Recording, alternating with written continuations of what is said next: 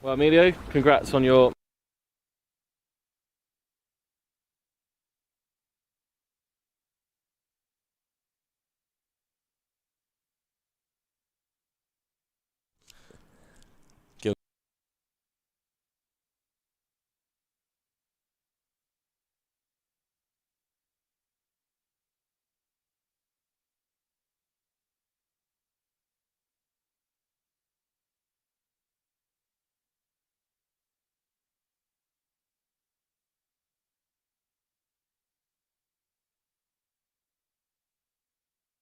Well, Jonesy, 7 years.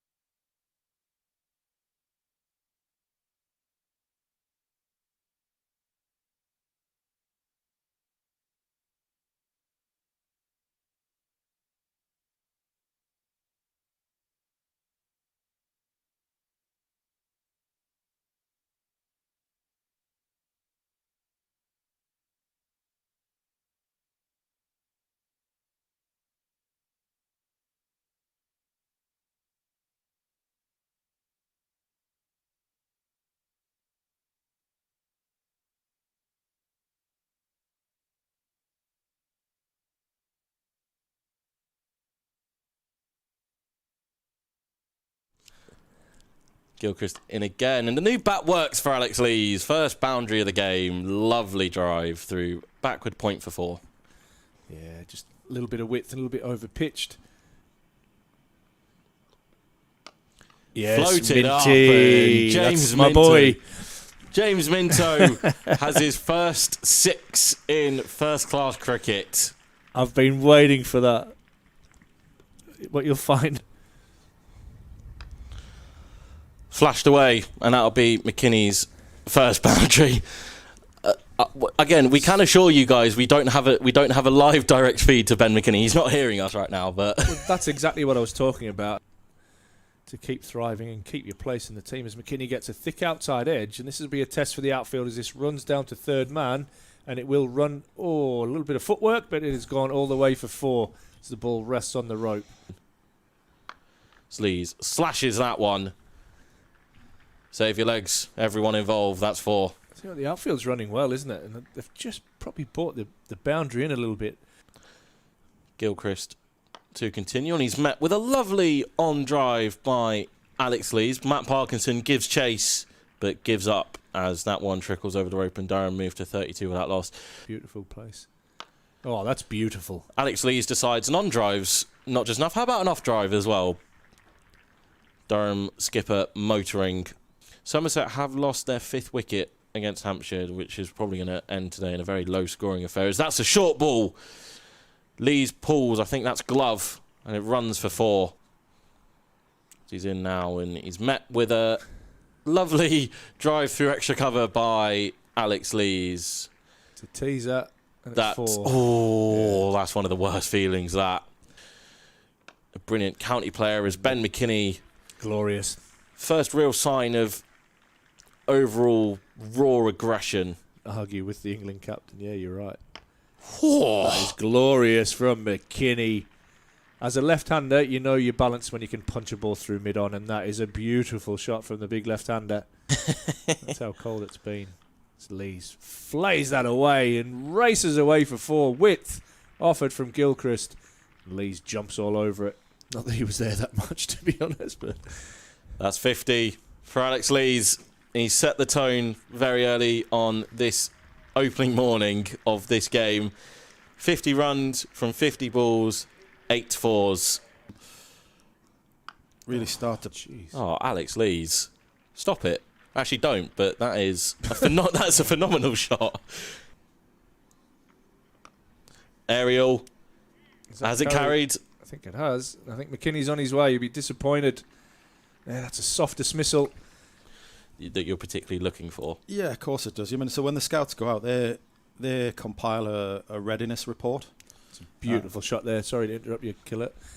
Josh starting to return to some form of competitive cricket. Timing on that from Alex Lees. It wasn't the best delivery, but it's still got to be put away. And Leesy on 62, now on 66, wasn't going to miss out on that. Ooh, first potentially loose shot of the innings, but Lees won't mind. Only one slip in, and he'll pick up 4 there, putting him in. Because I spoke to Ryan about it, and Ryan basically said the same thing. Is that's lovely timed by Alex Lees. He's going to pick up 4 there. He's racing through. This morning, he moves himself to 77, 168 for 8. The lead is 108. Oh, geez, as Alex Lees has creamed that one down the ground, he'll move on to 87. Alex Lees, 99. Quick single will take Alex Lees to a century. It's been well batted from the Durham skipper throughout the day. He set the mark early on how this team was going to play. In saying that, we actually had to take a breath. As Emilio Gay goes to his maiden Durham first-class 50. It's been a chanceless innings. A few beautiful reverse sweeps as well. I know what causes that these days. It's that's out. It is indeed. Emilio Gay has to walk for 52. Halfway through the 53rd over of the game. David Bedingham has decided... He's decided enough's enough. Hooks that one. It's the first maximum of the day. Oh, it's massive. As David Bedingham So's that. goes massive. Consecutive 6s. The South African is on the charge. Yeah, it's very no let up at all. We were forecast 3 hours of rain. Bedingham comes down the track. It's aerial. He's cleared it. It's 6. And that is Durham's first batting bonus point. 253 for 2. David Bedingham moves on to 37. Well, we'll see if Kent will play ball as David Bedingham launches that one. That's another one. That's another boundary. Has it gone all the way? Yeah, that's 6.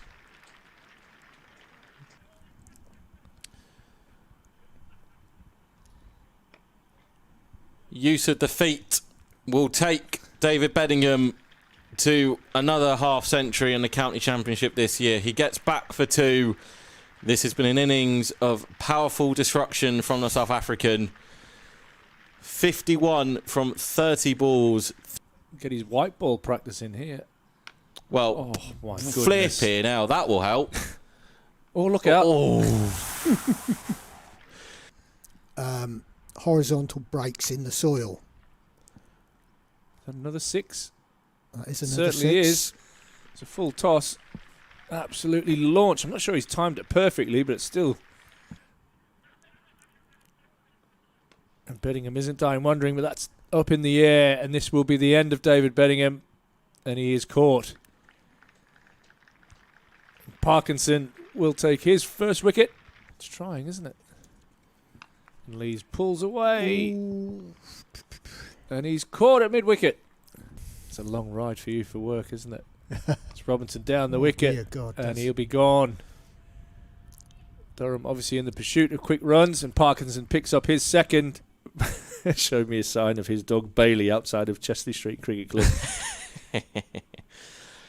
Minto's gone, caught at slip. Or no, it's bowled him actually. It's knocked back the off stump. Oh. They should probably have... Oh, Parkinson brilliant. gets a 4th. Brilliant bowling.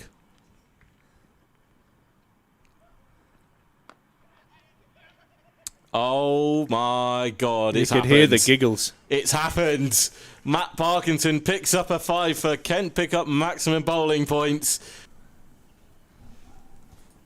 Well, welcome back to Durham's 83rd and that final is the day batting points, of cricket. and I'm sure that will be a declaration. The season. Swept Rob for Rush and 6. Ashthorpe to kick you off on the start of day 4 of this Division steps 1. leg side, it's high. Match. It's not handsome. Ash, it's, Jack Leaning takes be the a day catch for and keeping Durham ourselves are all amused out for up in the commentary box. 360. Yes, it could be a long one. Bedders. Game First runs poised for a draw. Kent will First be 2 a days boundary washed out. It's for always tough Jaden to Denley. kind of force a result. the Lumley end. Durham battered well, battered fast. Finding is Kent going not pretty in the similar mood to run rate, hang be about. fair. That is Still some trailing. shot first up. By a hefty margin. Obviously, the follow-on target. Hogg both gets teams the will have in edge, mind and is Miaou's 260. gone, caught behind. for There's Kent. one of the answers to that Yeah, question. we'll see how the day pans out. We've got a night watchman at the crease. Little so edge. Durham will be looking Straight to make through to early Robinson, inroads who and try and put does some her pressure job on with the no Kent middle order. mistake. The 11th of the season. Absolutely. And just before start of play, we're going to his account We're underway. given a very helpful stat sheet by one of our announcers upstairs. Four. Thank you very much. We've got a twin dismissing twin in the first class innings. It's been obviously having Cal and Matt going head to head. It's going to get In this round, last time they both got each other out in a game. going to run away and beat It was Amelia Gay. 2019, Leicestershire v Lancashire at Leicester. Last week. Matt Oh, that's Parkinson got Callum Buster LBW Lader with an for absolute 29. beauty. And then Off stump, Callum out of the returned favour ground. by getting Matt LBW Durham for 4. pick up their second wicket as Denley is gone. That was Bold tied Buster at one Lader apiece, and then for since 12. then Matt has had the upper hand. Sorry, Callum Buster Lader. LBW to Just- Matt last season Flashed and when 4. Matt was playing for Durham and Cal was playing Thick for outside Leicestershire edge. down at Leicester. Finch chasing that one. And then yesterday Pick up a boundary. Matt getting Callum, was it caught and bowled? Yes. He plays It was. away from his Little body chip and back. bursts You through hear the the giggles out in the Oh, middle the when, gaps, when he said it when it gap to happened. third man. We talked to Neil And to Killeen be fair, earlier in the Matt, day about that speaking gap at to third man and Kent, so many runs. media after the day yesterday actually turned around and said it wasn't the best feeling to get short his again, brother yeah. out. He's always the first this one. one nah. will So it's always the first hold score on he to looks the for. wicket. He said he wanted him to get 10 or Region of 15. I think if he'd have got 10 or Halifax 15 and then from got out, I the think he would have been 11 balls. I think he would have been left in feeling a little better. the day. But yeah, Matt has the upper hand. Oh, you beauty! If you've got- Brown the legs. That's Apologies, absolutely Cal, if you're not racked from listening to this outside back, off 'cause you picked stump. up on my comment yesterday. Finch going across too far well, and losing the his lights leg are on. stump. And the Callum lights were Parkinson reflecting. Unfortunately, it was ends off with a Cal. dot. And it can happen, Cal. We're all, some of us are there. Some of us Leaning and understand Singh that will be problem. back tomorrow from But yeah, we're in some for a of good us day. don't have that As problem. everyone Yeah, well, trots off. hair's not everything. I should probably keep my mouth shut in case it You happens later never on in know. life. You never know. You never know. We're going to get some stats and a few trivia questions out there for all you guys who are watching on the stream. And you can get your answers into us. You can get them in via email, and we'll repeat this throughout the day. It's streaming at durhamcricket.co.uk. You can leave your comments on the YouTube feed, or if you want to contact us via Twitter, it's Ashthorpe25 and RobRush02. So William Dobson is going to keep us entertained with some trivia questions. We've got some bowling ones to start us off with this morning, and he says he'll give me the answers at lunchtime if he remembers. Well, I'll give him a little nudge to make sure that he remembers. But yeah, so Durham are going to start day 4 trailing by 264. They still have 7 wickets remaining. Durham bowled out yesterday for 360. Alex Lees, the star of the show, with 144 as the bell rings and the players are just about to come out onto the ground. Yeah, Alex Lees with a magnificent 144, backed up by a brutal 66 from David Bedingham and a really pleasant 50 from Emilio Gay. And then Durham managed to pick up 3 wickets in the evening session last night. Jaden Denley was bowled by Bustelia with an absolute peach. Kind of shaped in and nipped away off the seam. Miyeyi was the first man out. He nicked Dan Hogg through to Ollie Robinson behind the stumps. And you can see the players now coming out for the last time. Well, on a morning anyway for the season. Last day, I think you said 83 days, is it, Rob? It is indeed. Thank you, Sam Blacklock, for that stat. Yeah, and Harry Finch was the man who... Durham were forced to go to spin because it got pretty dark yesterday. It's pretty gloomy this morning as well, actually. I'm surprised the lights aren't on immediately to begin with. I think there might be a little call, Rob, to get those on as the clock ticks over to 10:30. Yeah, Harry Finch was bowled an absolute beauty from Colin Ackerman that turned and... pitched off stump, ripped out leg stump. I think it pitched more than out on off stump. I reckon it's pitched about a foot outside off stump and launched leg stump out of the ground. Well, the Durham boys are in good spirit. I was out there watching the football warm-up this morning, and Ollie Robinson scored an absolute screamer. Ball comes in, cross, and he's got a little back heel, and he's flicked it past the keeper, and then pulls out the full knee slide in celebration. Who won, the oldies or the youngsters? I think the oldies do, and there was something riding on it. Right? Yeah. Ryan Campbell made sure there was something on the line. I do have to question his timekeeping, though. Campbell it was a long game of football this morning. He let it run this morning, and I think the oldies came out on top. There was a few meaty tackles in there, as you'd expect. Got a bit leggy towards the end, and I think Colin Ackerman scored the winner, and some forfeit will be coming the younger team's way on Tuesday. Excellent. Dan Hogg looks like he's going to kick off proceedings from the Finkel end. I'd imagine we'll see the same opening pair. I imagine Baz Deleda will take over at the Lumley end. Not out batsman Jack Leaning on 31. 6 boundaries, some crisp boundaries for him. Harry Finch was also looking really good until, like we said, he lost his leg stump. And I forgot Jazz Singh is out there as well, the night watchman. It is indeed. Managed to negotiate 10 balls last night. Keep Jack Leaning off strike, more importantly. Doing his job well. Umpire White says, let's play. As Dan Hogg will bowl the first ball of the last day of the season.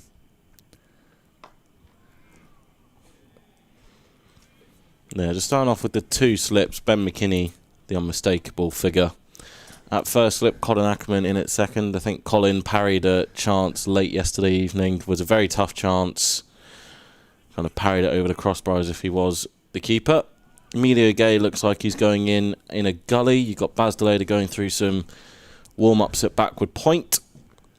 So it looks like he will start at the Lumley end this morning.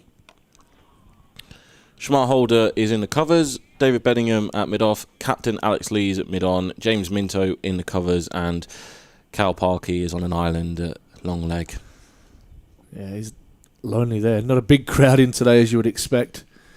It's pretty cool out there. Do you know what? There's always the talk about what the chat is between the wicket-keeper and the slip corner. I wonder what long leg ends up thinking about when they end up doing those long stints. He's contemplating life right now. He just got out to his twin brother yesterday. Had a lot of time to think about it. Ooh. Nip back off the seam. I don't know if that's hit Leaning in the elbow. But good bounce. Dan Hogg. A little bit floaty the first couple, as you would expect, getting loose. But that one he's hit the pitch hard, and that's jagged back off the seam. Bit of uneven bounce as well. I think I think probably a bit of inside edge onto the elbow. Obviously, Leaning's going to be in a pretty decent mood after what happened down at Headingley yesterday. Yorkshire returning to Division 1.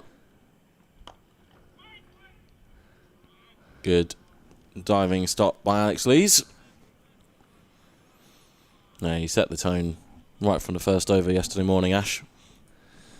Yeah, he did. He looked to score, didn't he? Almost immediately. He was aggressive, came out full of intent, and timed the ball beautifully. What was the biggest features of the game was how much this outfield just ran. I was expecting it to be really slow, but it was in good form yesterday, the outfield, as was Alex Lees. Signalling over to the dressing room. I wonder if he's tempted to put someone in under the lid early. Whoever's running 12th man needs to start paying attention. I think he's actually just called for a quick sub there. Get the youngsters in.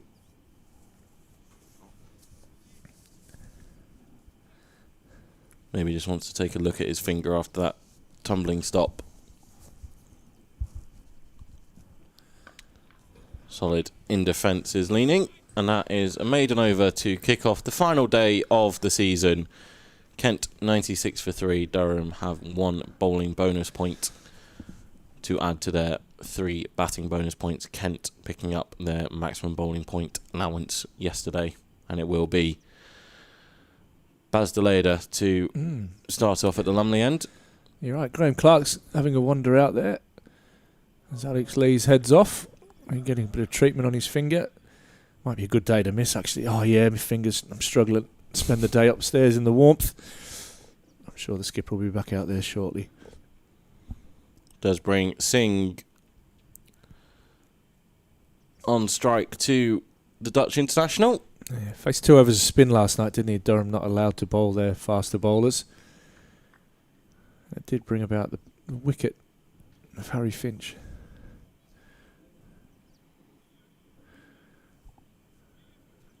Let's start with 3 slips in place. Yeah, I mean, he's going to reinforce the cordon.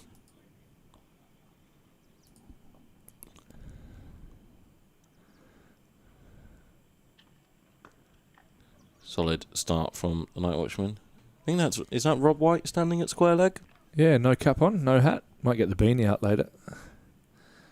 Definitely end of term vibes. End of term. I wish it was the end of term. I guess for you, it's just started. It has.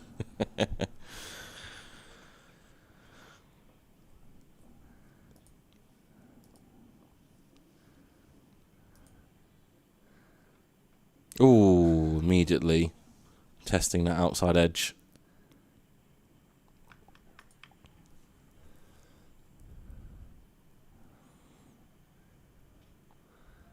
Gloomy and grey here. Chestley Street. Not particularly warm either out there. I think maybe it's just starting to spit with rain as well. Yeah, it looks like there's a bit of mizzle in the air, doesn't it?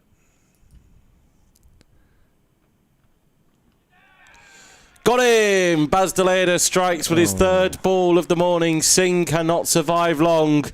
Durham have their 4th. Wickets was the order of the morning. And dynamite Dutch from Deleda. Yeah, lovely strangle early doors down the leg side. Deleda, not his best delivery. Hey, it goes down as a wicket. And, yeah, they all count. Glance right off the face of the bat and a good tumbling catch away to his left from Ollie Robinson. And a nice way for Durham to start the day, picking up the wicket of the Night Watchman. Just Singh who goes, caught Robinson, bowled Deleda for 1. And Kent now 96 for 4.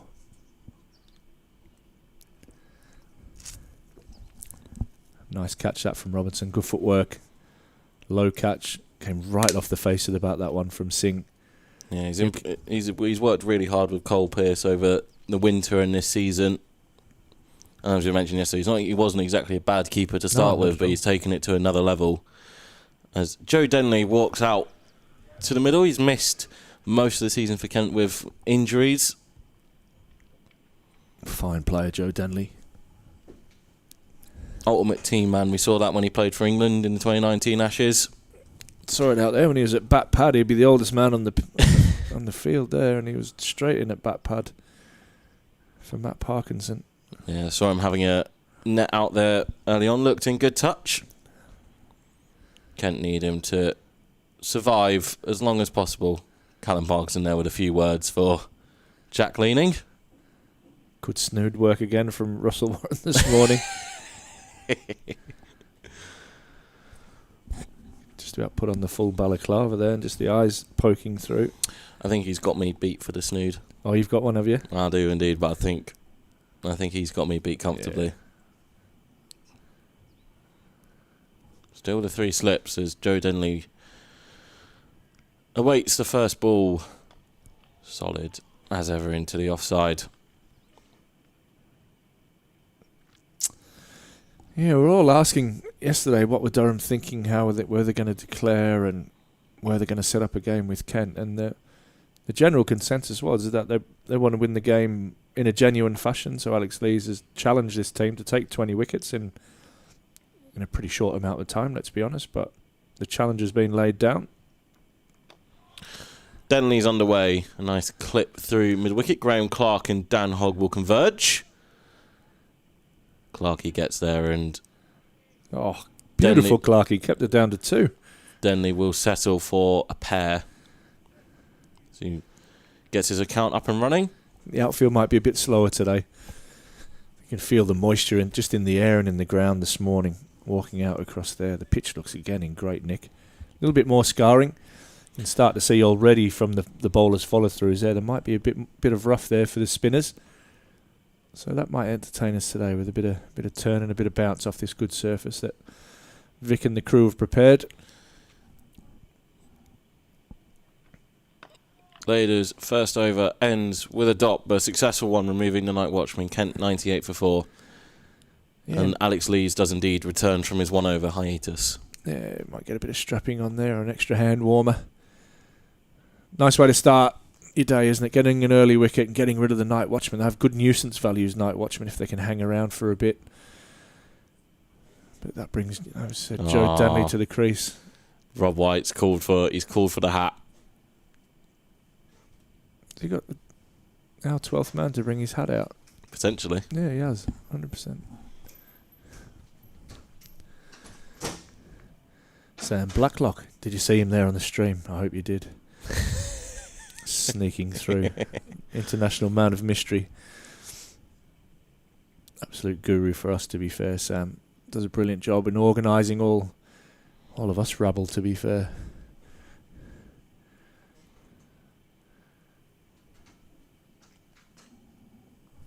There he is again. Dan Hogg to continue from the Finkel end. Oh, it's on the money. It's a good start, this, from Hogg and from Deleda. Challenging the batsman. Alex Lees is going to go off with a sore foot by the look of it. Didn't have enough at football this morning. He copped a few. I saw him laying on the floor for about 5 minutes. Yeah, there was it was coming towards the end. There was possibly an elbow in the back from a unnamed Durham player. Oh, throw him under the bus. Who was it? He was definitely on the floor for ages. I thought he was milking it, trying to get into Cambo's head to maybe get an extra fine or something. Because Cambo was pretty lenient this morning. The cards weren't flying around like always. Well, he did mention yesterday that Callum Parkinson was the chief man who I think has paid the most into the fine kitty this year. And he's a goalkeeper. So much so, yeah, he's been banished to the sticks. Yeah. I saw the first goal today. Bounced off his stomach and off his face and in. It was actually quite humorous. There's a few of us watching on from the old staff room across the way there. Yeah, a bit of stick. Fair few of us out there. All the coaching staff were eagerly waiting. I think Sam Clark was just wrapping up his work with Ben Stokes, who's been in this morning. Yeah, having a jog around. Well, a bit more than the jog, but yeah, testing out the hamstring, which was nice to see. See, ramping up his preparation for Pakistan. Well, he'll fly out on Tuesday. Because that's the nature of the beast of this schedule. Yeah, such quick turnarounds. Looking very lean at the moment, isn't he, Ben? It's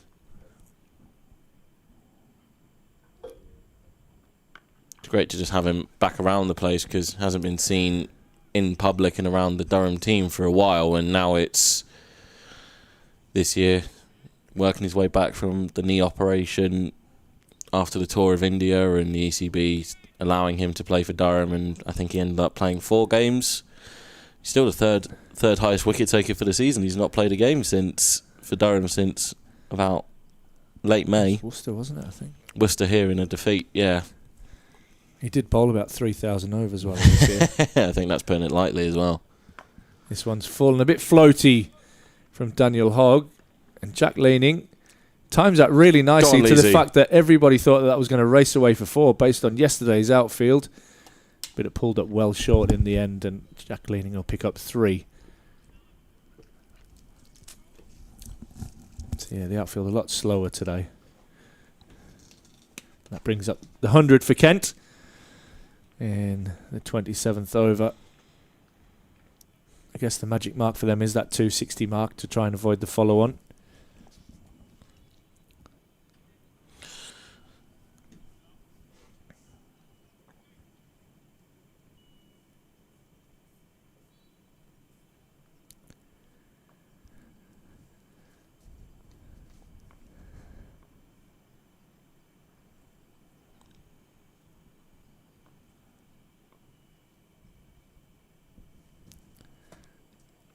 Ooh. Nice from Hogg. Good length.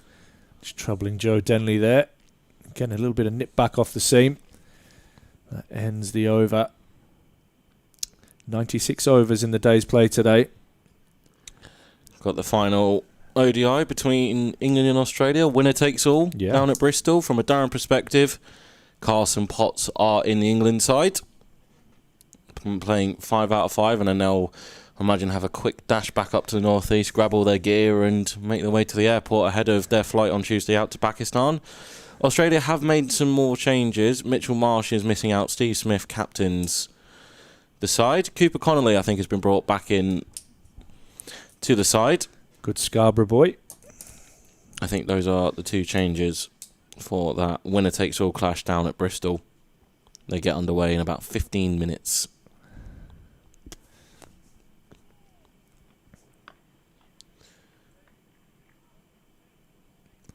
I mentioned out just before start of play that early wickets were the order of the day, as they always are when you're a bowling side, but especially when you are trying to take 20 wickets in effectively a day and a quarter. Yeah. So yeah, it's tough. He's going to have to be clever with his field placings and his bowling changes. Today we might see a lot of spin. I wouldn't be surprised if he asked Callum Parkinson to check in at one end and try and hold something. That's a glorious shot from Jack Leaning. He'll pick up 4, and that's what it deserved. That is phenomenal timing. Balance, everything. That shot was perfect. Yeah, it was great balance, wasn't it? From Leaning, and he just timed that beautifully back past the bowler. Just got the 12th man coming on again. That's Driz. I think he's just run out the light meter or the radio. Yeah. I think that'll probably be the light meter. It's gloomy out there. I'm with you. I'm surprised that the lights aren't on.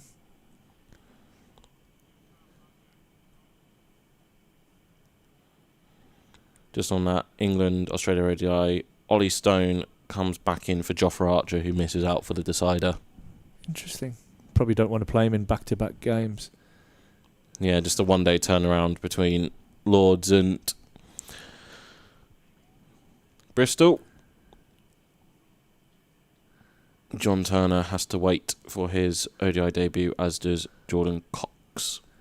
Just asking somebody in the crowd to move. Who was literally sat in a stand about 4 or 5 pitches to the left of where the pitch is, but Jack Leaning's obviously not very happy with that because they've got a red coat on, so they've been asked to move away from next to the sight screen to about 3 or 4 seats across.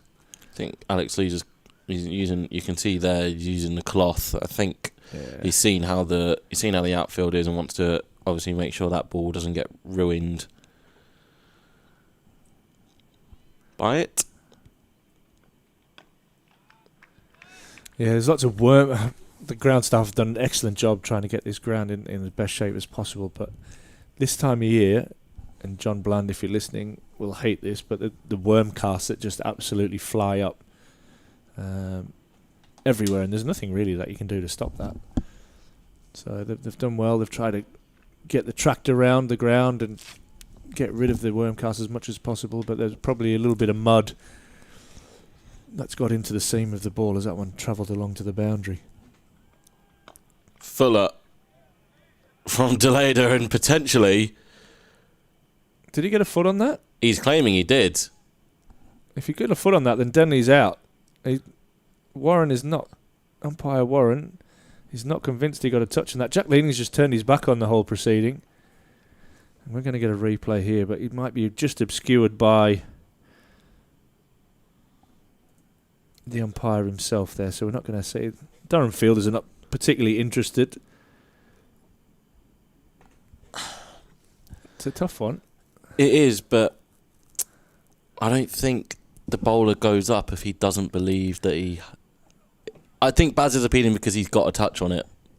I don't think... He didn't look convincing either, though, did he? But he's saying it's hit the bottom of his foot. And if that was the case, then Denley was definitely out of his ground.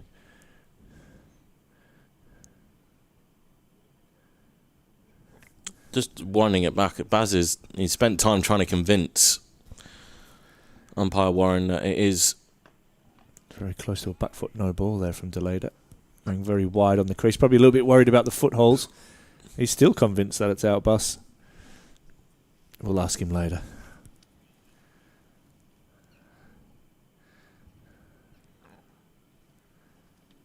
So a minimum of 96 overs to be bowled today, but depending on how the game momentum swings, we'll see if that transpires to be the case, as this one's left alone to end the 28th over, Kent 105 for 4.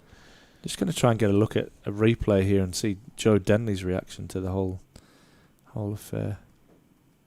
Just wondering, potentially, is it worth bringing up MV Play and trying to bring up iHawk? I'm not sure if it would count. I'm not sure if it would count as a clip or not. That's the only way I'm thinking that we could try and get a definitive. He's saying, to be fair, if the umpire's not sure, it's not out. But yeah, Joe Denley was stranded. He just left his bat in the air.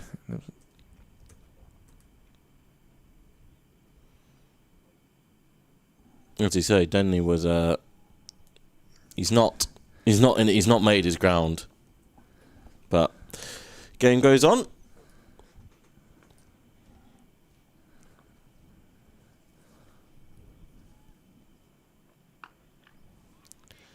Yeah, speaking to Vic out there this morning, Kent, I don't think to anyone's surprise, asked for the heavy roller to be brought out before start of play. Yeah, absolutely. Pitch still in pretty good order, to be fair. Went out there, yeah, as I said, we've had a look this morning.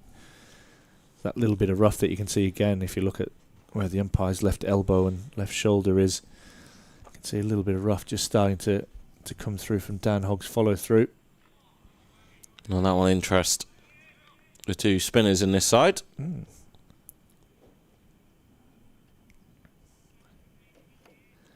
Wonder if short, sharp bursts are going to be order of the day for the youngsters in this attack.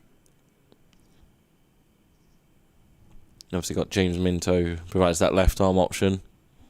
They've got good variation, haven't they? They've got the left arm spin, right arm spin, tall right arm quick.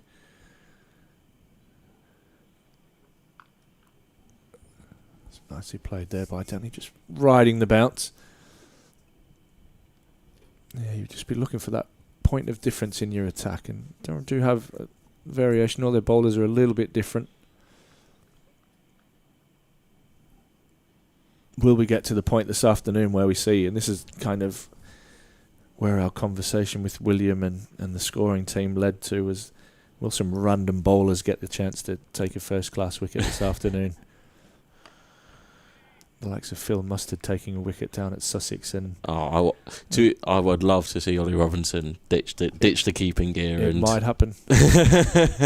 Ditch the keeping gear and turn the arm over. I think Bedders has actually got experience of with the gloves, so. Sure, with Bedder's digits at the moment, he'll stay well clear of the gloves. Someone young and stupid like McKinney might do it. It'd be good having a 6'7" wicket keeper. Actually now one of those law. Can the sub fielder come on and wicket keep? Because Graham Clark did it last year in the One Day Cup. As that one goes away Between the gap of second slip. It's not going to go, boys. It does just eventually. trickle. It does eventually. They gave up, didn't they? The gap between second slip and gully, and Joe Denley picks up his first rounder. But yeah, Graham Clark kept wicket during the One Day Cup last year for the majority of it, while Laurie Robinson was away with the Northern Superchargers in the 100. So I'm just wondering, if your wicketkeeper comes on to bowl, can you sub a fielder off to get your replacement wicketkeeper on? Knowing Clarkie, he'll be up for it. Yeah, I'm not sure that's really going to happen. Delader could probably do it. He does everything else, doesn't he? Bats, bowls, gun in the field. Decent footballer. Yeah, absolutely.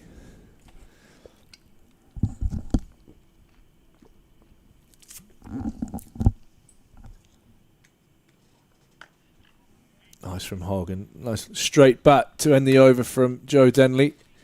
Just the 4 there. The one down to third man. 109 for 4. Denley on 6 and Jack Leaning on 38. 91 overs still remaining in today's play.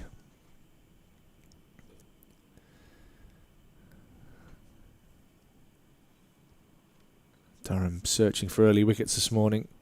Remember, the follow-on target is 260, with it being shortened to a 2-day game. So the gap only needs to be 100 between the first innings scores. But depending on how the day goes, Durham might just have a bat anyway.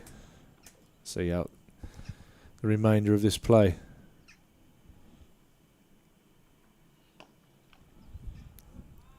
Leaning solid in defence.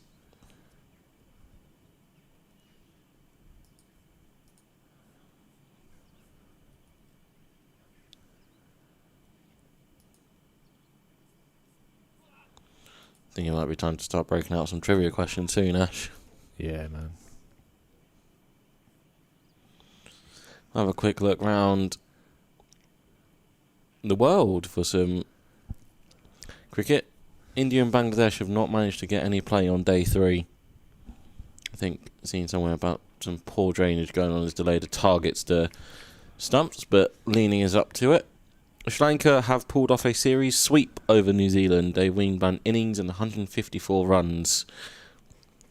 In goal, England, Australia getting underway in about 5 minutes. Got Ireland, South Africa in a T20. Notts versus Warwickshire at Trentbridge. Notts and Warwickshire thankful for Worcestershire's bowling attack yesterday as they secure their Division 1 status. Notts 487 all out and Warwickshire 154 for 4. Worcestershire v Lancashire. Worcestershire 23 for 2, leading by 26. As Ben McKinney abandons the slip cordon for a silly mid-on.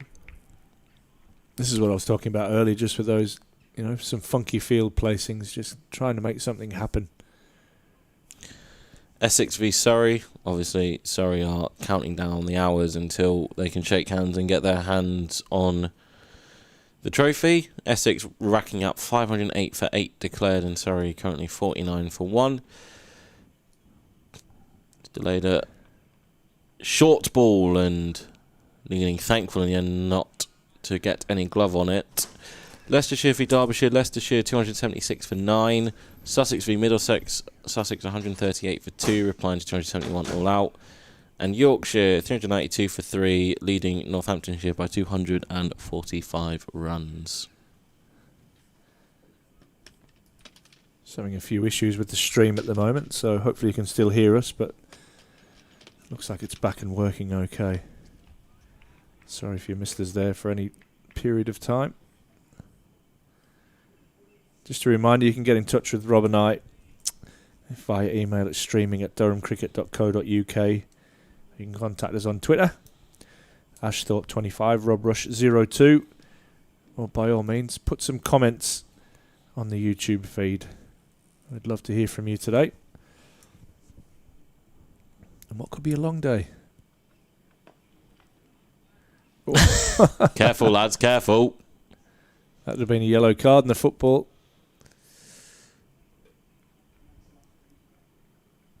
Maiden over, 109 for 4. Couple of spikes to the hand there for young McKinney. Wake you up on a Sunday morning. Saying this upstairs, it doesn't feel like a Sunday. Yesterday didn't feel like a Saturday. My head feels like a Sunday morning, mate. That's for sure. For some reason, the highlights of yesterday really appealed, and it was the last three. All good though on the stream. Super Sam sorted the job again. Yeah, as we said there, apologies for any issues there with the stream, but we're back and we're rolling again. Oh, good areas from Hogg. Denley intent on playing at the ball. Probably played it a couple outside off stump that he could have left. But yeah, like I said, we've got some trivia questions for you throughout the morning. So I've got one from William Dobson, and this is a fact actually. Up until and including the match at the Oval, we have used 166 bowlers in first-class cricket. He says, okay, 5 of them bowled fewer than 2 overs each. But how many have taken 10-wicket match hauls? And who has the most? So there's our first trivia question. So how many have taken 10-wicket hauls for Durham, and who has the most? So you can put your comments on the YouTube stream, or you can contact us via email at streaming@durhamcricket.co.uk, or hit us up on social media on Twitter, ashthorpe25 or robrush02. How many have taken 10-wicket match hauls for Durham, and who has the most? Is the first question. Tucked away down to Callum Parkinson. Try not to cheat. There's a lot of information out there, but try not to cheat. Have a crack. Have a guess. I'm just trying to think of... I'm just now trying to rack my brain. I'm just going through the most obvious ones. You go for it. Just trying to... So the ones that stand out the most, and then you then really do have to rack your brain and... Oh, we've had some great bowlers at Durham. That is for sure.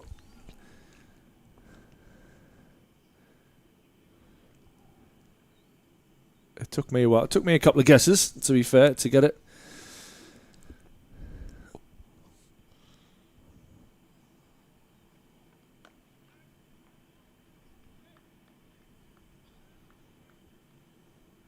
One thing I also have just noticed, for the purists out there, I think Shamar Holder has got blue writing on the back of his shirt compared to everyone else who's Do you think got... it's lighter? Yeah, and everyone else has got, I think, black writing on the back. I think they're all blue. But Like I say, unless my eyes are playing tricks on me. I think they're all blue, mate. But I think, yeah, he did look a bit lighter. I understand where you come from. Like, if you look at Hoggy's there on his back, it looks quite light. Ooh, bit of an outside But yeah, edge if there. you look at Bedders and Bust there, Yeah. it's just a little bit lighter, I think.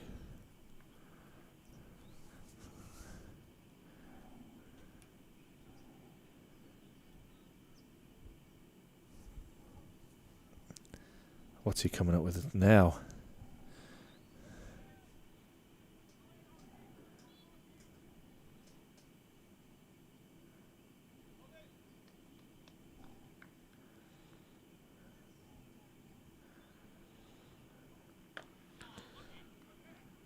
Defended down the track, just one single in that over, 110 for 4. Deficit is 250. Williams on fire. He's giving me some more ammo. Yeah, so you've got the 10-wicket hauls, and Williams thrown in there. You can even have a 5-wicket inning. So who's got the most 10-wicket hauls, and who's the leading 5-wicket haul taker in Durham history? There you go. We'll get those answers from William at lunch. He doesn't even want to give me them, but I think I've got a pretty fair idea. Do you know what makes me smile, though? It's like you go down the list of all the Durham bowlers, and they're all bloody good blokes as well. Mm. They're all a bit different, but they're all like seriously good blokes that you'd love to just sit down and have a beer with. Clipped through mid-wicket, and it beats the dive of Emilio Gay. Shamar Holder will put it up just inside the rope, I think. That's a casual chase. Joe Denley, he took inspiration from the chase to the boundary. It was stroll for 2. Again, quite nicely timed from Denley. Just beating the dive. Who have we got there? Emilio Gay in there, catching mid-wicket. So he's took McKinney out of that position at a really short mid-on, back into the slips. But they're looking to bowl straight, try and attack the stumps.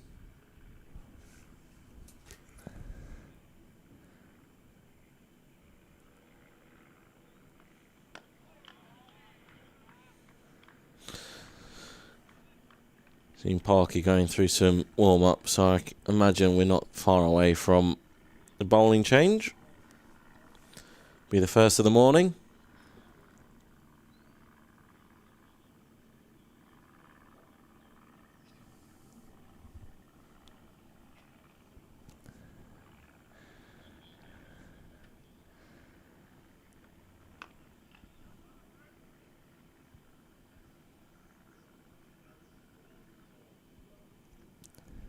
Did you get up to anything good last night, mate? I did actually. Oh, here we go. Staying with a mate. He's putting me up for duration of the game, and I feel like you might be setting me up here. No, not at all. Not at all. It's just a genuine question. Yeah, we ended up as that is clipped. Lovely again, beats the dive of Emilio Gay in mid wicket, and Bedders will have to run around and do Love fielding. this new They'll pick throwing up two style more. of Bedders as well. His underarm, The old isn't underarm flick. Yeah, I A think bit that's like Courtney Walsh back in the day. yeah, that's his shoulders. Now staying with a mate, and yeah, we ended up going out for a few drinks and having a good night. It was Excellent. very enjoyable. How about yourself? I know. Well, that I got to my meal in the end. I was going to say, was there some lashing? Yeah. No, we were on time. No, we were all good. No, it was a nice night spent with the family. I don't see them that much these days. Actually, I'm out and about, but no, it was a really nice night. Carried on a little bit long for my liking, but yeah, might have been a couple of drinks here and there, a couple of bottles of wine and a few beers and maybe a bourbon or two. But yeah, it was good. It was good. Very different tastes, you and I. Yeah, no doubt, no doubt. Lovely Italian meal. Luciano's at Peterlee, of all places, but it was a beautiful restaurant. Lovely food, good service. It's one thing about the Northeast. 114 for 4. You always get bang for your buck. Oh mate, it was proper. Literally sat down within 2 minutes. Somebody was there serving beers, and within 10 minutes, order was taken. We could have been done and dusted within an hour with like 4 or 5 beers. It's probably a lot at the time, in that time frame. But yeah, and just in and out it was awesome. The food was good too. It was really good. But no, I had a really nice night. I was under a bit of pressure to be on time.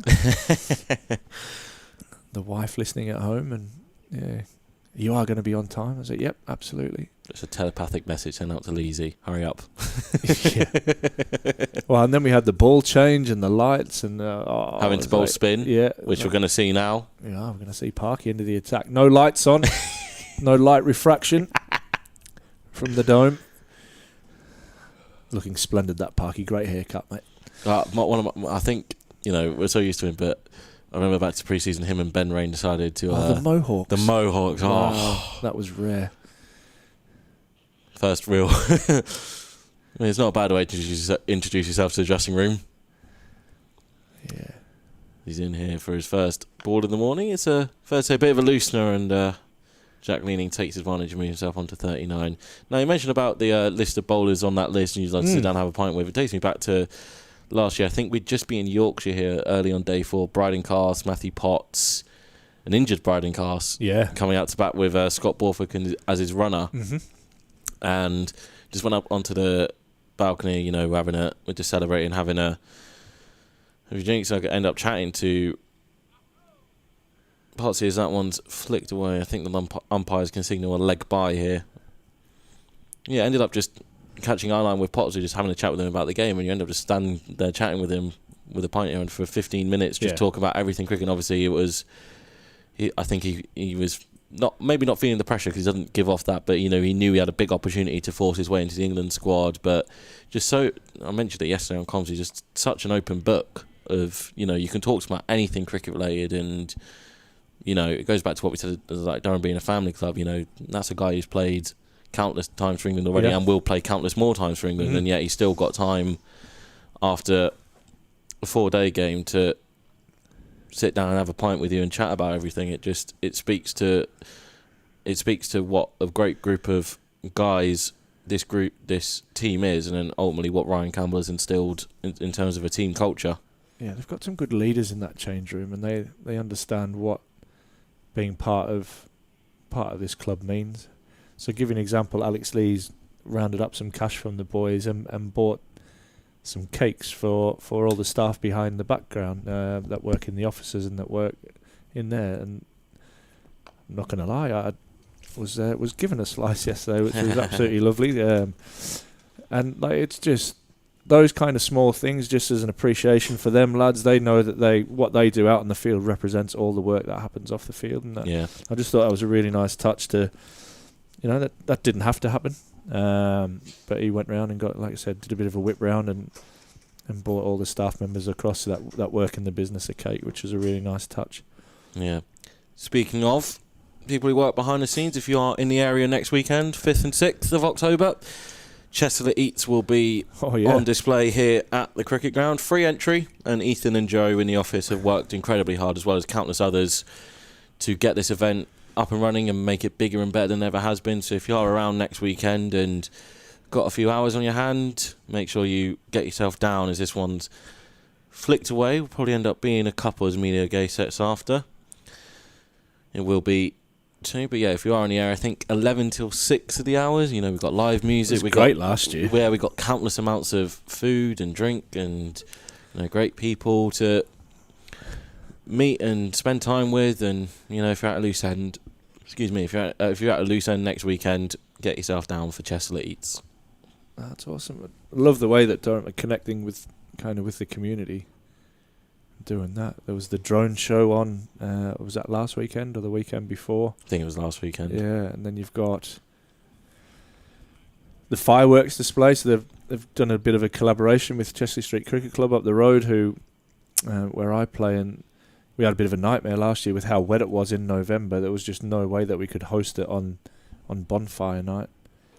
And just so that's going to be here this year. So a bit of a collaboration between the two places where, you know, it's going to be dry stands rather than walking on, you know, a wet, soggy outfield.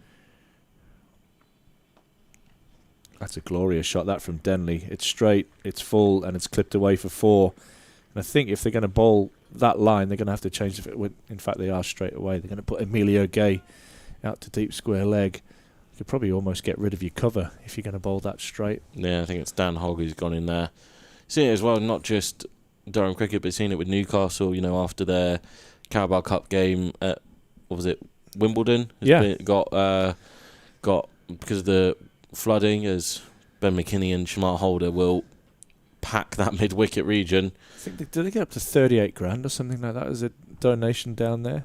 Yeah, but I think also they are going to split the fare. They're going to split the intake as delayed. The income from that being at St James's Park now. Yeah, they're gonna do the right thing and share 100%. Share the incomings as well. You mentioned like the centre community, like we had Scott Boland over for that one game earlier in the year, and listening to Potsy give him his cap, and you know, obviously Scott Boland comes from an indigenous background. He's one of the few characters to play for Australia with that background, and you know, him and Jason Gillespie, I think. Yeah. Potsy had some very nice words for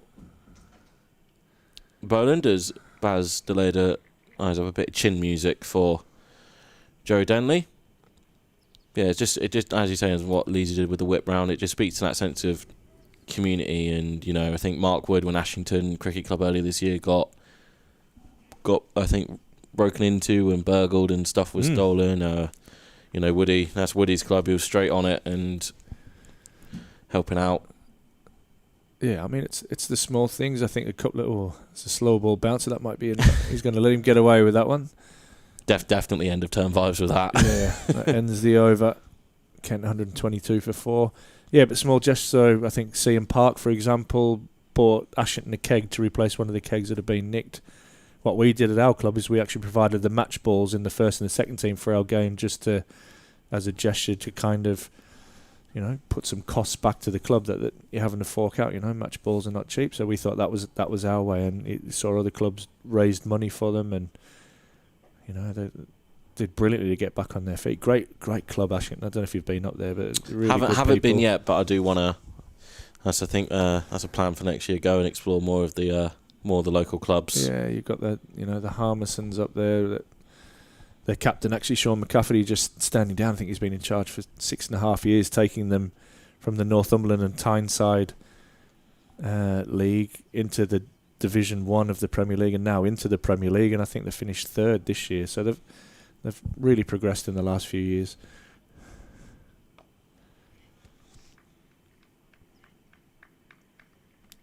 Really good people. Ben Harmison still playing there.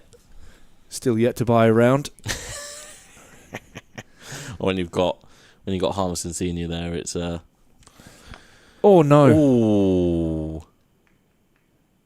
That's hit powerfully by Leaning, but unfortunately for him, and probably more unfortunately for Joe Denley, it's crashed straight into him. That was powerfully struck. Good use of the feet from Leaning. And Denley unable to get out of the way here. And I think it's hit him right in the forearm, on his right arm. We're just a bit obscured because he's got his back to us.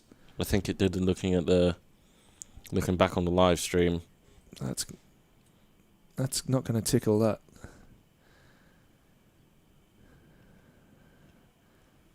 He looks all right. He looks okay to carry on. No sign of the physio or anything coming out. Joe Denley just wiping himself down, ready to carry on with a bit of a smile, or maybe it's a grimace on his face. That was powerfully struck, that from Leaning. rocks onto the back foot. The next one, I think Amelia Gay is out there at deep cover point.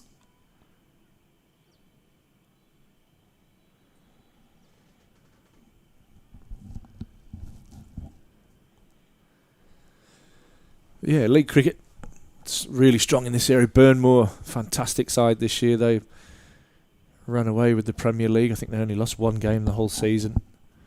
Absolutely outstanding effort from them. Former Durham players in there. Stewie Poynter, I think, scored 247 in the first game of the season. I remember me and Sam being on comms for that one, and Sam Dowling reading out that, and I was thinking, is that the same Stu that swept poor Tynedale to death up there? So yeah, and South Northumberland probably didn't have the year that they are used to. Cracking ground, South But North. yeah, great setup. Always nice to go up there with Durham as well. But they finished second. Ashington, I think we finished fourth at Chesley Street, and that was pretty tight in the middle. The likes of Burnett Field. Got Ben McKinney on the books. Yeah, Ben McKinney, Ross Whitfield. I think Harry Crawshaw's going there next year, former Durham player. And yeah, excellent ground. Play a lot of second team cricket there up at Burnett Field.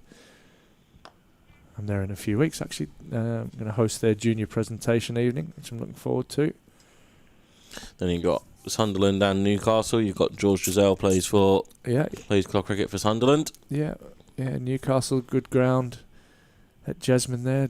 Durham play Northumberland there as a bit of a showcase game before the 50 over competition. Former Durham youngster Asher Hart is there, and a really nice player. Young George Darwood also there, really fine bowler. So yeah, they're going around. Oh, Vic, what have you got? Keep that camera rolling. Don't worry about the cricket. Keep it. Get it on. He's got a massive cake. Oh my God, what a day to be alive. Proper end of season vibes now. Who's made that, Vic? You've made us cake. Look at that. Get that on the stream, baby. Get the laptop down. That's all you need to see. There we go, guys. Oh Make my sure God. we all work Right. during the season and make sure that everybody gets a piece. That's lovely, Vic. And that ends the stream for today. Wow. Very well. Mate, thank you so Thanks, much. Vic. Beautiful. Well, if you hear us munching away during the cricket, then we might have to put our mics under mute. Wow, what a great gesture that is from Vic. And we're just talking about the community aspect to the club. That is absolutely outrageous. Wow, a bit blown away. I'm surprised Stevie hasn't run down from the roof yet. Give it time. Oh, Glorious shot there. As good as that cake. lovely from Denley. From Denley. It's a good test for the outfield. Oh, David Bedingham. Bedders. Come on, Bedders. Still with the underarm throw as well. I think it's his shoulder that kind of enables him not able to... Yeah. I think he just protects it. I think he only throws it when he has to throw it. He's now developed this new technique. I reckon if that went to the cameras, that might have been 4. It was a good chase from Bedingham. Let's talk about this cake. Mate, it looks... Vic, I can't believe he hasn't took a piece for himself either, by the way. Because I was not expecting this. No, I wasn't. Oh, Steve, apparently it's not vegetarian, Stevie, if you're listening up on the roof, mate. It's, yeah. Wow. Yeah, I'm taken aback as well, mate. That is... I think I'm going to put it... Where can I put it? I'm going to put it right in front. Don't drop it, Ash. Pressure. Oh. Just might hold it in. Tucked away. I think that might go down as a leg by. It does.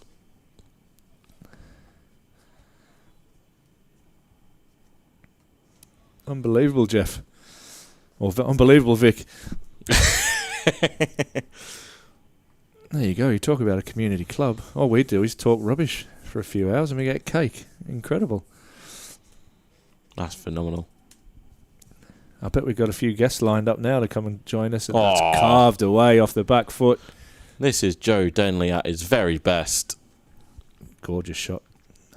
Very good player. Harshly treated by England on the way out of the international side, but put his body on the line in 2019 Ashes, accepted a move up the order when Jason Roy opening wasn't really working, put himself up to open with Rory Burns. I think he picked up 94 in the second dig at the There Oval. you go, Sam's in for cake. Oh, here we go. No. Hang on. I'm going to have to move it You again have now. to move it back now. Sorry, guys. The cricket has taken... Yeah, we're not worried about the cricket. We've got cake on the brain.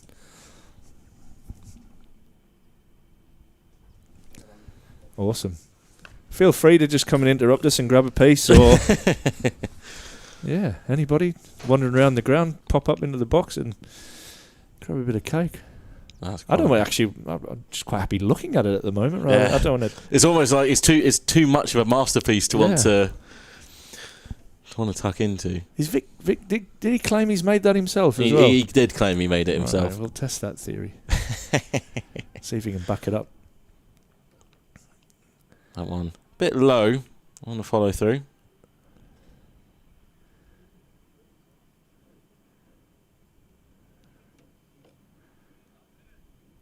I'll put it back there so everybody can see, rather than focusing on my bald head. Well, you're coming up very nicely with a Durham beanie there, Ash. Yeah, where can people go? I believe they're available in the club shop. Speak to Michael nicely, he might even give you a discount. Don't tell David Jackson. End of the over 134 for 4. There it is. Look at you, you beautiful thing. And I'm not talking about you, Rob. I got my hopes up there, Ash, honestly. Oh, I'm a heartbreaker. That is a cake. I'm surprised that door hasn't opened a few more times.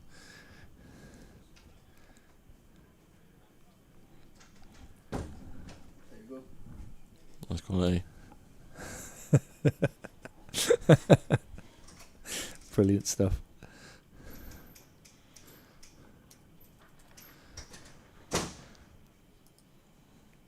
It's nice to be nice. Ah, there we go. Look at that. Yeah, that's a cracking one. Oh, there's Ross in the background as well. Yeah, I reckon he's looking at the cake on his monitor in the back. Notice in that photo, Ross is the only one that's hard at work. He's looking at the cake on his monitor 100%. 100%. Right, what's Parky got in store for us? Left arm, round the wicket. He's over the wicket, no? No, he's round. Oh, no, he is. He's round. Sorry, this cake is fully on distracting me. Yeah. No, it's understandable. It's a good distraction.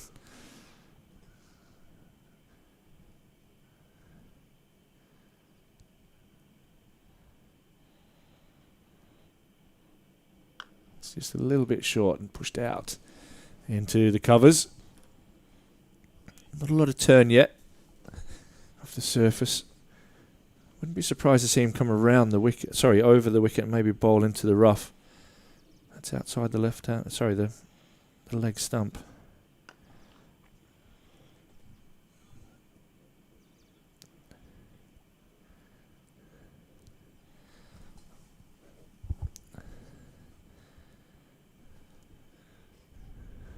I feel Durham need to push for another breakthrough here.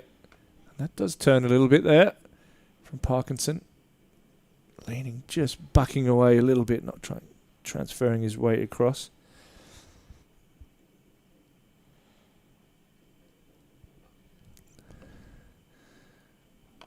That's good from Parkinson. Just trying to find that pace that's going to get to that biting point on this. Still, it's a really good surface. As we keep mentioning, it was used in the one-day international on Tuesday. Lots of runs scored. And that is a maiden over from Parkinson. His 3rd out of 5. He has none for 5 off his bowling so far. I'm going to get that.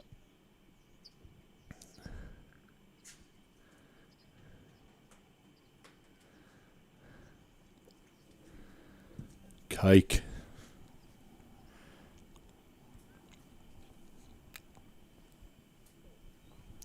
Cake. Look at that. Beautiful. Shimmer Holder is going to continue from the Lumley end, bowling towards the cake. This one's tucked away. Denley looks in good form, doesn't he? He does. He tucks it away and he's as we going to race back for 2. As you mentioned, it's a good surface, and now it's. I think just Denny's just walked out with that sense of clarity, just knowing what the situation is, and he's just enjoying his cricket. It looks like.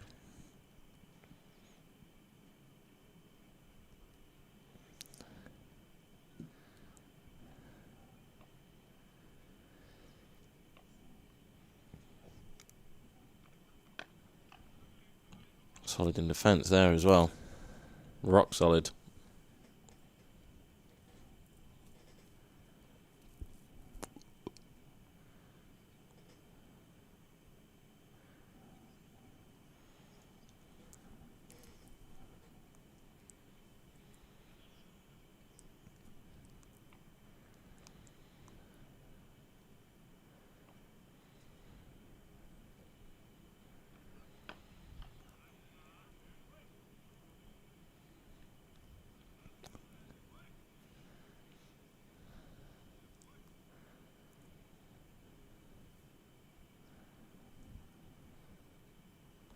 We aren't eating the cake, by the way. We're just engrossed in what's going on. Just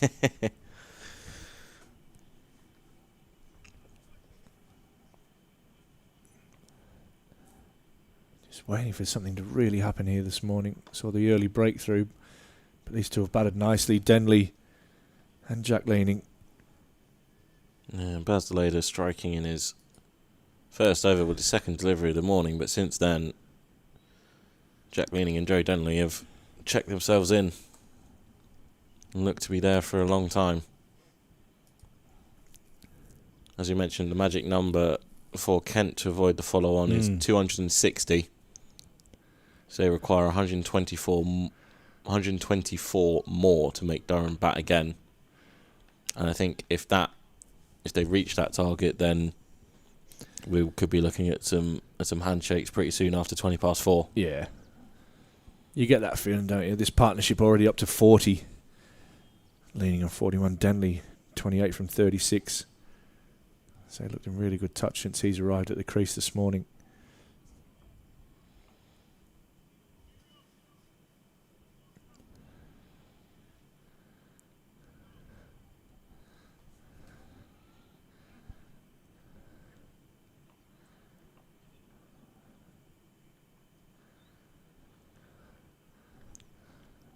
left alone well outside the off stump. 2 from the first ball of the over, followed by 5 dots, 136 for 4.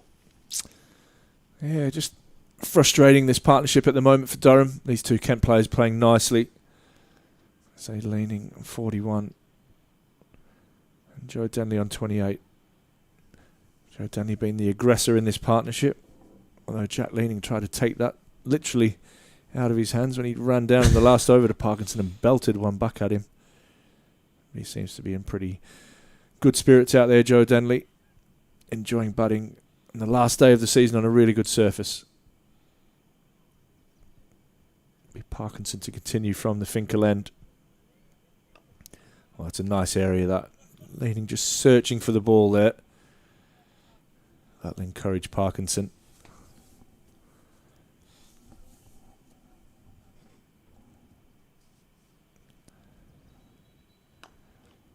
Leaning drives firmly up to Deleda in the covers. Does the fielding.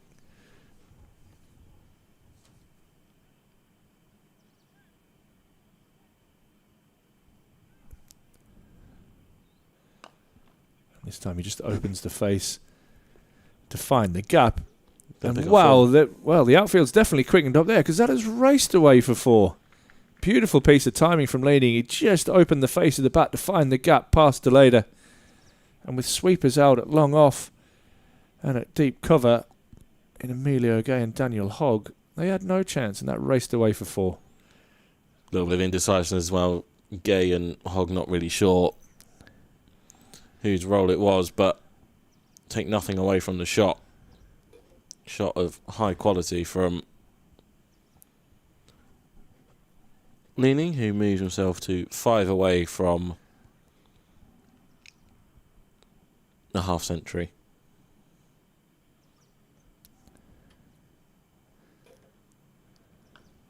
Rocks off the back foot here and will pick up a single out 2. Okay, at deep cover.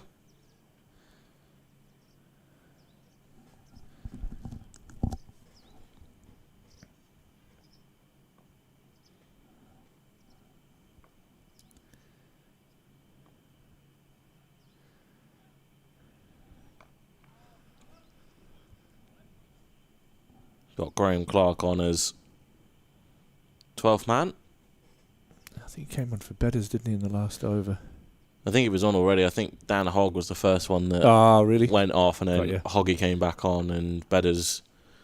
So I'll take a break as well, as Joe Denley sees out that over from Parkinson. 5 from it, 141 for 4. Jack Leaning on 46. The Kent skipper digging in and making himself a nuisance for Alex Lees. As Kent look to end their season with a respectable draw in the northeast.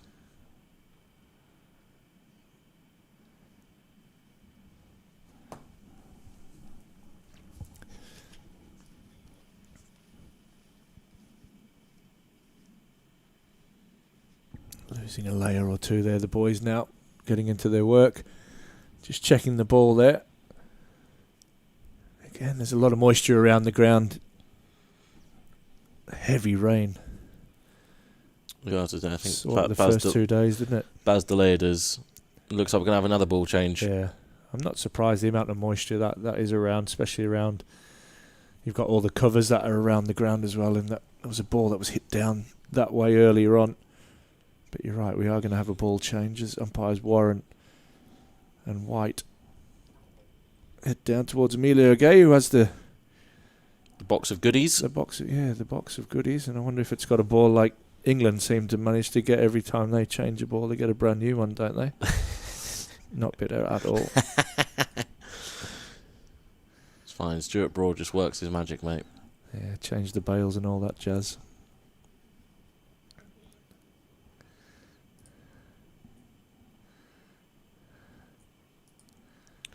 Yeah, the game right now is a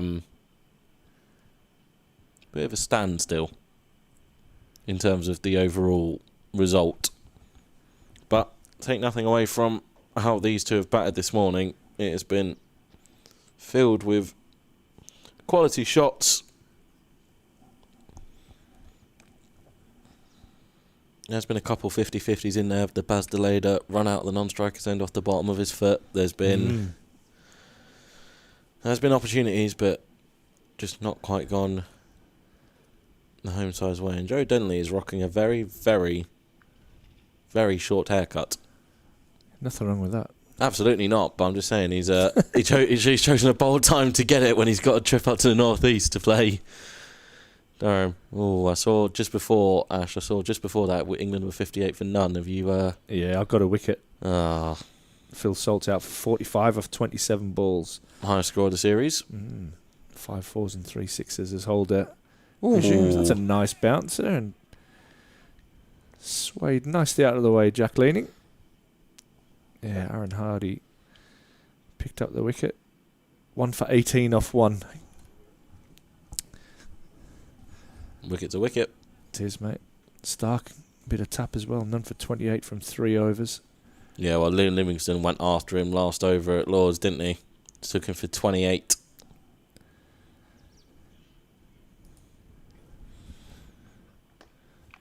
It's good from Holder, right on the money. It's nice. It's nice the backup as well. We talk about bowlers getting out of their overs without going for a boundary, but to be able to build a little bit of pressure in the over, you know, start with a nice bouncer, then bang right on the money, forcing a defensive shot. It's helping to build a little bit of pressure. I mean, it won't quite be the 5-0 whitewash back in 2018 that England had over Australia in the ODIs, but a 3-2 series win coming back from 2-0 down would be pretty impressive, as this one's slightly back of a length and treated with respect.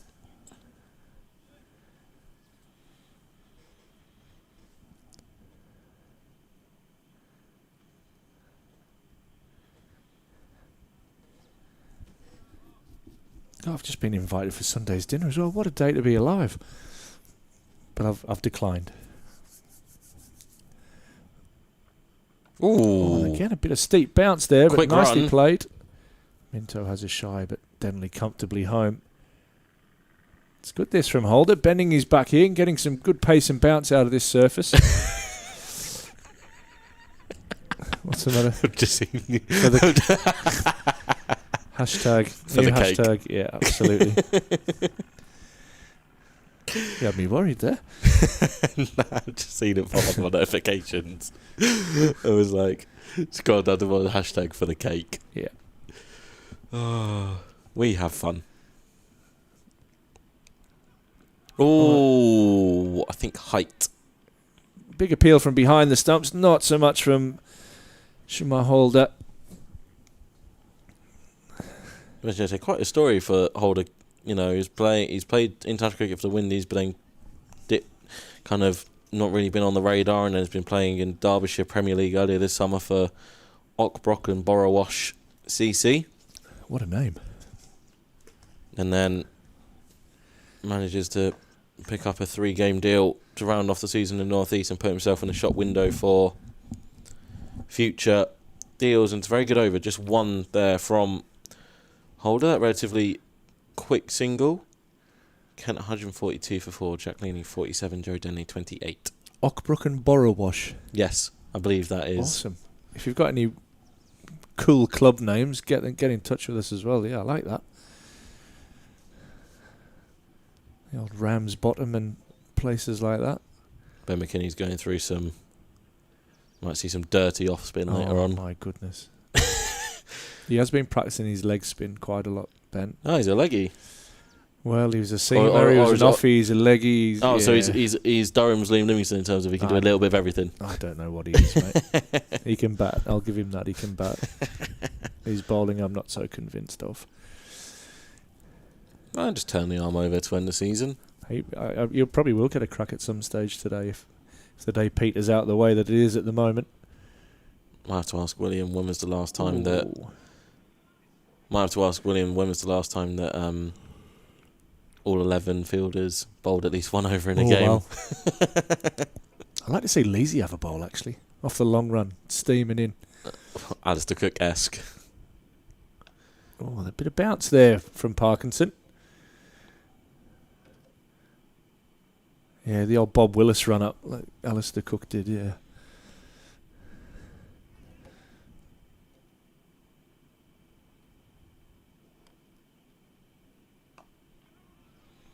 quick single there. As he pushes that away to point. Gets off strike leaning. Moves on to 48 now. Just a couple away from a well-deserved half-century. It was tough going last night when he came in.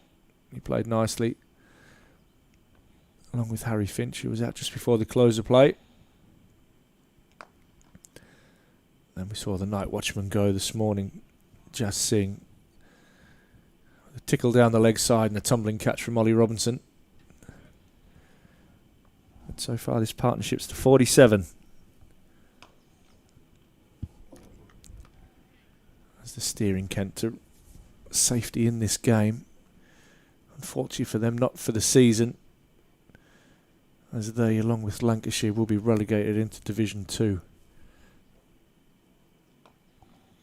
Solid defence, just 1 from the over, 143 for 4. 7 overs, none for 11 from Parkinson. It's been tight and controlling, but yet to get that breakthrough. And again, we're not going to talk about his batting yesterday or who was bowling when he was dismissed. Was it someone by any chance who might have a similar surname? Yeah. Similar birth date as well. Oh, Parky. So another character that's just fitted seamlessly into the dressing room. Ooh, Yorker there from You can't do a holder. Shamar Holder. Lucky it hasn't gone anywhere near the batsman. The umpires do not look kindly on that anymore. Ball being thrown back at the batsman. And so it's a ban in club cricket, I think, if you do it. In a couple of weeks. We hadn't, speaking of Ashton, we had an incident in our club game where the bowler was James Harmison, the third of the brothers. He threw one back, and our batsman, our captain James Thompson, just got up and swivel pulled it for 4. It was incredible, actually. Those runs count, yeah? Well, I think they'd got rid of the runs and they put them to penalty runs instead for the throw. I'll see if I can I can show you on here.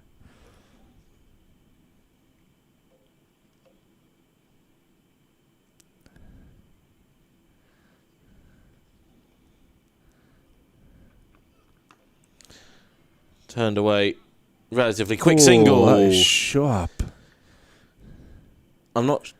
If there was a list of fielders I don't want to take on with the throw, the first one's Colin Ackerman, the second one might be Baz Deleda. Yeah, not particularly wise. Especially when you're on 48. But Leaning gets away with it. He moves himself to 49.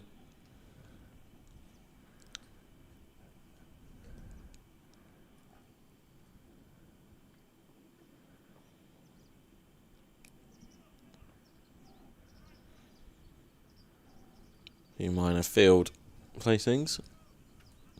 Changes. Ooh. That's a lovely shot. It was a nice shot, wasn't it? That was lovely. Yeah, I think it's a 2-week ban if you do that in club cricket. But yeah, that's a lovely shot from... Run should have counted, in my opinion. Yeah, he wanted the runs, actually. James Thompson said, do I get the 4 for that?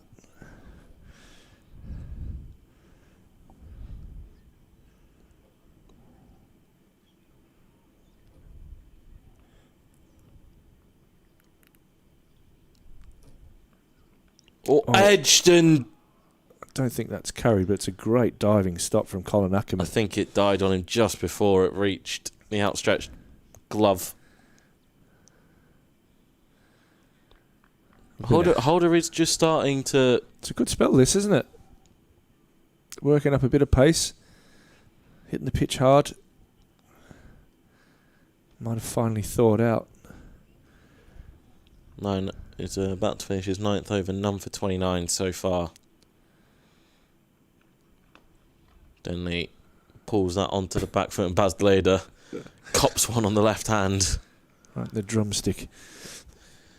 144 for 4. Jack Leaning will be on strike on 49. You'll have Callum Parkinson bowling to him. Some more trivia questions there from William Dobson we'll go through. I've got an email from El Nino who says, based on the game going on right now, who do you say is going to win this match? I don't think anybody's going to win this match at the moment. I think we count as the winners because we've got cake. Oh, mate. 100%. I think we're the winners. Seeing Will Jacks has unfortunately been and gone for England. Aaron Hardy. Oh, that's a shame. Aaron Hardy strikes again.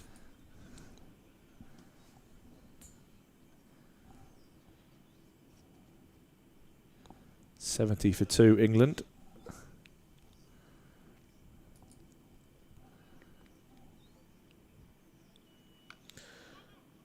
Almost like a final, isn't it?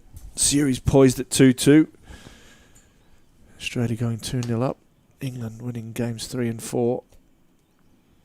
Strong Durham influence in those 2 victories. Absolutely.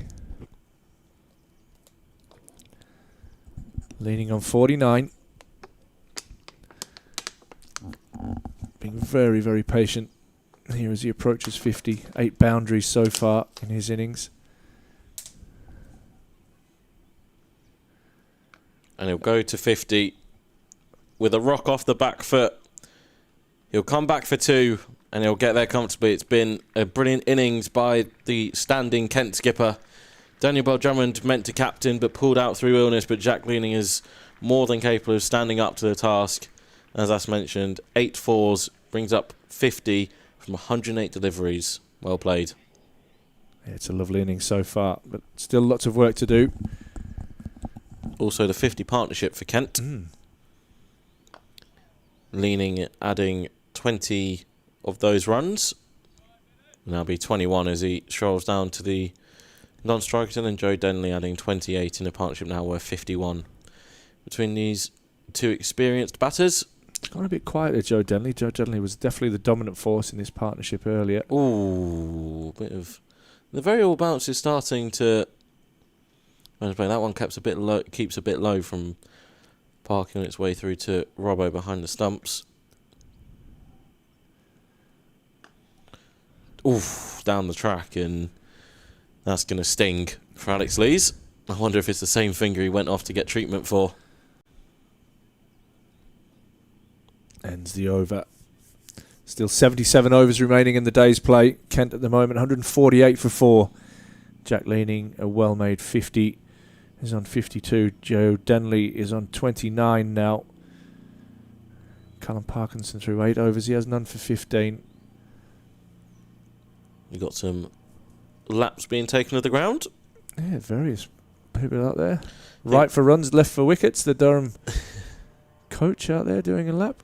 I think he's got his confidant Jimmy Hilditch out there with him. Then Vic and Vic and John Bland from the ground staff. Yes, indeed. Denley is not going to miss out there. I was going to say Holder in the middle of a really good spell here, but that one's full and straight, and Denley takes full advantage. He clips that one away nicely through mid-wicket for 4 more. Yeah, just over pitched, and Joe Denley has been around the block. He doesn't miss out on those. That brings up the 150 for Kent, 152 from 43 overs and 1 delivery. Yeah, they'll be keeping an eye on that 260 mark. Just 110, well 108 away now. That is the follow-on target, which Durham would need to bowl them out under 260 to try and put them back into bat, and in the hope of taking 20 wickets, which is an uphill task, but it's a task that Durham have been set. That's a better length from Holder as this one's clipped to mid-on. Wonder how many more overs Holder is going to bowl before we potentially see a change. So he was in the middle of a good spell. It's the 5th over of this spell so far for Holder. There's none for 15 in this spell. Maybe one more. Then you don't want to overwork too much. He did get an edge in the last over as well that just died short of Colin Ackerman at first slip. Quick single here. This could be out. Oh, he's quick Denley. Bedder's running in, trying to take a direct hit.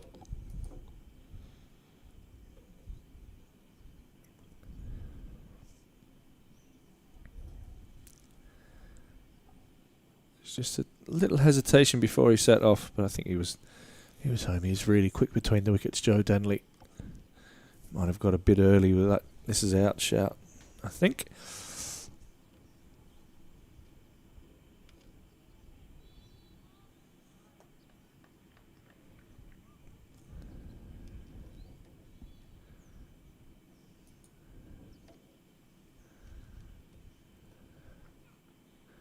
Nice bouncer, and again, leaning sways out of the way.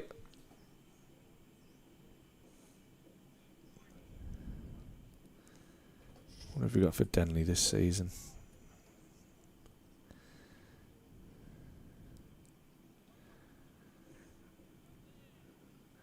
.557 runs before this innings.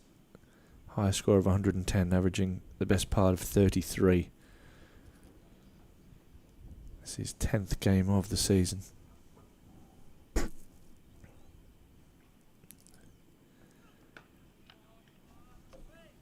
It's good from Holder, hitting a nice area again.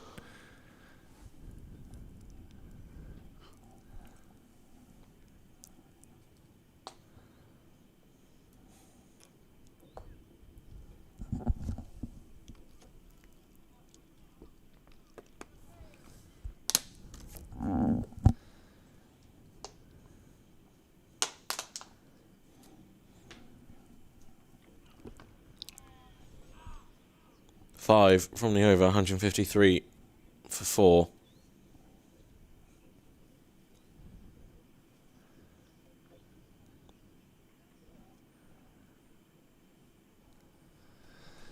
And another over. Ticking by now. Kent trailing by 207 runs. Still 6 wickets remaining. This partnership building nicely. Partnership of 57 between Leaning and Denley. Jack Leaning on 52, Joe Denley on 34.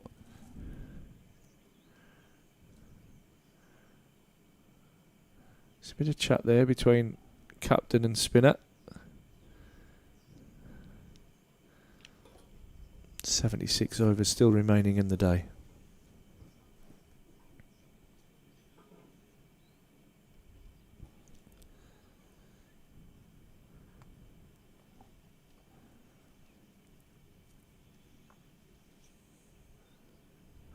Parkinson from the Finkel end. Denley rocks back. Alex Lees tumbles away to prevent that going for a single. A bit like his football, spent most of his time on the floor. To be fair to Gal, he pulled off some... Oh, and there's a little nibble there from Denley as Parkinson gets some spin off the surface. Goes through safely to Robinson behind the stumps. To be fair to Cal, I've got to give him... He takes a lot of stick for his footwork, but credit has got to be given where credit is due. He was fantastic in goal in the extra time. Pulled off some phenomenal point-blank saves, keeping his side in it. Keeping the oldies in it. He definitely didn't start off that way, like No. I said. The first thing I saw when I looked out the window and they were playing was one bounced off his stomach into his face and into the... I was going to say into the back of the net, but between the poles. I wouldn't be surprised if Durham had portable football goals in there next year for their warm-ups. Take it very seriously. Yeah, I think Ben McKinney he believed he had scored and he had a goal. He had it chalked off by the referee. I bet that pleased him. Useful footballer as a youngster. Still thinks he's a baller.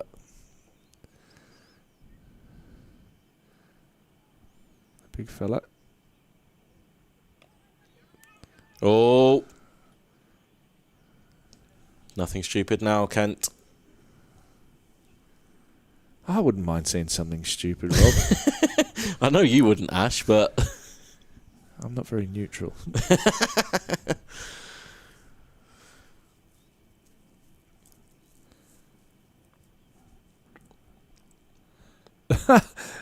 Joe Denley's just dropped his bat at the non-strikers and Callum Parkinson has a bought admission of delivering that.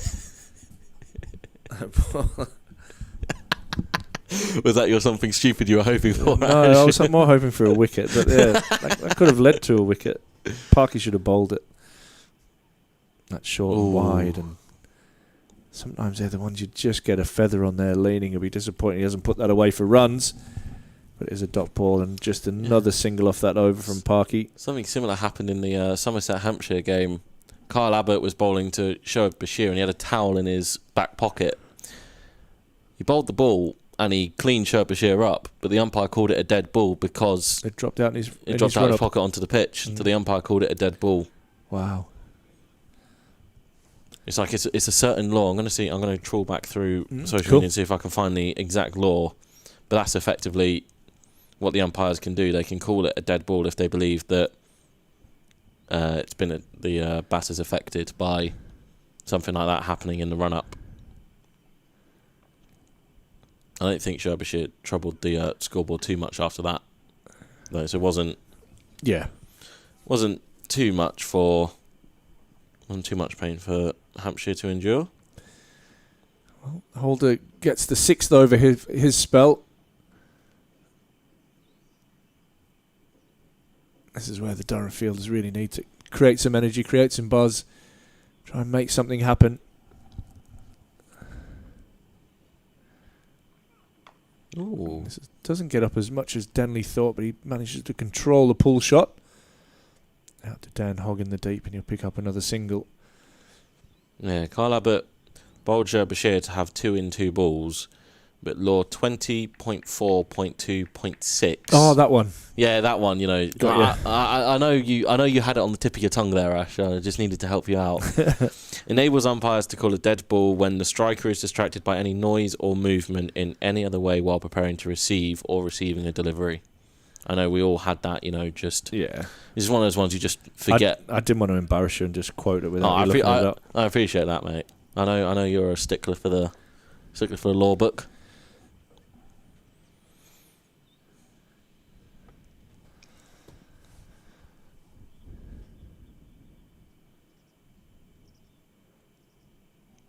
Young James Minto just going through some early warm-up stretches.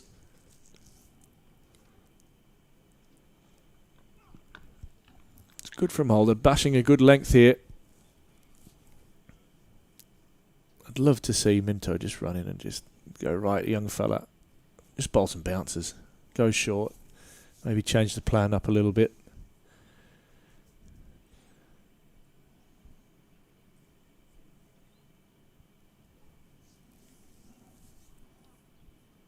Young and enthusiastic.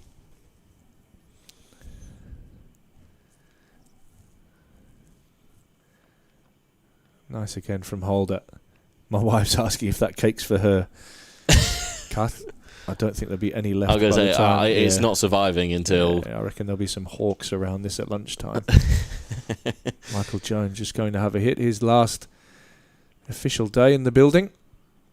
Before he moves to Lancashire, we heard Ryan Campbell glowing in his praise of Michael Jones and how disappointed he is to see him leaving, going to Lancashire.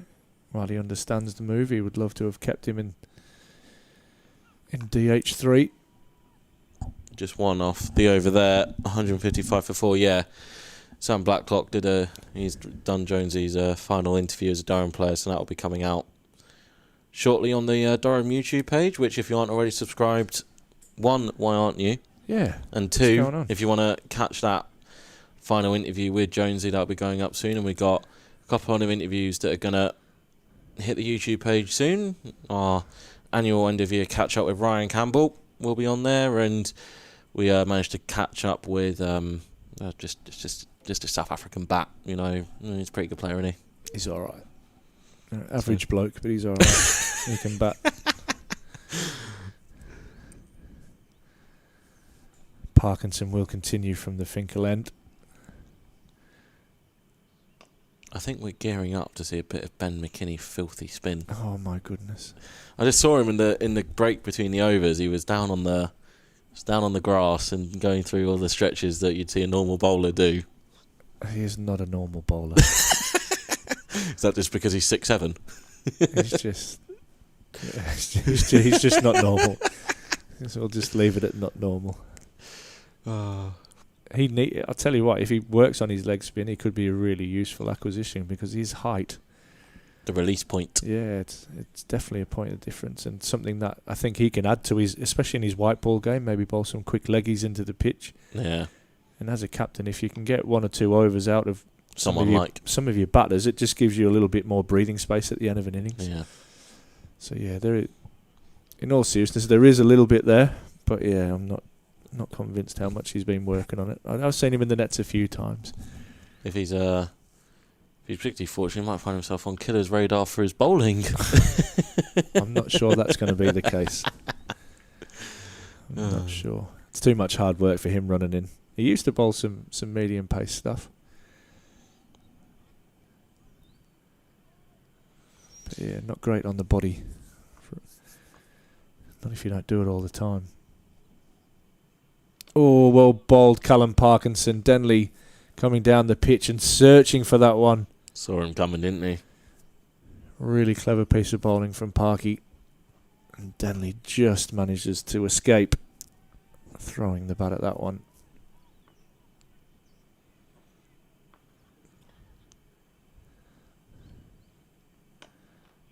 That one a little bit short. Denley on the back foot, doesn't bounce. There'll be another couple off the over. 73 overs remaining in the day. This partnership now up to 61. Leaning on 53, Denley on 37. And I think we're going to see young James Minto come into the attack, who has been warming up vigorously out there in the deep. A lot more vigorously than Ben McKinney was warming up, that is for sure. Ben might be just trying to get a word in. Alex Lees' ear. Here you go, I'm ready, Skip. Give me a crack. I think I could have a go at this end. But yeah, I'd love to see Minto just run in and bowl some short stuff. He's got pace. He's only short as well, so it'll skid on this pitch. And just, give the youngster a bit of freedom. Have some fun. And what a journey he's had in this season. Look, the Buster Leader and Ben McKinney are pretending to play football to each other.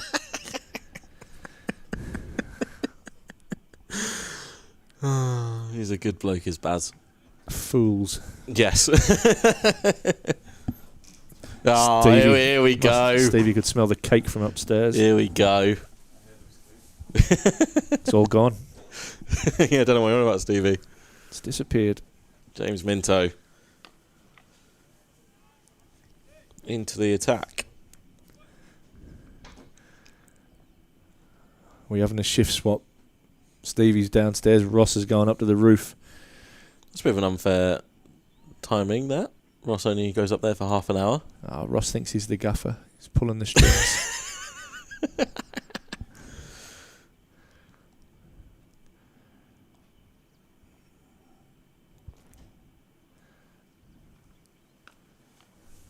Have you told Stevie that cake isn't for vegetarians? He's taking his he's got a snood and everything. He's prepared, Stevie. What a guy. He's preparing for many more Sunderland games he's going to have to be doing over the next few weeks and months. Need more than a snood to watch there, mate. We're freezing. How many layers? 3? 4? Oh, what are we going today? Easy. It's only got 3 today. I reckon you'll need at least double that for going up to the Gantry Stadium of Light. It's always windy there. It swirls around. Then he tucks that leg side and they'll come through for a single. Yeah, not happy travelling down to London yesterday for Sunderland, losing to a 85th minute penalty away at Watford. Yeah, I've heard a few grumblings of, I think it was Dan Neil gave a penalty away. A bit of a dodgy tackle. Still doing really well. They've had a great start to the season. Sunderland, Borough, Newcastle pretty steady. Probably Newcastle's best performance of the season yesterday. Picking up a point at home against Man City. And that's edged away, and Will Gidman will do the fielding as he strolls around the boundary before a bit of a loose drive, that from Jack Leaning. But he picks up a boundary, moves on to 58. That cake is starting to smell really good now. Yeah. Get into it, mate. Do you want a bit? Nah, I'll hold off. I'll hold off till lunch. Wait till lunch? I'll hold off till lunch. It's a good discipline. Normally got a bit of a sweet tooth, and chocolate cake is definitely a big weakness of mine, but well, I'll hold off. Your dreams have come true today. Because I didn't wake up this morning and think I was going to be presented with a No, chocolate cake for the work for the year. It's absolutely blown away. That was such a good gesture.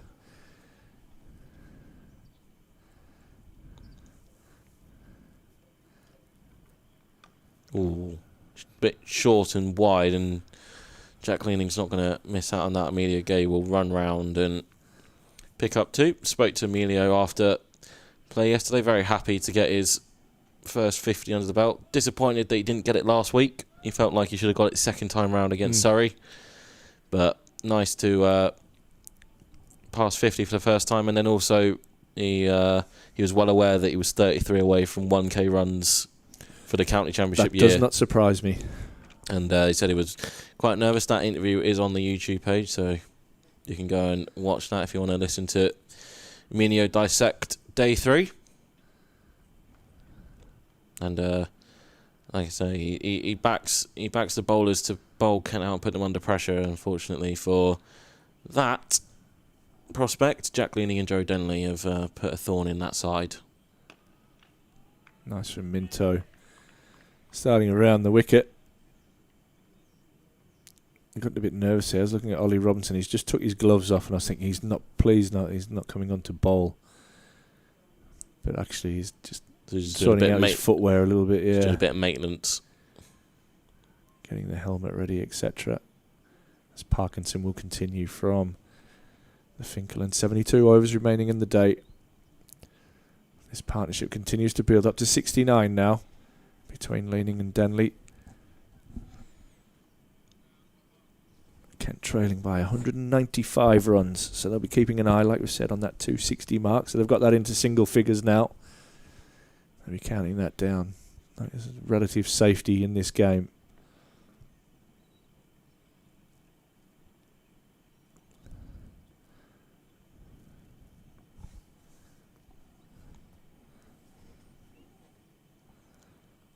Slip and silly mid-off in for Parkinson. He's also got a short cover. You've got to have some enjoyment out there. Alex Lees and Vaz Delayed having a mini race over I know who's 5 metres. That's no disrespect, Alex. Got Ben McKinney in it. Short mid-wicket as well. That one's short and wide and punished from Joe Denley. And Bedders does his best to put it up inside the rope, but unfortunately carries the ball with him. He'll go for 4. He's hit that beautifully in the gap between the two men in the catching positions on the offside. Rocked back and belted it away. There's a very passionate group of Kent fans called the Denley Meme Team. I don't know if you've heard of them, Ash. I think I've seen them on social media. Yeah, they have an army of memes that they range from the weird and the wacky to the wonderful. They will no doubt be watching this innings with keen interest. He's a bloody good player, Joe Denley.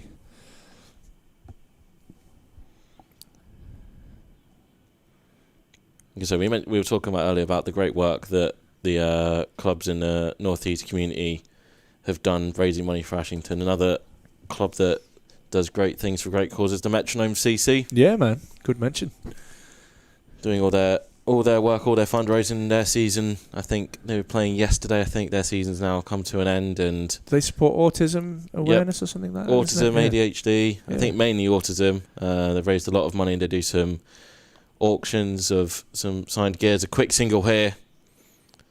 Comfortably come through, and Ollie Robinson not able to quite take it cleanly, but no extra harm to the scoreboard. Yeah, mainly autism. Might have to get Parkview to take them on. Autism awareness, and they do great things. Bex and Michael starting that up a few years ago. Great people, very good friends of mine. I love that kind of stuff. Just shows what a tight-knit group the cricket community is, and it's brought together a bunch of us from all over the country that never really spoken to each other before, never met up before, and now kind of we're all one. Oh, so you playing that team as well? I haven't played yet. Oh, come on, man. I am being chased to make my debut. That unfortunately will have to wait another season. But I do a little bit of social media for them when I can get down to a game. And yeah, we had a bit of a viral video. Remember the Ben Duckett, Zach Crawley meme of the Zach Krul sticking Ben Duckett in the middle. We recreated that video, and eventually it found its way to Duckett, and he gave it a bit of a quote tweet or a subtweet. So Nice.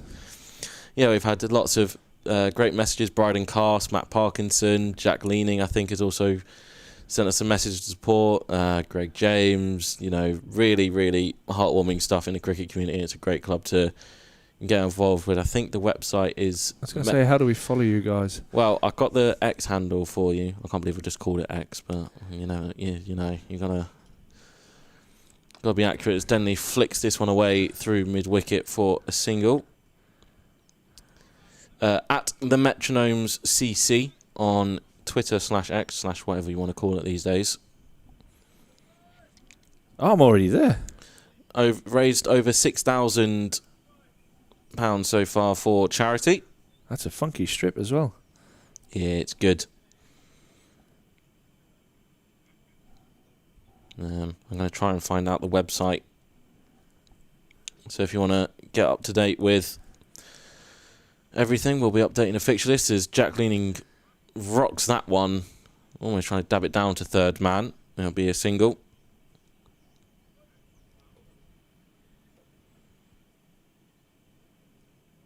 I've tried to click on the link on the website and I've been blocked by the Durham security.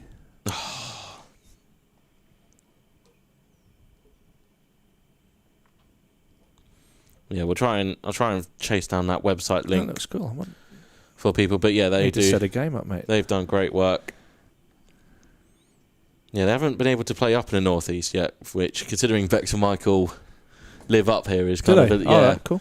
it's a little bit of a disappointment. But I'm sure we can get something that works. And yeah, they'll be working hard 100%. they'll be working hard over the winter to get their fixture list up doing. So yeah, if I'll give them my details, mate. We'll hook a fixture up for sure. absolutely, as Ryan Campbell and Jimmy Hilditch. You and Jimmy Hilditch are you're twinning today. You got the same beanie on. Oh, that's nice. Unfortunately, It's a Father's Day present from Michael, this one, from me, and I don't think I'm going to take it off all day. My head's freezing. Oh, pulled. That's it. Not high. in control. Callum Parkinson drops it. Dan Hogg will pick it up just inside the rope, and Kent will come through for a single. It was in the air a long time. That Parkinson had settled under it. It just seemed to keep getting away from him every time he looked to catch it. Unfortunately, that's a big chance it's gone down. Yeah, Joe Denley dropped on 45.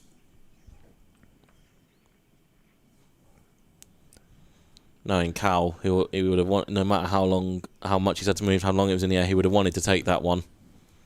But as you mentioned, Ash, it's Minto coming in, hitting short of a length. Yeah. And creating something. It's created a chance. It's not been taken, and Ryan Campbell, when he joined us yesterday, said that the fielding was something that he wanted Durham to really focus on and really work hard at over the winter. I think catches like that. Yeah, that should be taken. Let's be honest. At this level, that's a chance that's got to be taken. He'd be very disappointed, Callum Parkinson. I think Ackers has just helped out his Dutch international teammate and handed him a set of extra hand warmers. Minto in full, and Denley squeezes this one away. He'll retain the strike for the start of the next over. 5 singles and a dot. But more importantly, the dropped catch from Durham's perspective, 177 for 4. Yeah, that lead now 183. The partnership's moved on to 80 between these two. Sorry, 81 now. Young Minto nearly getting the breakthrough in that last over. Big chance. Ball down, skied down to fine leg, went a long way in the air. Big top edge. Callum Parkinson unable to hold on to the chance. We are going to see a change of bowling, actually. Parkinson is going to come off, so maybe that was playing on his mind as well. These are the kind of things that are all factored in. And Colin Ackerman will come on now to bowl some off spin from the Finkel end. As David Bellingham lurks down in front of us. That jumper is taking some damage over the last 2 days. He's got some nice new spikes on there, Bedders. He's big time now, isn't he? This time of year, yeah, might be just wearing a pair in Ready for his international stuff, yeah. Normally at this time of year, your spikes are hanging off, and he always looks pretty though, doesn't he? He's at high standards betters. Tried to nab a free bat of him this morning. His reply was, "I got a long season in South Africa." And I was there like, "Oh, fair point, but Unlucky. yeah, better luck next time, Chief." So what's your club, mate? Where do you play at? I haven't played in a while. Okay. I played when I was younger for Fleet CC. I think founded in 1892, I believe. Wow. Played when I was younger, and then kind of gave it up while I went to college. Yeah. Didn't want to. I kind of wanted to knuckle down and get my career on track. So it's one of those ones I wasn't really enjoying the final season anyway. So I kind of just put it aside. But since coming back up, and especially since joining Durham last season, I've wanted to get back involved. Sam has tried to get me to join Appleton CC. Yeah. He tries to get everybody to join. Well, Appleton CC. he's got Harry Dawson playing for. He got Harry playing for Appleton this year. Did he? So he's got one half of us. He's got one of us playing. So now he's got to try and get the second one in as well. He does a lot of brilliant work with Appleton. Sam Blacklock. If he's not here, he's at Appleton. It's one or the other. And I think Alan Walker was giving him a bit of stick as well out there as this morning that he's if he's not in the northeast, he's probably jetting around the world somewhere. Yeah, he'd be planning a holiday or two. Oh, I know, he's already booked one. There you go. He's already booked one. Part-timer. I'm about to get a WhatsApp saying you're banned from next season then. Joe Denley, 48 from 73. It's been a very good knock from the experienced man. I wonder if it might just be a change of ends for Parky. Maybe not, because Minto was only a couple of overs into the spell. That'll move Joe to 49, and he'll retain the strike for the start of the next over. 180 for 4.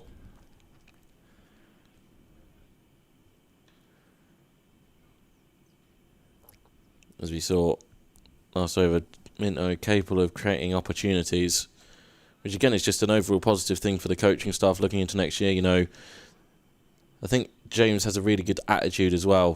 Finished football and then was immediately on to Graham Onion saying, "Bunny, can I go through some stuff with you?" and was already working on some technical stuff. So good attitude. Obviously John Windows has worked his magic once again and looks a very exciting prospect. I think the overall thing is we have to remember he's only 16. He will only continue to get better, but it's not going to be it's not an overnight process. Nah, he's exciting, mate. What a great opportunity he's had at the back end of this season, making his debut in the Metro Bank and this format. Young left arm quick. He'll probably have some England under-19 duties over the winter or something like that. Was it the Young Lions, I think Killer was calling them? What was the criteria? Under-19s? Yeah, I think so, yeah. And I think he also alluded to that a Lions squad is going to be named this upcoming week. Yeah, and you would expect probably the likes of Ben McKinney to be part of that process. Ollie Robinson. Yeah, it would be interesting to see. So Durham had a few players away. Nice bounce on that. Evades Ollie Robinson, and it will go away for 4 byes. I think it was 6. Yeah, you had Last I think Lazy, Ollie, Parky, Potsy, Potsy, Carsey, Cars, and who Cal. else? Yeah, so there's a few away. Good experience that for them in India. Yeah, Potsy and Carsey. I think it was the second test against India A. Ran through them in the morning and took all 10 between them. And safe to say, if you go back and watch those clips, you can tell Potsy's been in the dressing room with Stuart Broad because he was bringing out all the celeb appeals. Was he? He was indeed. So Mr. Appleton just walks in behind us. Surprised he's not in his new board shorts or something like that, ready to go on holiday. Probably going tomorrow or tonight. No, we've got the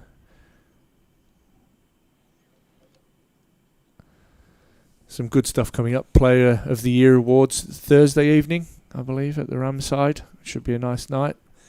Always is. Celebrating everything that's good with Durham over the season. And another good bounce of that from the young man. Getting some good bounce out of this pitch. Yeah, just over 10 minutes before lunch. I'd imagine it'll be Ackerman and Minto to the break. Yeah, or you might see your man. McKinney might get a token. I just can't wait for your reaction if he takes a wicket. Oh, I know. I can see the celebration already. I've seen it before. I feel a little cringe and a little tingle coming down my neck already, just thinking about it. So that's one's defended into the offside. So 68 overs remaining in the day after this. Although the way that this game is heading, I think Rob's mentioned that We're probably they going can to. shake hands an hour early. I think speaking to William at lunch yesterday, 4:20. Yeah, because it'll be the declaration kind of thing, which will take it to the last hour of 4:30 to 5:30, which they can just pull the pin on the game.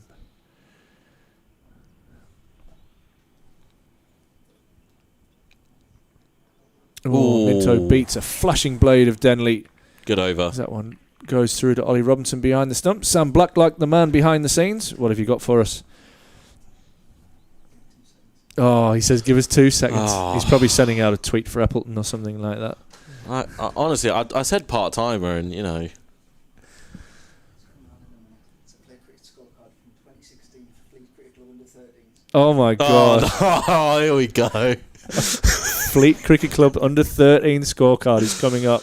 I think that's my highest score. What have you got, Rob Rush? What's 29, not out, retired. What not a out. boy. No boundaries, purist. No boundaries in that knock. Running hard between the wickets, mate.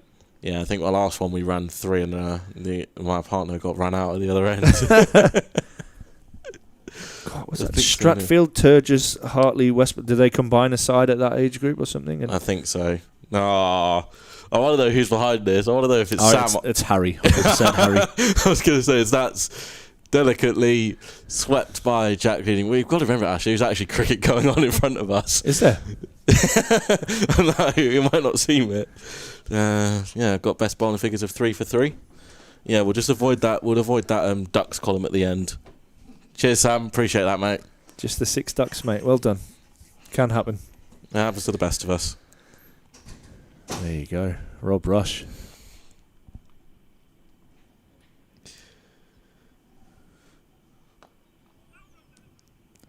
Nicely clipped on the leg side by Leaning. That's 100% Harry that's got to have done that research.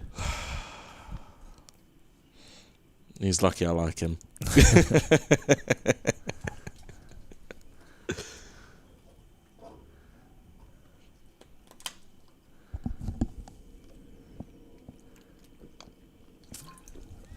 I was wondering what that was. We got that message saying we're going to put some stats up on the screen. No, Yeah, my brain started worrying. They're like, what have we just spoken about that means that there would be some stats? Where and was then the link? And it was you. Love it. Joe Denley's dropped his bat again. A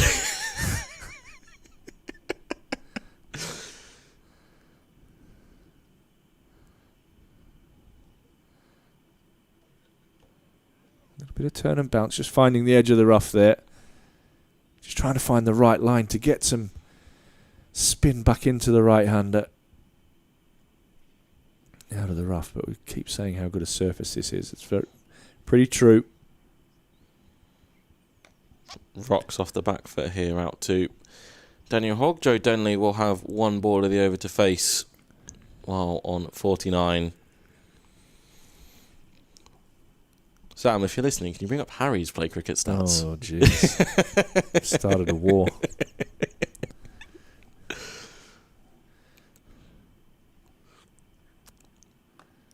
Joe Denley will remain on 49. Tucks that one into short mid-wicket where Baz Deleda does the fielding and then takes his time. Takes his time rocking back and forth, and now he's doing the running man. He's doing all sorts. It's, yeah. There's a war. There's a war being started. Incredible stuff. It's one way to end the season. Minto. What have we got left? 7 minutes up to the lunch break. If we're going off old cricket scorecards, I've got some saved in. This is related to current Durham players. I'm going to go back and find them because I think there's one of Potsy absolutely mullering a bowling attack somewhere. Let me see if I can go find them. We won't be able to put them on the live stream, but I'm able to read them out for you. You have a look at that. I'll go through this Minto over. Cheers, mate. Someone's just defended nicely back out into the offside by leaning. I think it was based around one of the many content ideas I had. I was going to grab the boys and ask them ask them if they can remember the knock. Here we go. See how many Durham boys are on here. Oh, Alex Lees, 227 from 153. 21 fours and 10 sixes. Who was that for? Unfortunately, it doesn't say. I've only got... I wonder if it was Hollerswain in there. I've got that's the sort of stuff. Anyway, unfortunately, they've cut off the top. Might have been in the Huddersfield League, that one. Yeah, we mentioned Michael Jones walking around the ground earlier. And you mentioned speaking to Michael, and we're going to play that interview over the lunch break. So if you want to hang around while we disappear and grab something to eat, you can catch up with that Michael Jones interview. Michael's been a great servant to the club. Like we said, he's become a fully fledged international. Yeah, for sure. Moving on to Lancashire, which is kind of where he was kind of part of that pathway growing up. Like you mentioned there, Scottish internationals, that one nips back and leaning cramp for room. Going on to play internationally and play a big part in Durham's, especially the last 3 seasons at Durham. Last year, he played a crucial part, him and Leesy at the top of the order, putting bowling attacks under pressure. Remember the century he got down at Gloucestershire, second innings, that really took the game away from them, kind of took down Zafar Gahar pretty quickly and dispatched him 56 and then batted really well with Ollie Robb, who came out and I think hit the second fastest first-class 50 in Durham history. Oh, and nearly dragged on. Short and wide and leaning. Getting a thick bottom edge. Oh, of course he's on this list. Of course Bedders is on this flipping list. Was that for his Gateshead Fell knock? Might well be 143 from 61. Yeah, I think that was against Eppleton as well. Might have been. No. See, I don't know what's... God, I'd hate to imagine coming across him playing club cricket. No thanks. It's as similar as Jofra Archer when he's being brought into the 2019 Ashes squad after the World Cup and he had that warm-up for Sussex seconds. Yeah. Imagine being like a 16, 17-year-old opening for the seconds and, you take one look at the opposition warming up and you got Jofra Archer in there and thinking... Anyone else fancy jump up the order this week? Might have done the hamstring. Yeah. I'm pretty sure Potsy is on one of these. Well, we've got one here, Liam Livingston. Do you want to take a random guess of what Livingston managed to smash? Is that his triple 100? It is indeed. Yeah. 350 from 138. That's ridiculous. Speaking of Jofra Archer, 128 from 78. And then that is Joe Denley's 50. It's been well played by the experienced man. 50 comes off 82 deliveries. Gets the round of applause it deserves. 5 fours for Denley Senior, playing in a team with his nephew, Jaden. He's steering Kent towards safety in this match. Yeah, 82 deliveries, as you said, 5 fours. Been a nice, a little bit of a let-off. Dropped on 45. Yeah, by Parkinson. This partnership is now gone to 93. Got an old Ashington scorecard here. Oh. Got James Harmison. Yep. 1.2 overs, 1 for 23. Oh, dear. And then you've heard of Mark Wood, haven't you? Nah. 5 for 24 from 5. Oh, God. Imagine facing him in club cricket as well. Was that the land? Have you got the team there that we played against? Was it Lanchester? No, just the it might figures. be. I think it's the viral clip that's gone around on Twitter in the last couple of years. I think it's from that game. Yeah. He rocked up. I think from memory that game, there's a young lad that comes to Parkview now. So that was a few years ago, and I think he might have been opening the batting at the time. And I think Woody refused to bowl while he was batting. What, waited for him to get out and then basically, and then came in and cleaned the rest up. I found Potsy's score here.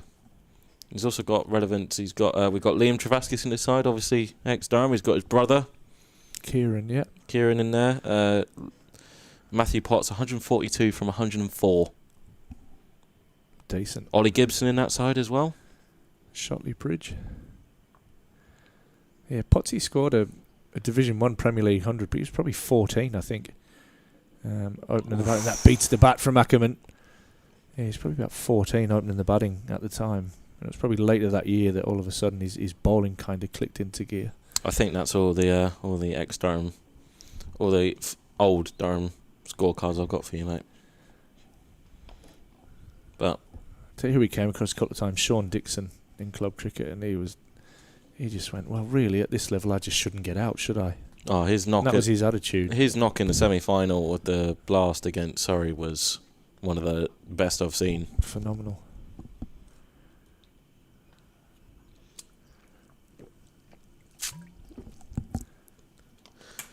Clipped to Baz Deleda, and looks like it's going to be a quick whip round to try and get one more over in before the first break of the day. It's going to be Cal Parkey to take over from James Minto to bowl it. Another man who came from Kent to Durham, Sean Dixon. Now at Somerset. Yeah, I think he's become white ball. I think he captained the One Day Cup side. Yeah, a little bit out of favour, isn't he, in the red ball this year? Didn't start off the season particularly well, and kind of, I think the first game he missed out would have been the game up here. Mm. Yeah. But like you say, his leadership in the white ball game is absolutely outstanding down there.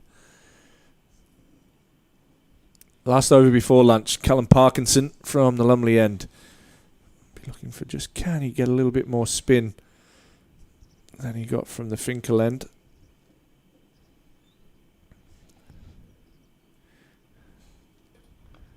There's a little bit of shape, a little bit of drift there as Burst the hands. young Minto misfields that one. You can see his annoyance in the way that he's throwing the ball. Harry Brook is doing Harry Brook things. He's not a bad player, him. 3 sixes in a row.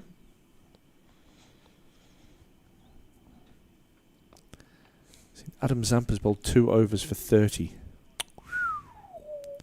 So it must have been him that he's taken to the cleaners. I want your take on this. How do you pronounce that surname? If you scroll down to the bottom of your screen. Who, Labuschagne? There we go. Yeah, Because he says Labuschagne. Yeah, that's the So- Afrikaans version of it. Yeah, Labuschagne. I think he's more affectionately known around this part as Loose Bus Change. Yeah, Marnus.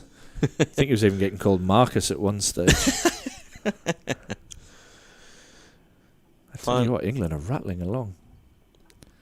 Looks like it's good. 151 off 20 overs. Well, it looks like it's a good surface then down at Bristol, as we now will end the final morning session of the season. 1 run and 4 dots so far. Callum Parkinson to Joe Denley. And it's met with a play up to mid-on for no run. 1 session down, 2 to go on this final day of CC action. Well, cricket in 2024 in England for the summer. Kent losing Jazz Singh, second over, second ball. Baz Deleda struck a bit of a leg side dominant delivery, and Nolly Robinson a good diving catch down to his left hand side to remove the night watcher. But since then, Jack Leaning and Joe Denley have gone about their business superbly. Nullified any attack. Joe Denley given a life on 45 when he was dropped by Cal Parkinson, running round from fine leg to try and take a diving catcher held up in the air, but as Ash said, it should really be taken at this level. So the players and umpires will go for lunch. We will do the same. Minimum 64 overs remaining, but I highly doubt we're going to get those in because I'm sensing handshakes at 4:20, pretty sharpish. And as we mentioned earlier, we have Michael Jones' final Durham interview that will play out on the stream over the break. We will be back with you in around 40 minutes.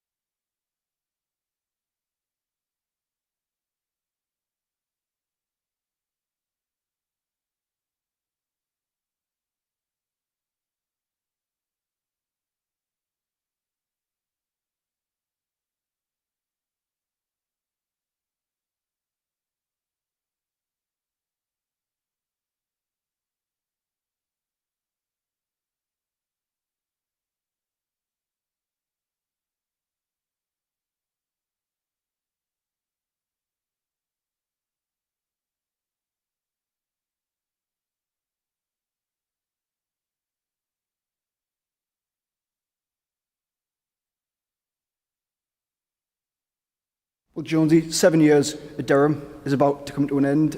It's fair to say you've made a huge amount of progress as a cricketer over that period. How would you reflect on your time with Durham? With really good memories, to be honest. I've thoroughly enjoyed my time here, made some really, really good friends, met some really, really good people that are now my close friends as well. And yeah, I've just loved it. My game has improved, significantly in that time.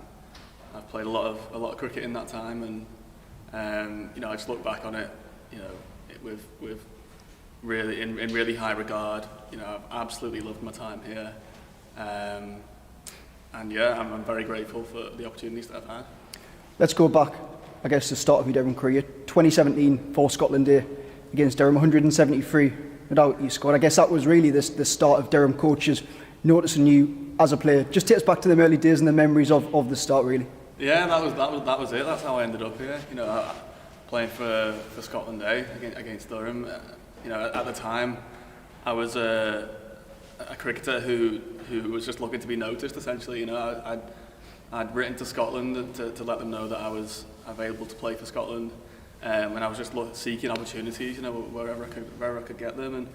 And without that game, I may never have ended up here. And so, yeah, luckily I got some runs. Spoke to Neil Colleen at the time, who said that he was happy for me to come and trial here at Durham. And from that point forward, essentially, during that year, I trialled at a couple of different counties. But I always knew that I wanted to play for Durham. I absolutely loved it here every time I came to play for them. And I just wanted to come back, and it was the following season I was offered a senior academy contract. And I'd signed it before, literally, as soon as it was mentioned, I was like, yes, 100%, don't care about anything, I just want to be around next year. So, from that point forward, it's been amazing. Just touching on that senior academy contract, just tell us a bit about your relationship with John Windows, academy director. How much did he play in that contract? I guess from a Durham point of view, we don't often bring players from outside of the region into the academy, so yeah. Pretty special for them to give you an academy contract. Yeah, I didn't have loads to do, John. Almost because the way that it worked with me playing in the second team, it was more Killer that was in charge, and so we did some training sessions with John, who helped me with my technical aspects of my game and worked hard with me in the nets. But from sort of like a man management point of view, it was more Killer, Whack, and everyone at the time. But yeah, helped me a lot. You mentioned 2018 was when you kind of joined Durham. 2019, you made your first class debut. Durham were kind of going through a transitional period at that time. You started the season batting 3, I think, for Durham. Yeah. Bit of a testing time for you, but looking back now, how beneficial has that been, if you go back to that day?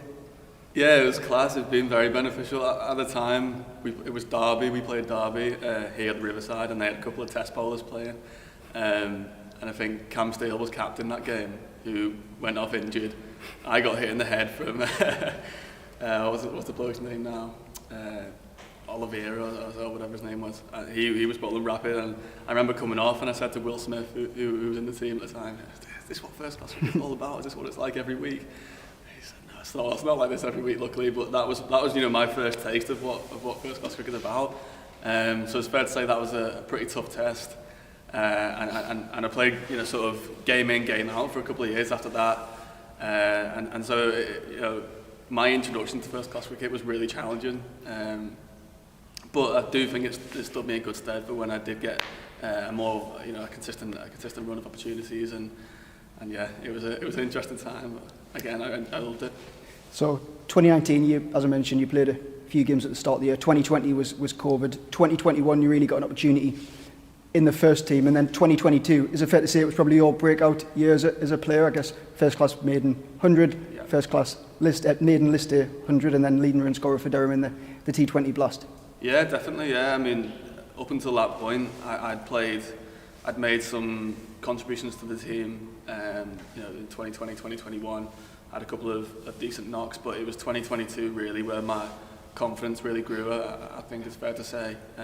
Leading run scorer, as you say, and that was a season I was really proud of, and I look back on thinking, I'd like to regain that form almost.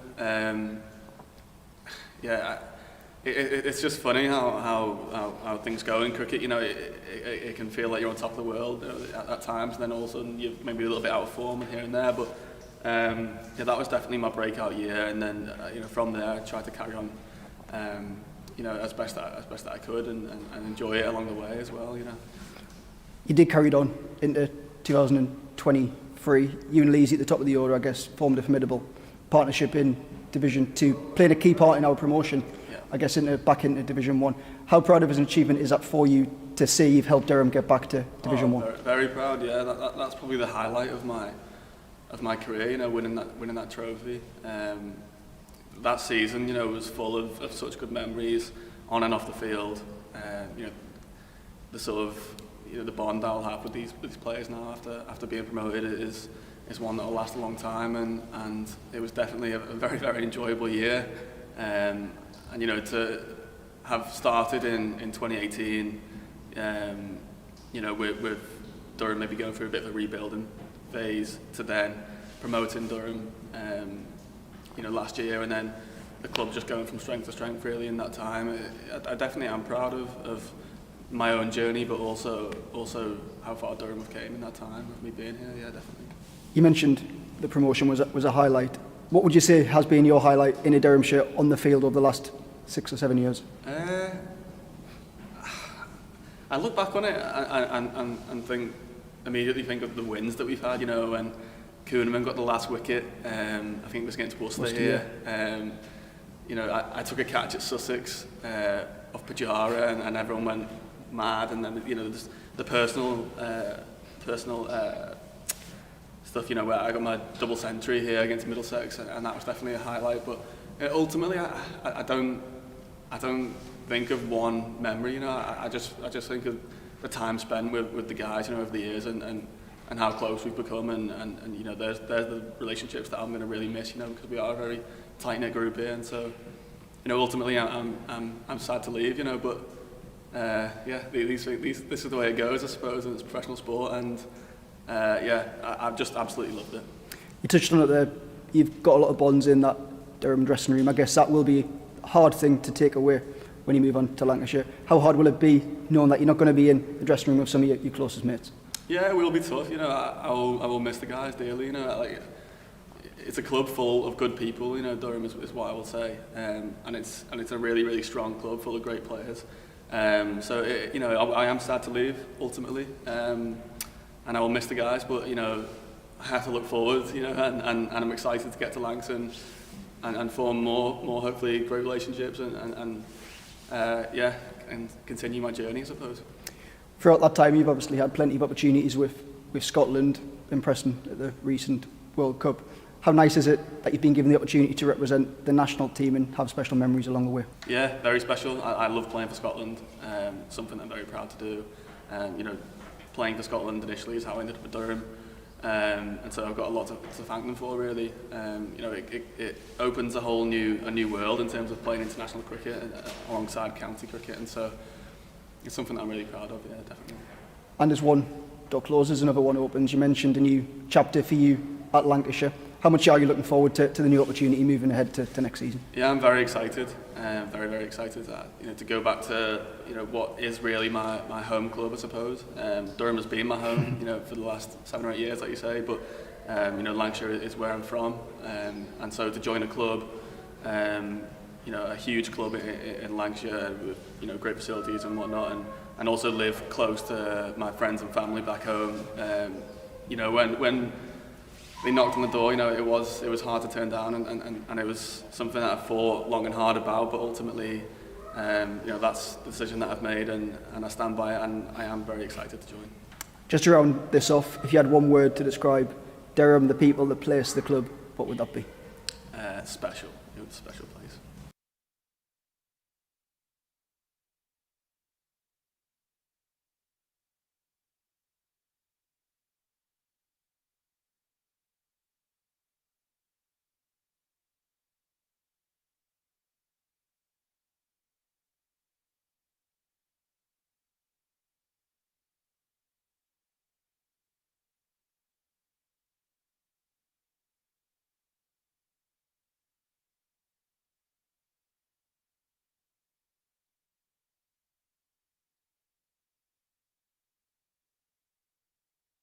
Well, Jonesy, 7 years.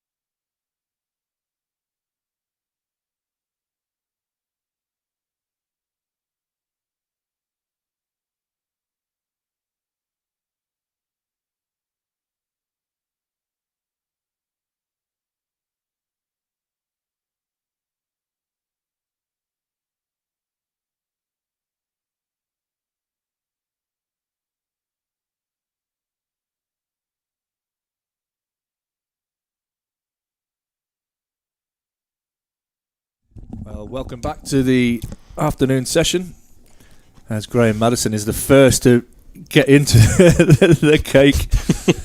First victim. It's beautiful, mate. Enjoy. This is tardy.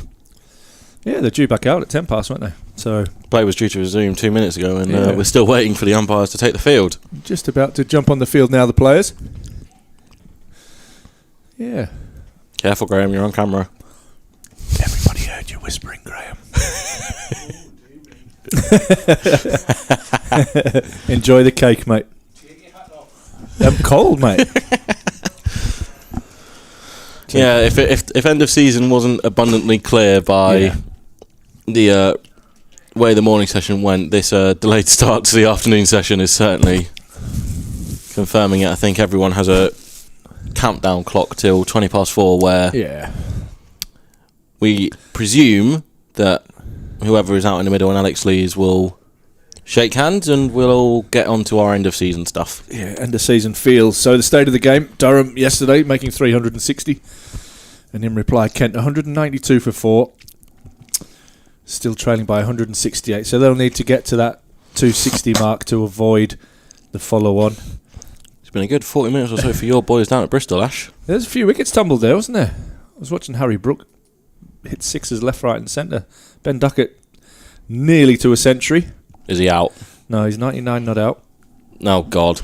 Ben Duckett and centuries don't exactly go hand in hand at the minute. Normally finds a way to fall short. Is that a pun about his height as well? No, definitely not. Definitely not. But Brooks, Smith and Livingston all going in quick succession there. Here we got Duckett and Bethel. Correct. And then it'll be Bryden walking out number 8. I imagine Potsy's probably trying to pull rank and bat number 9.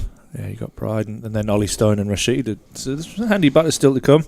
Neil Colleen says to tell Graham Maddison to watch his fingers there as he's picking up his cake. But yeah, we're going to resume here. It's good to chat to Killer yesterday. Yeah, he's listening now. So, but no, good bloke, great knowledge and good passion for the game. He's obviously loves the detail of it all. You've seen on the live stream. You've seen Ollie Robinson go and rock his arm over.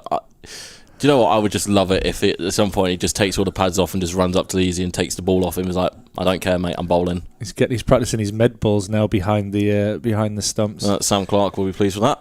Baz DeLader is going to kick off after the extended lunch break because, as we have alluded to and will continue to allude to, there is absolutely nothing to stop these guys. There's absolutely nothing for these guys to play for. He'll switch ends and he'll start with a 4 as Jack Leaning clips him through. It's not going to go. Alex Lees with a pure Superman run, dive. Minto, run. Flat on his face. And they are going to run. What a comical start. That pretty much sums up where we are in the season. James Minto has run the best part of 120 metres to get that ball, while Alex Lees again was on the floor after his attempted Superman dive. He thought that ball was going to run away for 4. There's a potential of a run out. I don't know if they do cricket-related fines, but that's the 100 partnership. That's got to be a fine. What, for Leesy? Yeah. Yeah, well, Badger will be all over him. Club captain. Oh, and then the edge. That will be 4. Yeah, back-to-back boundaries to start the session. Oh, no, that was an all-run 4. Yeah, very true. Yeah, back-to-back 4s to start the session. Got a comment in our live stream from Johnny with multiple Ys. How will the winner be decided for these delayed games? Very bold to assume there will be a winner. Rock, paper, scissors. Best of 3? I'll tell you who has won. We've won today. Vic Domains produced the goods with this cake. That's a 200 up for Kent. 200 for 4. 50 away from their first batting bonus point, which will only be their 10th of the year. They sit 6 behind Lancs going into this round of games. We've set a camera trap. And struck on a back pad, but absolutely no one's interested. Yeah, camera trap set to watch anybody coming in to pinch the cake.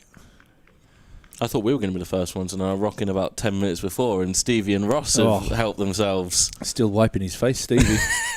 To be fair, if it was going to be anyone to nab the first 2 slices, I'm glad it was our production group. What? If it wasn't us, Ash. If it wasn't us. I'd rather it be the production group.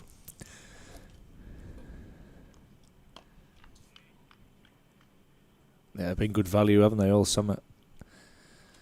Ross is up there battling away with his back. Bless him on the roof. I'll try and do my best, Steve, to stay up there for an hour. His ankle. I'll do my best. I'll try and stay up there. Steve's in the warmth here. I'd just lock the door, Steve, if I was you. He'll periodically open it when he fancies. Yeah. When he fancies another slice. Get into these Maltesers. Oh. Get into a straight drive. Save your legs, Bedders. Maybe he's been told by Sam Clark because he's skipping all the off-season work. He's got to chase after everything today. Sam has shot a message to Sam Clark. Hopefully he'll come and join us for 10 or 15 minutes. Oh, that's just what we want there. You get the S&C guy in with a massive fat chocolate cake in front of us. Perfect. I had a good chat with Sam this morning, actually. Yeah, he's a canny bloke. Yeah, he's good value. So we'll go back to our trivia question, actually, before lunch, after this ball and after the over. Which one? Because you had two of them. I did. I have the answers to both. 12 from the first over, 204 for 4. So any guesses from you, Rob? 19 players have 10-fers. Who has the most 10-wicket hauls for Durham in first-class cricket? I was torn between two. Is the two at the top of the all-time leading wicket takers of Bunny and Rushy. Okay. I'm going to go for Rushy. Correct. Woo! Correct. Point to Gryffindor.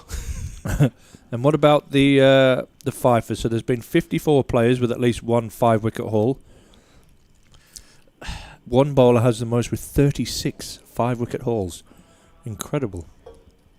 Rainey? Negative. Is that Rushy as well? Negative. Ooh. Nah, I'm all out. I'll give you a couple of overs to have a think.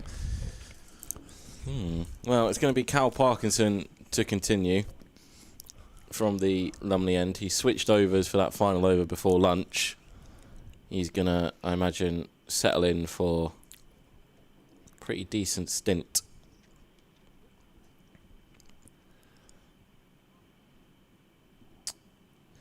As we mentioned, Graham Onions, it's like he's listening to us. He doesn't listen to us. No, definitely not. Denley will get off the mark after lunch. Bunny walking around with, presume, a cup of tea or coffee in his hand.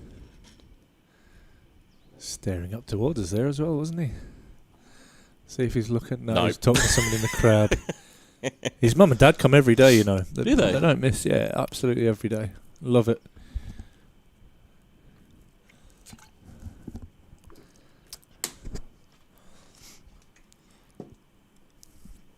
And again, they're thrilled to have Graham back, obviously, in the northeast. Mm.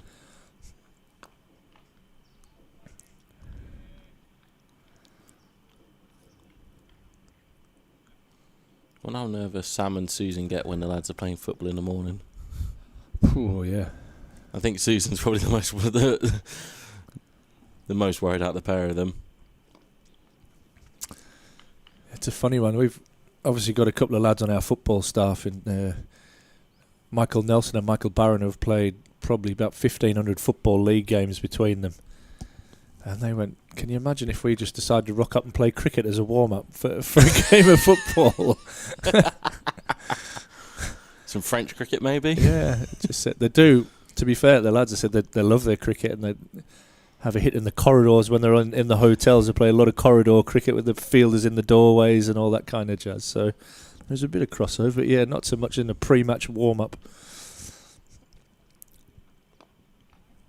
Solid defence from Denley. A couple of bits of news to bring you up to date. Ben Duckett has broken his allergy, or he's got over his allergy. He has reached his second ODI 100. Oh,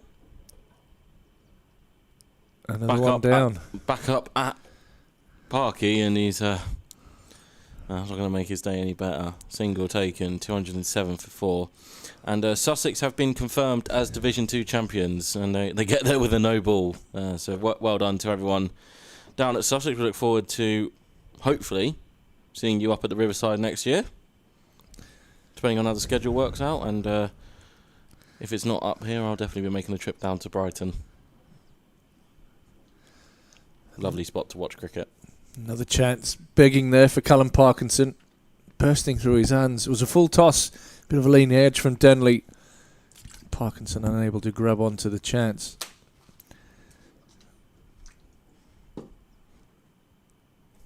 $207 now for 4. Partnership of 111 between Leaning and Denley. Oh, the straight drives keep coming. That's lovely shape, but Alex Lees is able to get around to do the fielding on this one. Any more guesses on the Michelles? Nah, unfortunately not. All out. Give you a massive clue. He was left arm.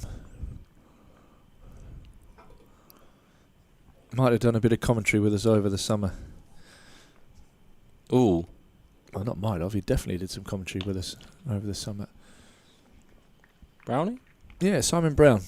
36 5-wicket hauls for Chubb. Absolutely outstanding effort.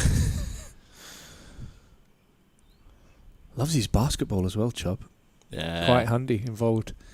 Sure, he's involved with the league or the Eagles of some description. Might have been the BBL itself. Wonder if we can get Ross once the ladies. Yeah, find something out. Never mind. That one dropped into the offside. I wonder if Ross can just follow Cal Parkey for a little bit.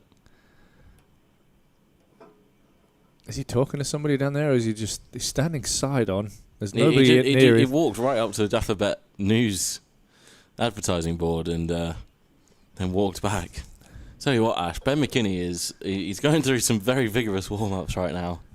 I hope it's nothing like the football that him and Bus were playing together out.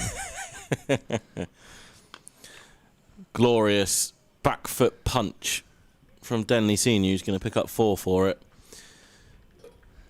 Bursts through Daniel Hogg in a short extra cover and races away to the fence. So this is not a good start from Durham in the field, and this will irritate probably the captain, and it will 100% irritate the coach, who will still want to set high standards. And that's probably even go to the first ball where Alex Lees dived on the floor. Durham need a little bit of a lift here. Driven again, but stopped by Hogg this time. What is Parky doing down there? Contemplating life, I think. He's dropped 2 catches. His brother got him out. Yeah, it's not been it's not been the best couple of days for him. So Bunny stopped to have a chat away to our right hand side.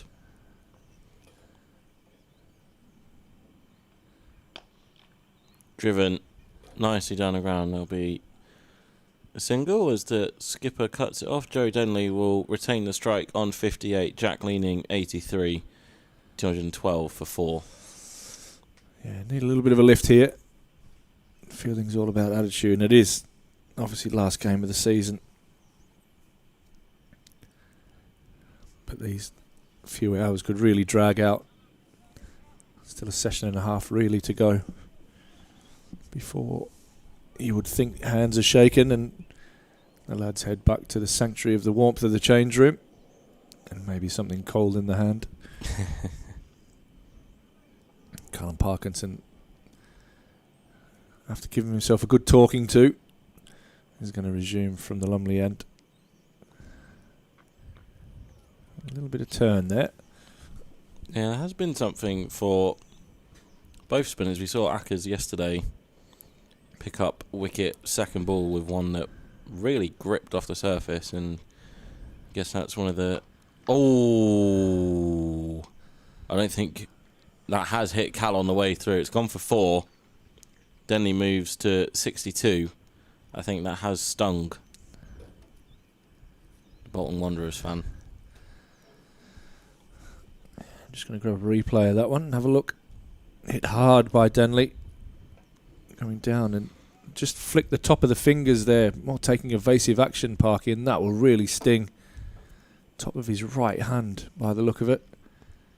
Might take a while to get the sensation back into his fingers.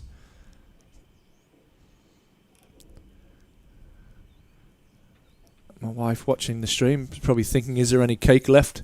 My sister Caroline will be definitely wanting some cake brought home. I'm not sure it's going to last that long. I think the correct answer is no comment. We'll see. We've set a camera trap, so if anybody does come in to try and pinch some cake... Harry Dawson has already made claims that he's going to head down around the tea break and grab a slice. Yeah, he's going to come and take over from me in comms for a little bit. I've got some assessments to do over the back. There's some guys doing their core foundation course, trying to get their first steps on the coaching ladder as Danley picks up another single.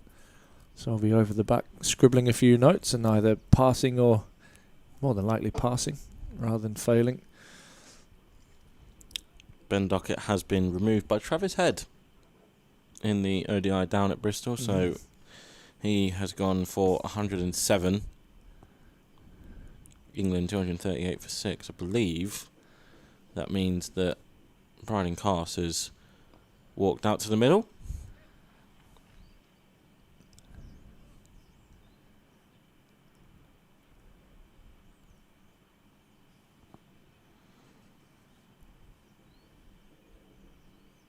As indeed.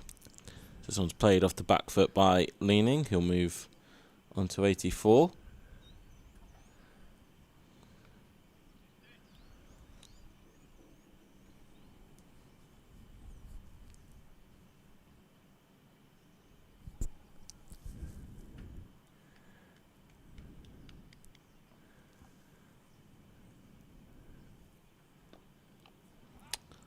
Solid defence, 218 for 4.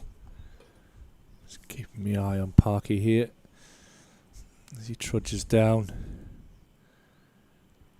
back to his fielding position at deep fine leg.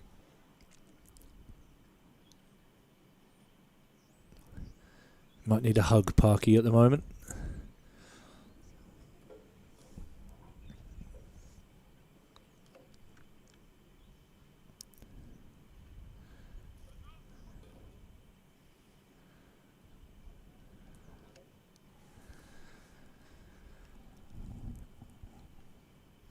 Bastellated to continue from the Finkel end. 122 partnership between Leaning even, and Denley. Leaning nicely in defence.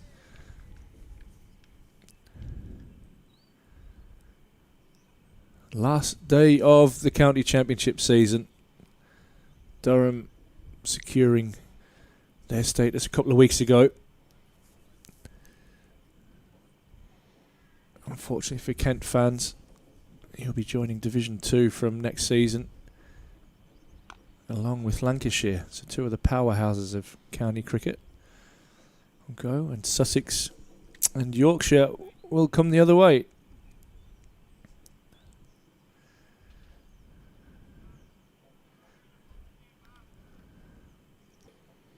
Yeah, Sussex have just been confirmed in the last half an hour or so as official Division 2 champs. It would have taken something remarkable in the last round of fixtures for them to have been overhauled, and I think it's delayed a bangs in a short one, and it's called a no ball. I'm going to say on height. Yeah. But yeah, I don't think anyone would disagree with the fact that Sussex deserved and worthy winners of Division 2. There's people coming for cake. We have a dog in the press box. Not a dog on the pitch. Not on the pitch, not Bailey, he's well behaved. Another short ball, that's a good bounce at. That'll be the 2 for the over. If you're getting cake, you have to be caught on camera getting the cake.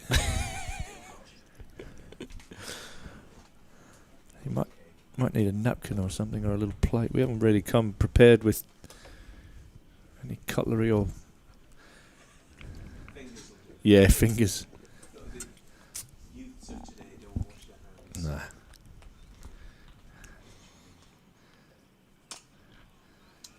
Fuller and blocked out by Leaning.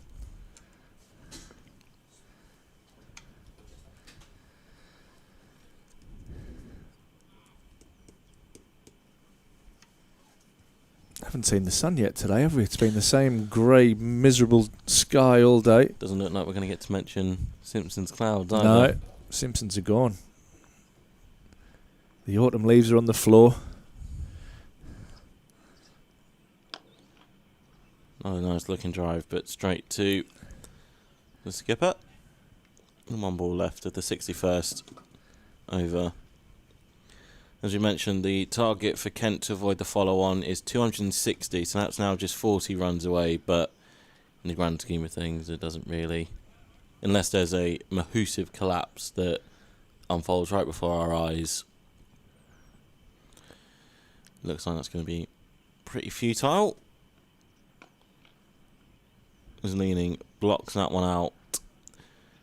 Just the 2 from the over, which was the no ball 1 height.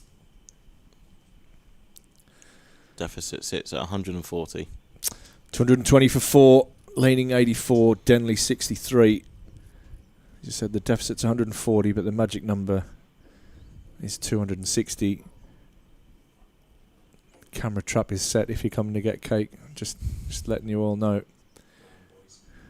Go on, lads, go and grab a bit of cake. Too shy. It's the first time I've seen them quiet. It's Parkinson to continue. And this is Chip back, and he holds on to this one. And he celebrates like a man who has shelled 2 catches. Go on, Parky lad. And the lads are absolutely thrilled for him. And it's Denley, the man to go. Caught and bowled Parkinson for 63. Oh. And Kent to 220 for 5. Get the camera over here. Quick. There's a thief around. There he is. You're all on. It's evidence now on camera. Got you. But yeah, Callum Parkinson finally holds on to a catch. What's the saying? 3rd time's the charm? Yeah, sure is. Dropped 1 just before lunch, dropped 1 straight after lunch, but 3rd time is the charm for... Did that go in Okay. cleanly? I'm gonna check it out. Come on, Ash, he's caught one. We don't need to... I know. I'm just going to watch the celebration again, I think. It wasn't quite as... I'm sure he's pulled that to his chest, you know. And the fact that he's holding it in his right hand tells you that hasn't gone in. He's had a wrestle at that. He normally celebrates with a run and then a jump through the air and a punch through it as well. And yeah, Joe Denley played very lovely for his 63, but he has to go. 220 for 5. I think it's Joey Everson who's now walking out. Good on you, Parky. Number 7.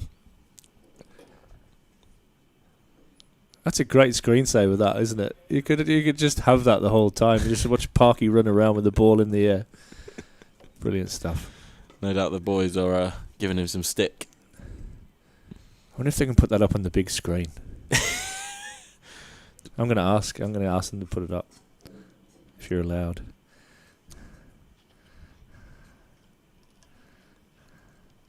As you say, Joey Everson, next man in for Kent. One of their brighter spots in what has been a pretty gloomy season for the Spitfires. Alex Lee's immediately applying some pressure. Coming in at short. Short mid-off.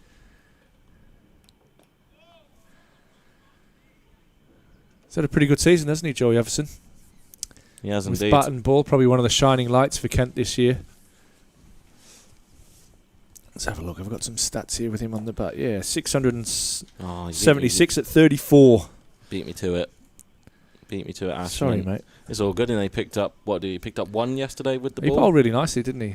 He deserved more than 1. Yeah, he had the keeper standing up and built it. It was probably the only one So to build pressure. he'll probably end the season on 19 wickets. Just taking a careful look at what Parky's serving up. Durham 1 away from their second bowling bonus point.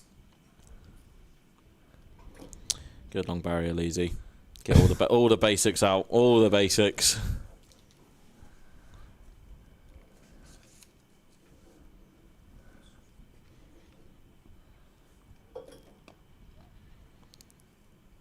Wicket maiden for Parky finally holds on to a chance 220 for 5. Yeah, nice for Parkinson. Definitely deserved that. 1 for 35 now from his 15. Reward for his excellent bowling. Only had himself to blame a couple of overs ago as he shelled the court and bowled. And he managed to wrestle that one in to pick up his first wicket.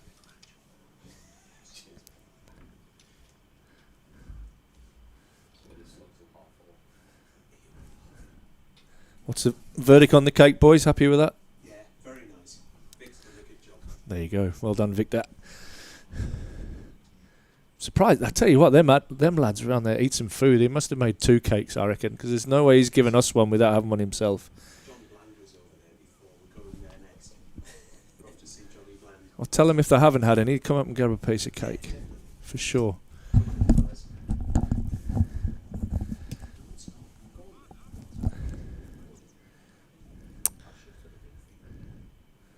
Baz Deleda to continue. Jack Leaning, 84, not out. Looks pretty serene since he got to the middle yesterday. He's played nicely, hasn't he? Who's too scared to get it? Get the camera on Stevie quick. Oh, just snuck out there, Mark Burden. Just got there. Just got you, mate. Guilty. There's no hiding. There's no hiding. Stevie. There's evidence. No fingerprints required. We have fun here. Leaning thought about that one and I think wisely pulled away. I mean, the trap is now set. For the cake or for the hook? Both. Sorry, I should have specified, shouldn't I?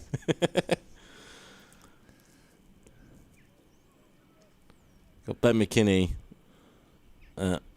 What's that? Deep backward square? Yeah. You got Cal at deep fine, and you got James Minto at deep forward square. Alex Lees and Shamar Holder in that mid-wicket region. I was down the leg side from Deleda. Maybe I think maybe only one more from Baz after this. It's an awful lot to ask him, any bowler, let alone Baz, to keep on trundling in and bowl short stuff. I think it's going to be a change of angle as well. He's going to come round the wicket. It's his 4th over of his spell. Are you counting pieces of cake? You just want to make sure you get another one? Yes.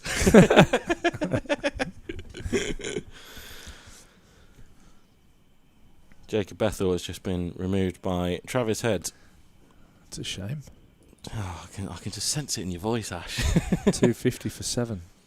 From 200 and something for 2. This is not great from England, but I think there is some inclement weather hanging around. What's a delay here?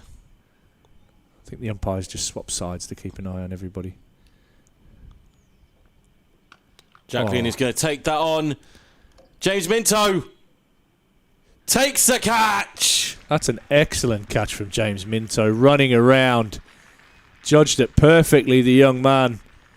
Oh. And took it comfortably. Jack Leaning's just questioning whether that was over shoulder height, and there's no way it was. You're on your way. Jack Leaning, excellent catch and good plan from Durham. And one brings two. 2 batsmen that were in and established. Both now have to go as Leaning is caught out in the deep by James Minto off the bowling of Baz Deleda for a well-made 84. And Kent now, just a little wobble after lunch.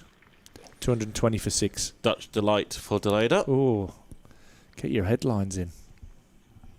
Jack Leaning, 84. I think I'm going to turn the cake around so people can see what a mess this has been made of so far.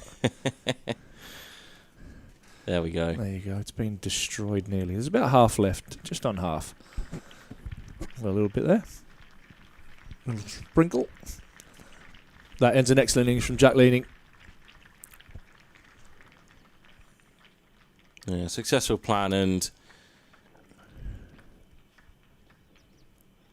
always a great feeling when a plan comes together. Marcus O'Riordan comes to the crease. I have a nice story about Marcus O'Riordan. Well, Sam does, and he sent to me yesterday. So Marcus O'Riordan's brother played for Appleton last. Shock horror. Sam Blacklock mentioning the Must be story. a Durham Uni student, is he? Yes, Marcus's brother played at Appleton while he was at Durham Uni, and Tunbridge Wells is his Kent club when he's playing club cricket down there. Ooh, Appleton friends.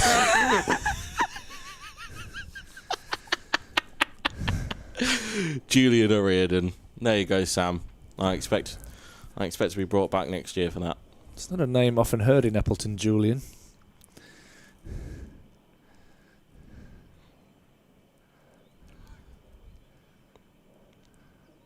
What a good catch that was from Minto as well, by the way. Yeah, it wasn't a straightforward one. He's had to run about 30, 40 metres round to take that one. Easily. Delayed in, and O'Riordan pushes off the back foot. What did you say the walking method was for the coaches? Right for runs, left for wickets. Yeah. Great camera work as well from Ross to grab that. That's an excellent shot. Well worth it on the dodgy ankles. Lukey Robinson. Haven't seen him in the whites for a long time. Having a wander around the boundary. I think he's just finished 12 for duties. Yeah. Another well-directed short ball to end the over. It's a wicket maiden. Well bowled. Baz Delayder, 220 for 6. Durham pick up their second bowling bonus point. And yesterday's birthday boy, Mitch Killeen, walking around with nose drinks. I think last night his dad said was going to be a quiet one and potentially a bit more to come this evening. For Mitch. Yeah, boys planned on having a couple of quiet refreshments, I believe, after play. Just to reflect on a season of work. Yeah, absolutely. I think we'll probably be over that way as well. So back-to-back wickets for Durham, 220 for 6 now. We talk around that follow-on target being 260, just as Kent look really comfortable. Just put themselves under a little bit of pressure here. Parkinson to continue. They've got 2 new batsmen to bowl at, either yet to score.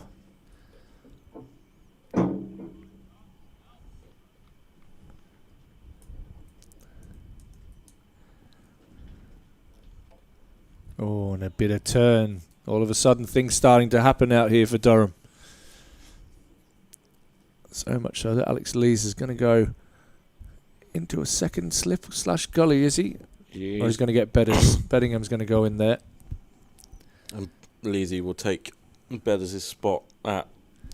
So that's more gully than backward point, isn't it? Yeah, he's very close. Everson drives nicely and gets off the mark. Out to Minto on the boundary.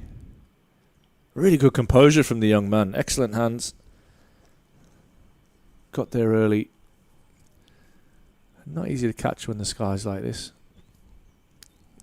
Done well. No, but now we can get a replay of that catch going. It was some good work from the youngster.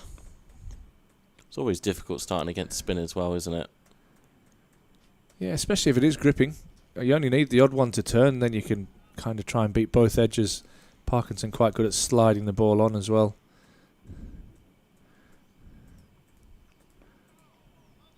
Almost breaks the defence there.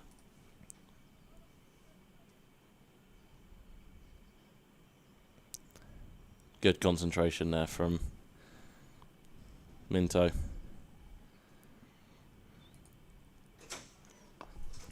This one's driven. There's not much left, Sam. Are you getting some cake, are you? Yeah. Well, you'll have to be on camera to get it. I'll go and get a napkin upstairs and then come back and get it. I'll go and get a napkin and come back. Okay, mate, you get yourself a napkin. Probably be an Appleton one, will it? Yeah. Shh, stop telling everyone. Anyway, I thought this cake was just for me and you, Rob. Everybody just seems to be claiming territory here. We spoke about Durham being a family club and a tight-knit community. It would be rude of us not to share. Yeah, that's Durham, though. That's got nothing to do with us. Not when there's Malteser cake involved. You know, it's a good point.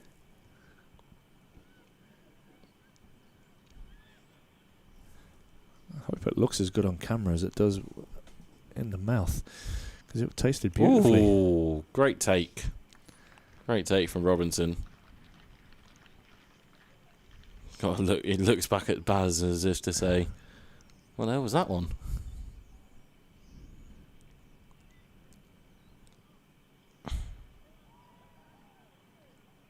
Really swung after it pitched. You don't normally get the ball to swing when it's a bouncer length. Diving take from Robinson. So it's starting to swing there. A little bit of shape there from Deleda. Straight from the hand. Ollie Robinson. I wonder if he's still thinking about going through his warm-ups. Steve, go. Get the camera on. Catch them. There we go. Look at you two creatures.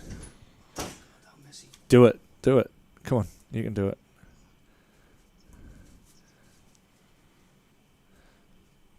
Sam Blacklock and Harry getting amongst the cake. Harry, I'm going to need you here in a moment, actually, when you finish that one, mate. When you're off? About 10 minutes, mate, if that's okay. Not a problem, I'll be back down. Lovely. Everywhere. It's all right. You can bring the Hoover in later.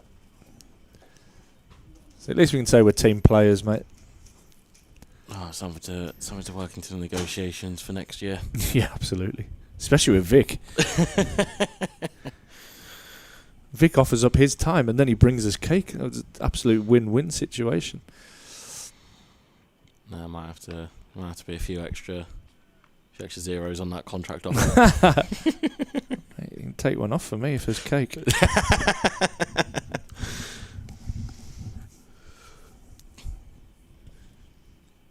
This reminds me of an afternoon in the Hollies.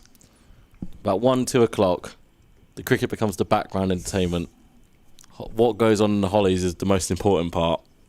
Are you referring to the cake as the Hollies right now? Yes. Just checking. Just checking. Everson picked up his second. Yeah, I was there for the final day of England's last Test match against the Windies. Got to see that Mark Wood spell. Oh, yeah. 5 for 8 in, I think, 21 or 24 deliveries.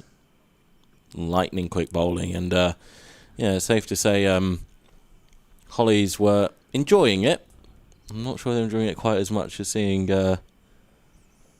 some random people in costumes saying how fast they could down a drink. Just the one from the over. Everson will be on strike 2 from 13 for him. Ariadne yet to get off the mark after facing 6 deliveries. 2-2-2 for 6.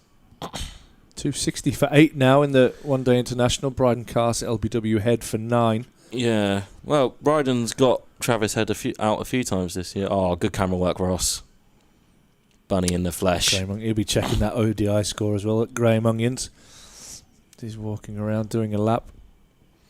Yeah, I think or he's putting his Just Eat order in or something like that. Uber Eats. Other food delivery options are available. Deliveroo. Yeah. I think Bryden's got Travis Head a few times this series, so Travis dishing out some revenge in his last match. Travis Head to the rescue. He's got 3 for 20 now.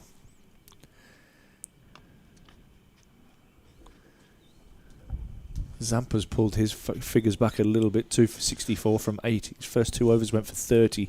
Looks like, well, the latest text update, ground staff are walking ominously around the ground at Bristol. Maybe some rain in the offing. England, you don't want that being shortened now. The way they were going earlier, you wouldn't have minded that because that would have meant a pretty big increase to the total, but with them being 260 for 8.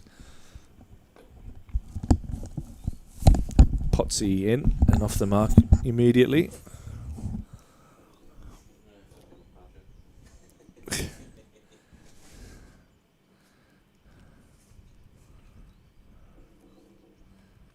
Oh, and again a bit of turn from Parkinson.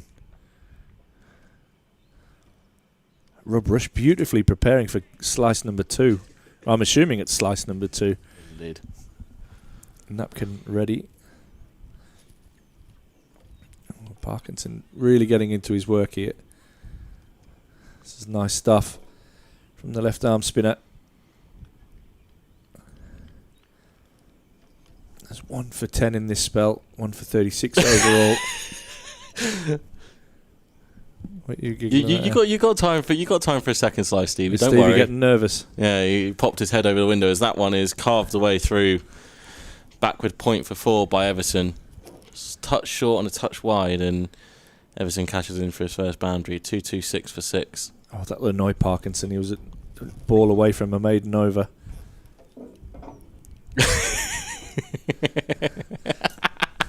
Stevie definitely eyeing up another piece of cake. You may as well get in before Ross comes back down, mate, with his pretend ankle injury. Delayed is going to continue. This will be over number 6 in his spell. Bus has 3 for 62.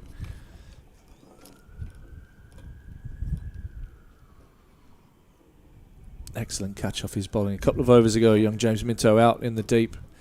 Took a skyer. So Reardon still yet to get off the mark.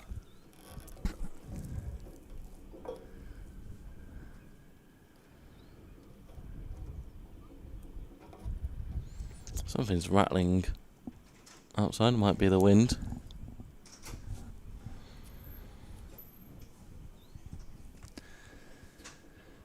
That was quick, Harry. And Delayed right on the money. Well, I'm going to love you and leave you for about 40 minutes. Well, I have to go and do some assessments. Rob Rush is keenly diving into slice number 6. Cow, Ash. On that note, I will get out and I'm going to let Harry join you.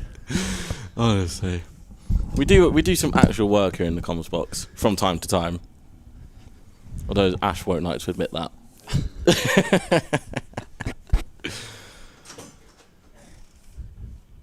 Ooh. Well directed bouncer from. Did I enjoy your slice of cake, Harry? Well, I haven't actually had it yet.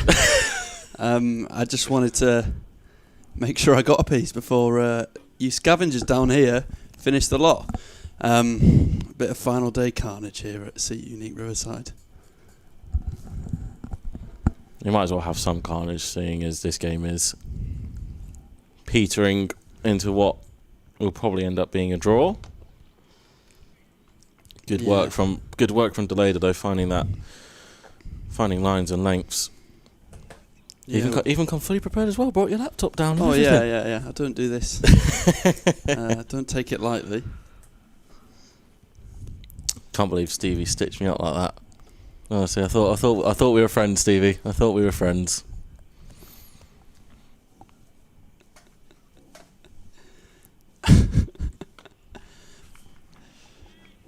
As we draw towards a maiden.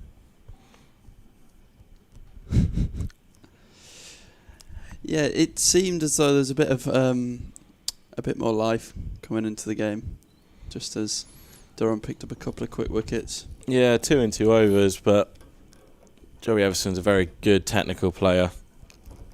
So if there's someone that Kent want walking out to the middle after losing a quick couple of wickets, Joey Everson is probably on the top of that list. As that one is clipped through mid-wicket, and a misfield from Shamal Holder will allow Reardon to pick up his first run. He'll retain the strike for the next over. 2-2-7 for 6, and as we've mentioned, the magic number for Kent is 260, and that will be to make Durham bat again. Yeah, just 33 more required for Kent to avoid the follow-on. Yeah, 23 more for a first batting bonus point. Looks like Parkinson's going to continue here with 2 slips. He's starting to get it to grip a bit off the surface. Tell you what, that was a great moment for him before. Oh, he would have been hearing it from the boys. Yeah, they were all singing his praises this morning after his heroic goalkeeping performance, and cracking saves this morning. Trying to channel his inner Jussi Jääskeläinen. Yeah, so I'm sure he would love. He'd prefer a highlights reel for his saves rather than his missed opportunities today. See, this is where we needed to be a bit more on the ball. If we'd have got a camera, we could have got. Should have coordinated us to stand at separate sides and get a full game film going, and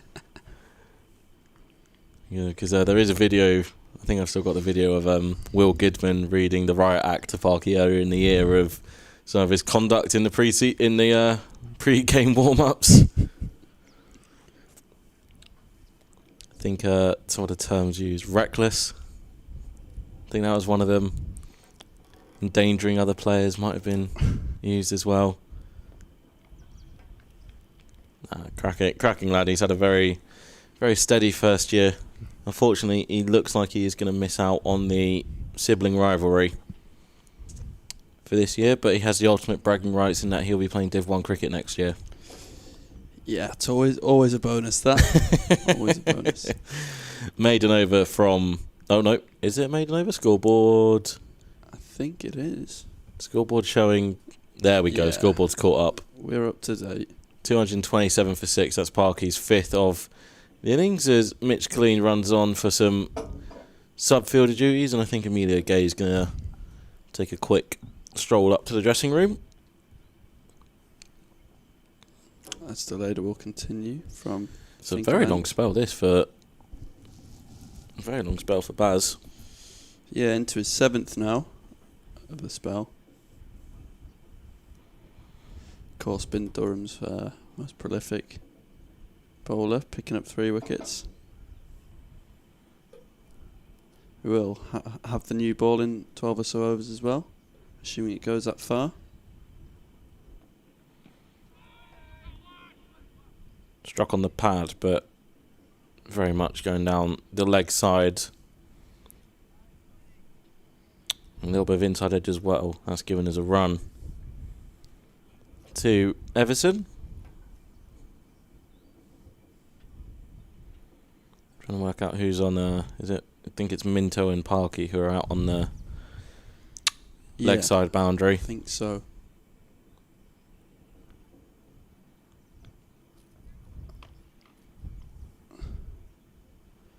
Bit straight to that one.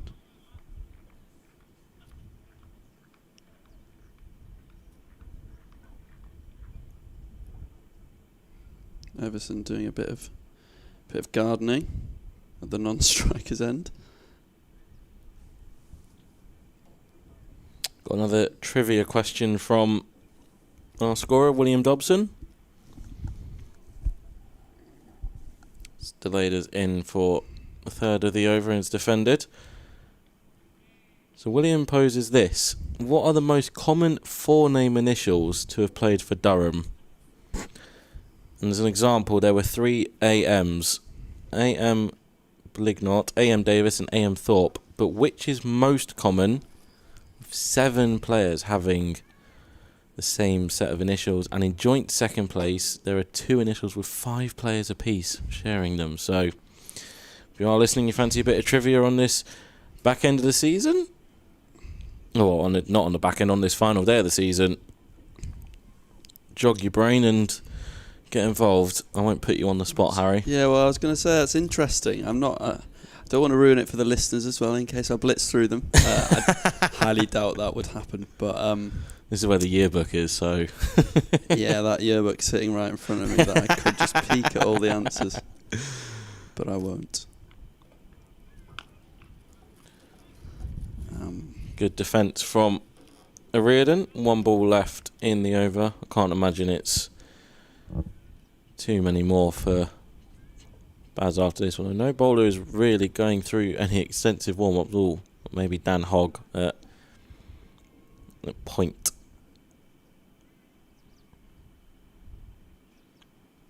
Maybe turning to the big man.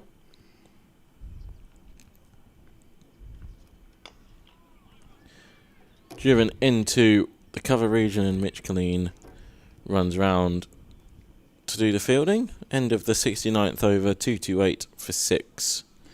22 from the bonus point and 32 away from the follow-on target. Durham, of course, have picked up 2 bowling points as well. Of course, collected one last night in the penultimate over of the day, and Deleda combining with Minto for the 6th wicket, collecting 2nd bonus point. Need 3 wickets in the next 41 overs if it goes that far to collect a 3rd. As Callum Parkinson is set to continue from the Lumley end.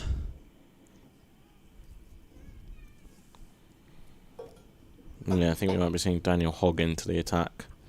Next over, big shot from Everson, trying to negate the pressure that Parkinson has built up over the last couple of overs. Use of the feet down the track over mid-off for 4.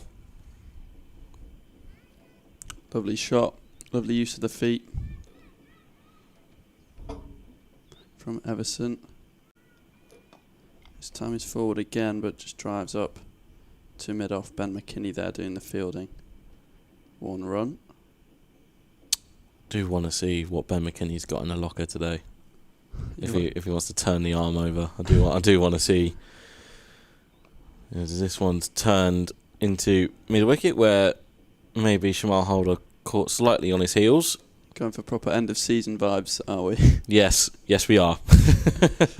He does like to give it a bit in the warm up. Does Ben McKinney? He likes to twist. I've seen him twist his arm a couple of times this season in the warm ups. He'll be chewing Leesy's ear off, no doubt. This time, Everson just defending forward. Yeah, Lees has moved Bedingham out of second slip into that short mid-off that you can see on your screen. Just trying to get into Everson's eye line. Rocks off the back foot and picks out Minto. Just been noticing there is something, I think it's the wind is rattling something outside the window here is what you can hear in the background.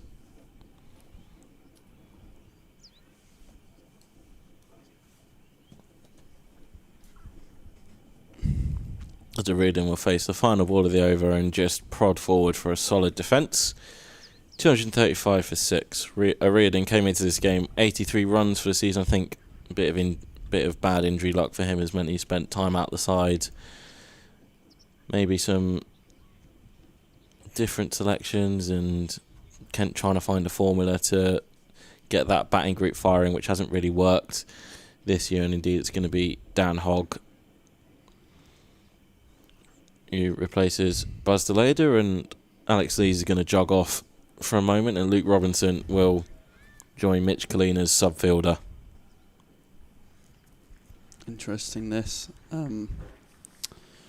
Daniel Hogg coming into the attack, just 10 overs until the second new ball, if I can get my words out, is available. Obviously replacing Baz Deleda. Not sure how many James Minto has bowled today, but I'm sure there are limits on what he can. He bowled, I think, 3 before lunch. So I think maybe. I think a little bit of protection's coming in as well. Like he got through a decent workload at the Oval last week. We've got to remember, he is only 16. You know, his body is still going to continue to grow and continue to develop. And the last thing you want is to put a young bowler through. Of course, yeah. Through that amount of work and potentially create issues further down the line. But Hogg is in to Everson, and I think Cambo mentioned it yesterday, the fact that might have been killer, the fact that England are definitely looking at bowlers to be robust, and that's kind of the messaging that's being sent down to all the counties, and Sam and Susan do a good job with the players, and no doubt they'll be communicating with John Windows and Nathan Brimington and Stewie Pointer, everybody involved with that academy group, as and when each individual player makes their transitions. This is run nicely off the face of the bat down the third man. Luke Robinson scarpers after it, and Everson will settle for 2.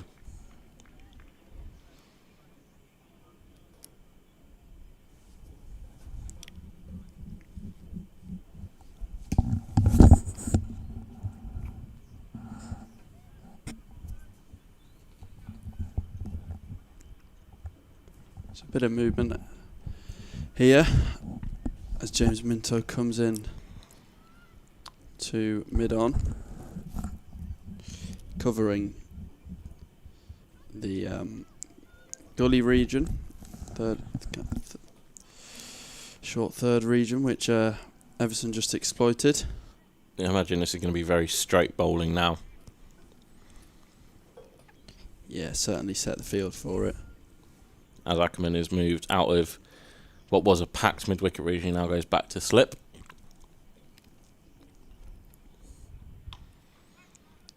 Off the back foot and well cut across by Robinson. Trying to work out how many Durham Academy graduates are on the field right now.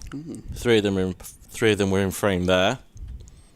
Got Hogg as a fourth. Minto working his way through the academy. I think it's those four on the. Well, those four on the offside. Yeah. Yeah, I think that's correct. Hogg, McKinney, Killeen and Luke Robinson. Yeah, as Ash said, Luke's had a terrible time with injuries. Struggled for game time this season, of course, because of his injuries. Having not really featured since early May, playing for the seconds at Old Trafford. Nicely played off the back foot from Everson. Luke Robinson will try, but he won't be able to put it up inside the rope. And that will run for another boundary. Everson looking to end the season with a bit of flourish. He moves himself to 19 from 29. Kent move ever closer to their first batting bonus point. Single figures away now. Should be joined shortly by Sam Clark. I wonder what his reaction is going to be to that cake, as this is driven nicely again through the covers by Everson. This one will be pulled up just inside the rope. Good diving stop from Luke Robinson. He's getting the workout in his 12th man. Throw goes through and backed up by Parkey. And that may be it for Luke Robinson as Emilio Gay. Well, I think. Oh, it looks like Jamal Holder's heading off actually. Yeah, stay on, Luke. So Emilio Gay returns. Just a revolving door of who's coming on, who's coming off. You only back up on the roof, Stevie? Ross is pulling rank with his supposed bad ankles.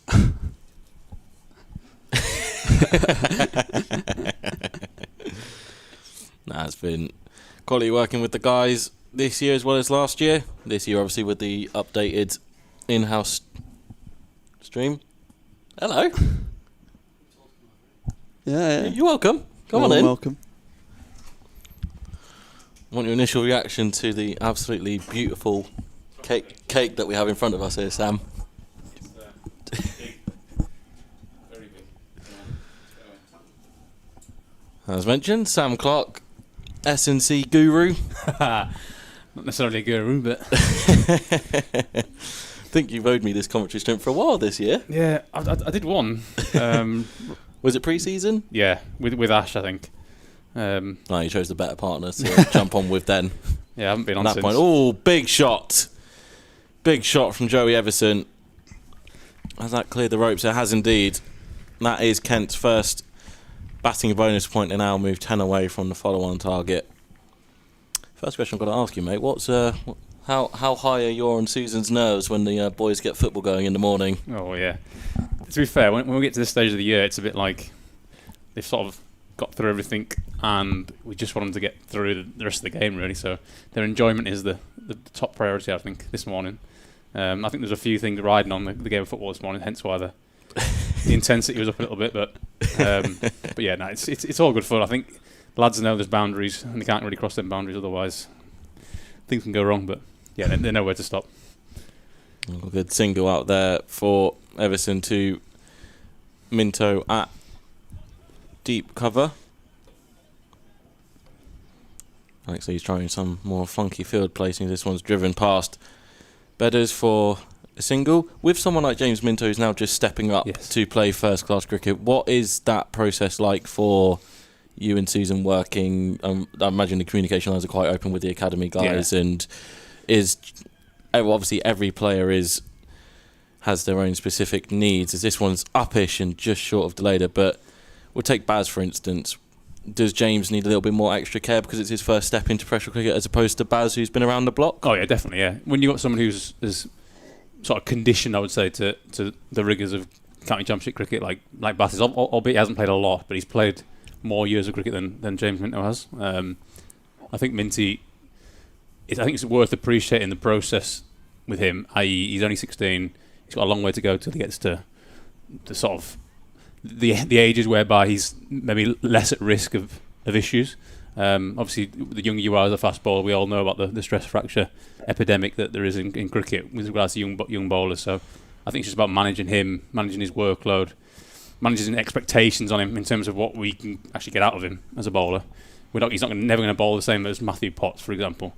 And then obviously just chipping away at his physical development in the background, really, and making sure everything's sort of on the straight and narrow and moving in the right direction, really. And then going from someone like Minty to someone like Daniel Hogg, who's obviously a lot taller than James is there still the same worry about the stress fracture, or is there something else that comes in for the taller bowlers, like a Hoggy, like a Bryden Cass? Yeah, I think with Hoggy, obviously, with like any young bowler, their chronic workload, i.e. what they've bowled throughout their career, is obviously quite small. And obviously Hoggy with his limb length, for example, poses different potential issues. But I think a lot of it is just management of workload, management of expectations. He's in here now and played off the back foot, but the cover region is quite packed in there. Yeah, so management of work, management of expectations, and then just their an appreciation from them as individuals that they need to try and be as professional as they can be as they go through their younger years, which is obviously difficult when there's lots of temptation from mates and all that sort of bits and bobs. But I think in general, watch this ball. Oh, big swing and miss from Origin. You're a professional already at this time, waiting for as soon as the bowler turns and hits the mark. That's one thing I do know, just to shut up when the bowler's coming into the ball. But yeah, so I think Minto and Hoggy, although at different stages of their development, I think still pose similar sort of risks. Hoggy in different ways to Minto, definitely, due to his limb length and other aspects. This one's driven in there into the covers, but for no run. Is it similar for someone like Ben, who's obviously a batter but still on that taller side? Is it similar for him? Yeah. Obviously, he doesn't have the physical stress in terms of bowling overs, but you know, he's still a tall guy. What we do know from obviously the GPS the lads wear is obviously the workload that the bowlers, especially the all rounders, but definitely the bowlers go through, is considerably greater than the batsmen. Just go on. That's a dot ball. Sorry, mate. That's all good. I was going so well there. Yeah, just obviously the demand of running and bowling, however many balls he bowls throughout the game, for example, is far greater than the batsman standing there and running occasionally between the wicket, hitting the occasional boundary. And we can see that on the units definitely, if you compare them directly. Hoggy in for his 5th delivery of the over, and that one, good line of length, but good leave as well from O'Riordan. And I'm guessing the workload, you know, how closely how does that vary when you're going from red ball game to red ball game, and then when it gets to that some of the height of summer when you're jumping around from red ball to T20s? It's difficult. Yeah, I think it's an appreciation that everyone's different in terms of what they can tolerate workload wise. I'll let Hoggy come in and bowl here. Final ball of the over is billed 5 dots for this one. And he picks up a wicket with the 6. It's a wicket maiden for Hogg. Good line and length from the youngster. And O'Riordan can only prod at it, and Colin Ackerman doesn't make a mistake with that one. Safely into his hands. Durham get their 7th. O'Riordan must go for 3 from 32 deliveries. There you go. What's the question again? When you're jumping around Yes. from county game to county game, Yes. compared to then when you get into the height of summer and the T20s come in, and then Yeah. you're jumping from T20s into red ball and back and forth. Yeah, so obviously we track everything from how many balls they bowl, what the demand of that spell or day's worth of cricket was from a bowling perspective. So we're trying to basically keep each individual at their own sort of minimum, I'd call it minimum threshold really. So even when we're flicking between 4-day games and T20 formats, we're trying to keep the guys consistently at their minimum workload, bowling workload for the week in terms of overs bowled. Do you get a little bit of pushback from some of the guys who like to bowl a bit more? Yeah, to a certain degree, but I think the young lads appreciate that we need to keep them at a level and keep them sort of ticking along nicely. Obviously, for somebody like a Potts or a Rain, it's a completely different story. We know they can tolerate real high numbers, so it's not like we're telling them you're not bowling anymore. They can bowl to whatever level they feel is necessary, really. Grant Stewart walks out to the middle to join Joey Everson. Looks like it's going to be Parkinson to continue. And then with the England boys, Bryden and Matthew, what's it like? Is there that... Obviously, we've got Killer here, and that's an easy link, but, is there that communication from the ECB medical staff down to you guys when Matthew and Bryden come back, is to say, look, we've maybe worked them a bit harder in England training, maybe just watch over them a bit more? Yeah, I think it's just open communication really between the two parties. I think ultimately it's just we feed back to them, we hand over back to them to England when the guys go from Durham to England, and then vice versa when they come from England to us. So it's just open communication really, making sure, like I said, that level that they're teaching at in terms of bowling workload is maintained or increased where necessary, for example, or reduced where necessary. And a lot of the other stuff is around the physical stuff, around with the gym stuff, and making sure that's maintained, and obviously that's an important factor as well. So yeah, will be Parkinson to continue. Joey Everson, 29 from 35. He's played nicely since he's walked out to the middle. He'll play that one up to long on for a single. Moves them 7 away from that follow-on. Seen Stokesy was in this morning doing a little bit of work with you. What's his process like? Obviously coming back from that torn hamstring. What is it? Is it just that ticking over and then you'll feed that back to England? Yeah. So he came in the other, I think 2 days ago, and did his first sort of return to running session. Then he did his second one this morning with us. So the England guys came up for that. Just dropped into the offside. Yeah, the England guys came up for that 2 days ago, and then they basically handed over to us for this morning. It's a pretty basic session, really. So we were just overseeing that and making sure he's not running too fast, basically. Played off the back foot, but straight to Deleda. What's it like building some of the younger guys back in? Your likes of Luke Robinson, Stan McClendon, who have suffered injuries this season as well. Do you have to take it, I suppose, a little bit slower with those guys? Yeah, they're all on sort of individual paths. It's been a little bit disappointing, really, in terms of them two guys. We hope they play more this year. Obviously, Stan had the hamstring initially at the start of the year, which we got him back from, and then unfortunately he picked up this sort of ankle impingement in this. I think it was the one-day cup game at Sedbergh, which never really shook off. So that was a bit of an issue for him. Has been all the way through the season, really. Looping delivery there, and Grant Stewart was very quick on the single. Joey Everson less so, but the batters will get through for a single, and Stewart gets off the mark and will have strike for the next over. 254 for 7. And then Luke. He had this patellar tendon issue right from the I think he was playing maybe second season against Lancs at Old Trafford, and he never really shook it off properly. It's been a bit of an ongoing process trying to get him back to a point where he can basically play and work at full throttle. He was available for this game, so that was good from our perspective to get him back available for the coaching staff to pick him. Whether that could have been a bit quicker, we don't know, but we took it steady and got him to a point where he's available again. So hopefully, I'm sure come next year he'll be absolutely fine. Have another good winter. Same with Stan, really. They had one good winter last year, and it's important that they build on that again this coming year, and then hopefully be available far more next season. Hoggy to continue and left alone outside off stump. So with guys like Stan and Luke who have these injuries that can't seem to be shaken, I think Cambo might have mentioned yesterday that Stan is undergoing an operation over the winter. Yeah, so with injuries like this that linger around, what's surgery is obviously the last possible option you guys want to go to. Exactly, yeah.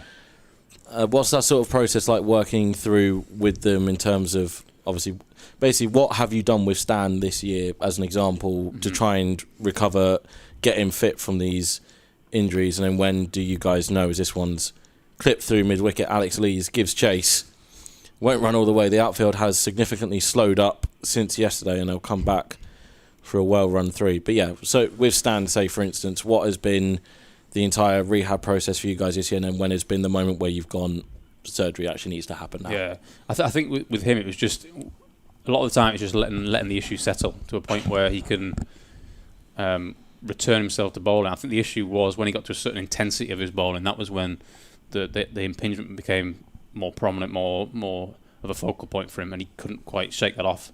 Say 80% plus bowling.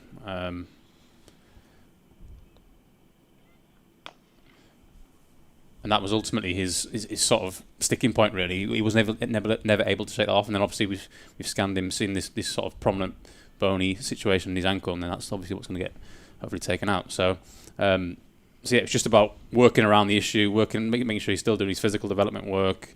The trigger really is the landing, how he lands when he bowls, and that's unfortunately that's his bread and butter. That's what he needs to be able to do day in day out. So if he can't do that, we're struggling, unfortunately. Ooh, nice ball.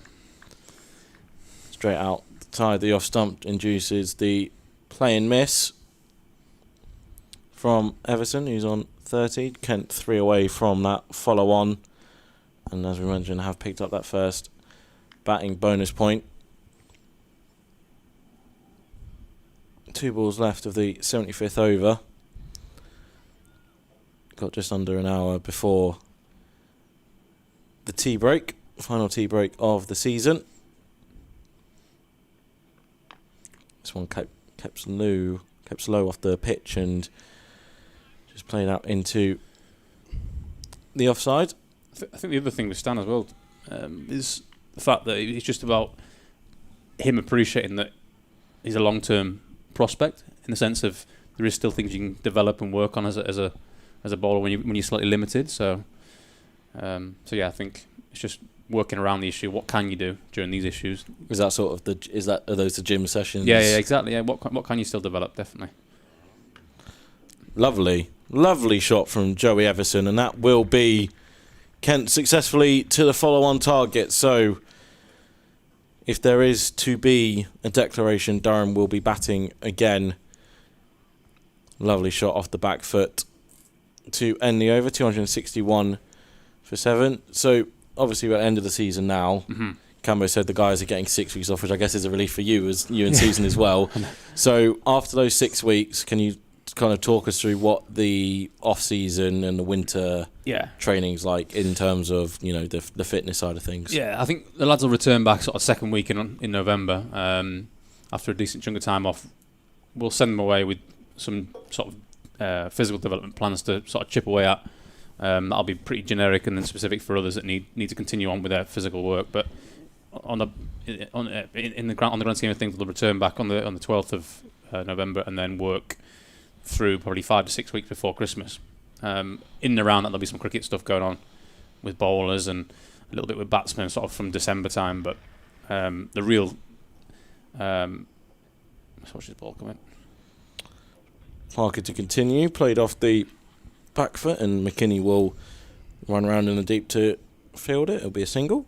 Yeah, the real physical development block for us is that pre-Christmas block, and then obviously naturally as you get to January time, that's when the cricket stuff really ramps up, and you sort of still develop them physically, but you just sort of manipulate and modify things around the cricket sessions, just so you're getting the workload right and making sure it's still nice and progressive and that's the way we'll skin it really until they decide whether I'm not sure where we're going this year on pre-season, but when we go away on pre-season, I imagine that'll be the point where it becomes all cricket focused and the physical becomes more of a maintenance / continue to develop with the young lads phase. This one turned away off the pads because he's giving chase. The ball will hold up for him. And the batter's come back for 3. But yeah. Is it a lot of cardio? Is it a lot of cardio in the lead up to Christmas? Yeah, there's a bit of running, yeah. They'll have a bit of running. Well, everything's built slowly. Obviously, after a 6-week period of time off, the worst thing you can do is obviously just go straight back high intensity. Throw them in, too early, too quick, too soon.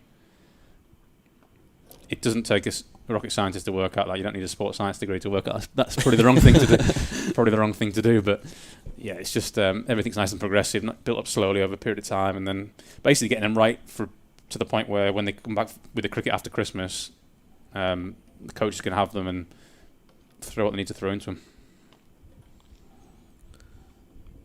This one pushed down the track. 4 off the over so far. 1 ball left. The lights have come on at Seat Unique Riverside. Is it rain? Is it mizzling? Is it raining? A little bit. Might be. I think it was mizzling to start the day as this one's played into mid-wicket where it bumps into Shamar Holder, 265 for 7.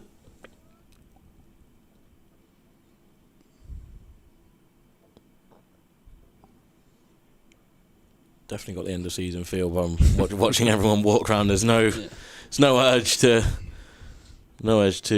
sprint round and stuff. What's it been like working with these younger bowlers? Like Hoggy, like Minty, like Luke Robinson. What's it been like working with them? And is it with them? You kind of alluded to it. I'm guessing the bigger picture is the thing that you're constantly reinforcing to them. Yeah. And obviously they've not got bad characters to learn off in when Bryden and Matthew are around, and Ben Rain kind of being the ultimate professional. Mm-hmm. Yeah, I think they've been great, to be honest. They're a really good group of young athletes, if you want to call them that. Watch Hoggy coming here. Yeah, they're a really good group of young athletes. They're really keen to develop. They're not shy of letting you know they want to get to a certain level. And they really work hard to achieve that. This group especially, Stan, Hoggy and Robbo have been fantastic in terms of how diligent they've been with all the physical stuff. So that's credit to where Hoggy is at now, really. He's obviously bowled far more this year than he's ever bowled in his academy days. And so to still be here on the last game of the season is great to see, running into bowl. So yeah, he runs away from us. Now brings out a defensive shot from Everton. Now I'm guessing for the guys that aren't involved in the first team action but go away and play seconds throughout the year, it's exactly the same process for them, just making sure that even though yes they're not where they want to be in the first team, they're still they're still being diligent as well. Yeah, definitely. Well, obviously Ben, who works alongside me, he goes to a lot of the second team games, and the second team typically, because of their schedule and their fixture, and they have more time to do their physical work. So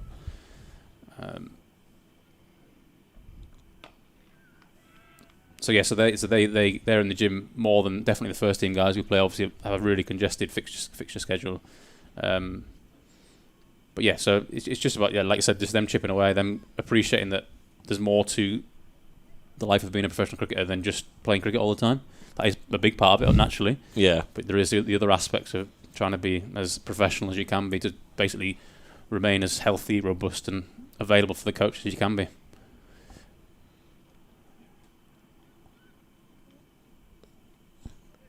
We're just having a word with his skipper before he charges in here. A little bit of inward movement there, maybe a slight reverse swing as Leedy runs in to do the fielding.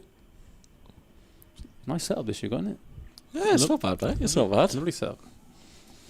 Obviously, got the Japanese printing from the T20. Nice. Japanese studio. I think the best period is when we played Somerset here, and I think it was the pitch that's literally right in front of you. Oh wow, yeah. That's when having Stokesy around, and I think Beddar's hit a century end of day one, and just it was literally happening right in front of your eyes. And it's not bad the view that we got here either as a pitch away to our left hand side. Mm-hmm. When it comes to players working their way back from injury and they're on the verge of first team selection, or you notice that the spikes in workload and they're getting close to that upper threshold. what's that communication like with Cambo? Do you have much input? Is Cambo? I imagine Cambo is coming to you and saying, "What's the workload like?" And Yeah, you know, ultimately, I guess what I'm trying to get is who has that final say on, say, we'll take Hoggy for instance after he's finished off this over. That's been a very good one. 5 dots. He'll make it 6 in a maiden. So say Hoggy is getting close to that upper threshold and we're playing Somerset away and whatnot. So those meetings the week of the game of when Cam was trying to put his squad together with everyone, did he just say, Sam, what's the latest on the latest on the bowlers' workloads, and is it like worst case scenario if we're in the field for 2 days, how are they going to hold up? Yeah, we have a collective group with obviously Bunny, Cambo, the other coaches on there, which is basically purely a workload group for bowlers. And every Sunday afternoon, I'll post some recommendations. I call it. That's I say to Bunny all the time. It's not me telling you what to do, but how to bowl your bowlers. But I'll say based on the numbers from the previous 4 weeks, for example, we'll say I'm suggesting this is the minimum this guy needs to bowl, and this is the maximum this guy needs to bowl. This is the range he needs to work within. And that's sort of fed across the coaches sort of Sunday evening, ready for the week, and they basically can then they can basically just structure their week accordingly. Say for example, if they've got a game at the end of the week, they might only bowl them 4 overs or 3 overs in training because they're never going to bowl 30 overs in that game. So they just structure their weeks accordingly to try and suit the individual's workload. So for example, Ben Rain might bowl 6 in training on the Tuesday, for example, whereas Hoggy might only bowl 3 or 4. Yeah, so it's worked around basically the individual and what their sort of workload has looked like, not just from the previous week, but the previous however many weeks, 3 to 4 weeks. So from your point of view, it's kind of purely data driven as opposed to what you can recommend. Yeah, definitely. Yeah, we try and be as sort of objective as possible with that information. And like this year, I think I mentioned it to Ash on the commentary when I first came on. This year, we've sort of used the GPS in a way to gauge the intensity of their spells and their sessions as well, as opposed to just using it to count balls ultimately. So that's been quite interesting looking at that and sort of we've almost used like a bit of a cut off. So any balls that are below 80% on their unit for their norm, we'll disregard them. They're not worthy balls, and we just count the ones towards the workload that are actually above the 80% cut off. So we don't then get just unnecessary overs, unnecessary balls on the workload data sheet, shall we say. 265 for 7, another maiden for Parky. That's his 6th of the innings. Kent quite happy to just bat time out in the middle, and why not? It's a good service as Alex Lees and David Bellingham showed yesterday. Emilio Gay as well, notching up his first 50. On the topic of Emilio, again, when a new signing comes in, so we'll say Emilio specifically. Yeah. Did you get much background on him from Northamptonshire, or is it just a case of you put him in for a meeting and say like, look, what's all this? And obviously, football, there's all the extensive like medical work and stuff. So how does that? Yeah. So with Emilio, how has that worked with bringing him in towards the end of the season? As this one's pulled nicely through mid wicket and will probably pull up before the rope, and Alex Lees is thankful it does, as the batters will come back through. So yeah, with Emilio, what's that process been like getting him in late season, and how do you kind of build that initial portfolio around a player? Yeah, I think for us it started with conversation with his previous S&C at Northants. He was chatting to us about just issues he's had in the past, what he's like as a person, what his training history is like from a gym physical perspective. When he was up in the first week, let's ball come in. Lovely played off the back foot, but Callum Parkinson is out there sweeping, so it will just be a single. In the first week we got him on the force plates downstairs and got a bit of an idea as to what he was like as an athlete. So basically a little bit of a mini profile with him, really. Not to the detail we do for the guys when they come back in November, but just a mini profile to get an idea of what he was like from a muscular force perspective, his ability to produce force and all them sort of the metrics that are relevant to cricket. And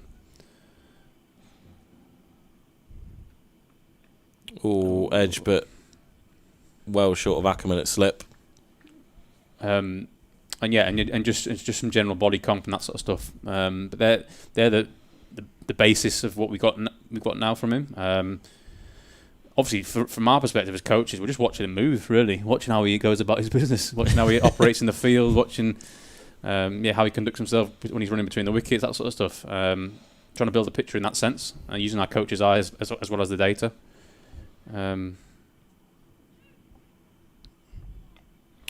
That's edge that will beat Ackers at slip and will beat Emilio to the fence Eyes for on 4. him there. So would you expect a similar process for the likes of Will Rhodes and Sam Connors when they come in? Obviously, slightly different maybe if they're bowlers. Yeah, definitely. I think that the way we profile players will be pretty similar.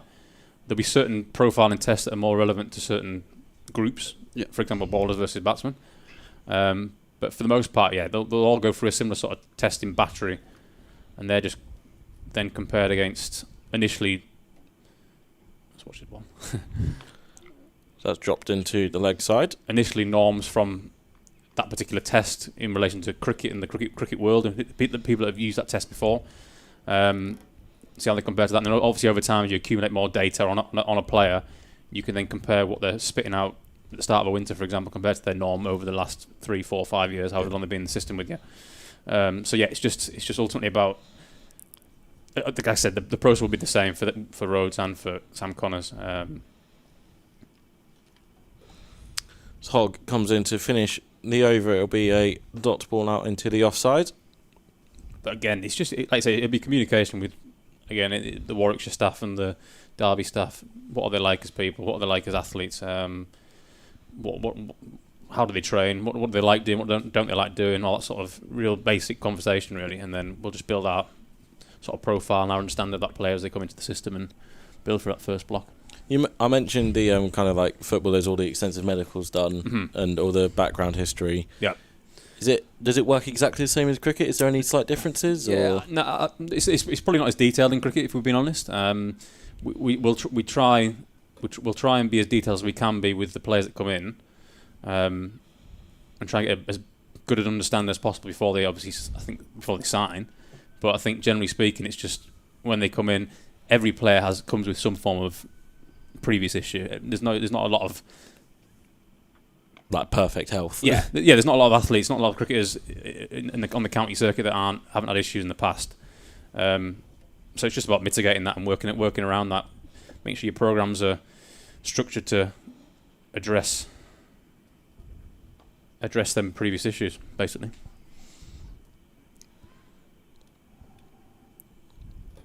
Into the 80th over here, I do wonder whether Durham will be thinking of taking the new ball. About half an hour before T will be taken. That's short, and that's pulled marvellously by Grant Stewart, who is a very powerful hitter, and he dispatches Parkinson to the health club for his first maximum of the innings. 279 for 7, deficit now under 100 at 81, as we mentioned. Kent are past their follow-on target, so Durham will have to bat again if it gets that far. Stewart moves himself on to 13.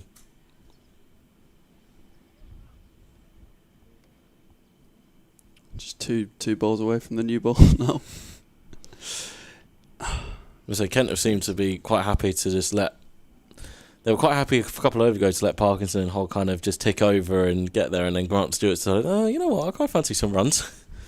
I fancy suckling for last over for the new ball." We'll see if Alex Lees does decide to take it, as Parkinson does brilliantly to keep that to a dot ball, and that is 80 overs up, 280 for 7, and I'm trying to. I think. Is that Dan Hogg? I think that's Hoggy walking round to go get the box of. Is he? Can't quite. Change with Luke, isn't he? Yeah, Luke's just walked on. James Minto, I think, is coming into the attack. He is indeed. I think that Durham are going to keep the old ball. Hasn't been any signal yet from the umpires that Alex Lees has ask for a change. Deficit currently sits at 80, and there it is. There is the signal. Alex Lees has indeed called for the new ball, and Minty's going to get the first crack with the new cherry. Back to 2 slips. Got Parkinson out on the offside as a sweeper, and 2 men back on the leg side as well.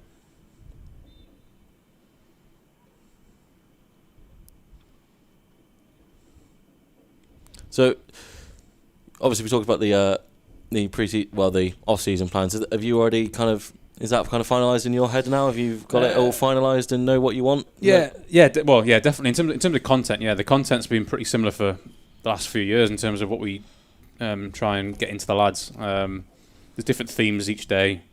There's double focuses each day, i.e. there's double sessions each day.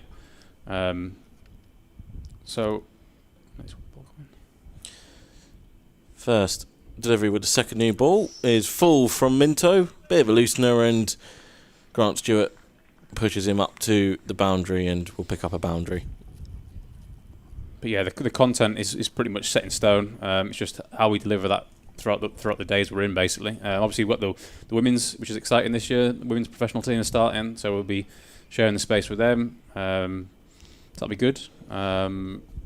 So it's just about, ultimately this year it's more about logistics and how we work things around the women's coming into the system, using the indoor school, using the track, using the 4G, using the gym space, etc., etc. So the content will remain pretty similar. I think Cambo's tasked us to do a little bit more off-site stuff this year, a bit more stuff with the lads. So I think Ben has been tasked with that. So he's going to get his teeth into a few different ideas, I think. So.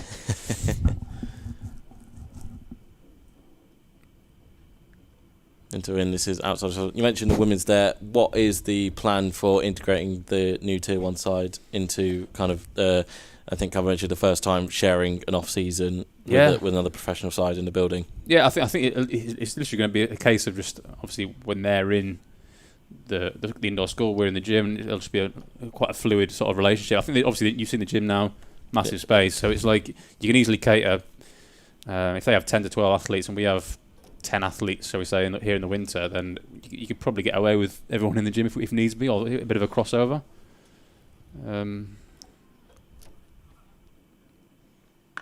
That one is pulled and drops just short of Lee's Minto with hand on head. Thought he was in the game with that one. Did you make that request for the new gym? No, amazingly, no, I didn't. It was Marcus came to me. I think we were at Worcester. End of last season, we were at Worcester. Yes. Yeah. Was that right, or was it the season before? Whatever it was. It was our last away game at Worcester. Yeah, it was last season. Yeah. We were just sat. I think it was a rainy day, and I think Marcus just came to me and just said, "We're doing the gym." I was like, "Oh, brilliant! I'll get some quotes together." And it went from there. Really, it was good. Yeah. Ooh, nice bit of shape there from Minto, getting that to move back in towards Stewart, but he's up to the task and will pick up a single. So what sort of things, when you are building a new facility like the new gym, is it, well, obviously you want the top of the range stuff, but did you have specific things in mind that you really wanted to target certain things with working with the guys? I think, to be honest, I think it's future-proofing a gym space whereby, obviously at that point, I don't think the women's stuff was fully. We weren't guaranteed to get a Tier 1. I'm not sure if women's cricket was even in the question at that stage. I'm not really sure, but it was to try and future-proof the gym space so we can have multiple teams in there. And space is the biggest thing. Having a full squad of players in there.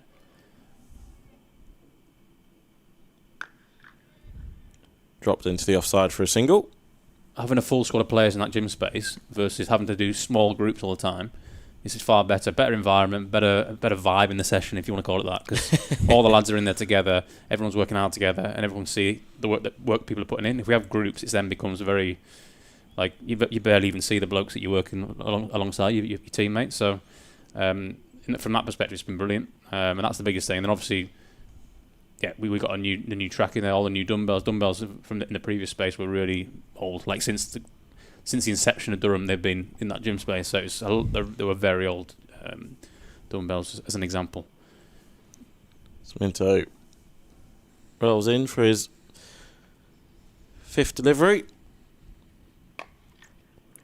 Met with the 4th blade of the bat, and Callum Parkinson runs round and will pick it up. It's about to come back for a double. Are there any players that really enjoy lifting weights in the gym? Is there someone who's a real gym bunny? Well, your obvious one is Potts. Potts loves the gym. It's become part of his repertoire now. I always say to him, strengthen your strengths, and his strengths are being robust, strong, powerful, good in the field. That's his strength. So he tries to keep that one at a good level. So yeah, definitely him. In the current squad, there's quite a few guys that like to lift in the current squad. All the young lads are really into it nowadays. So it's great. They are the future. So it's good to get them in good habits.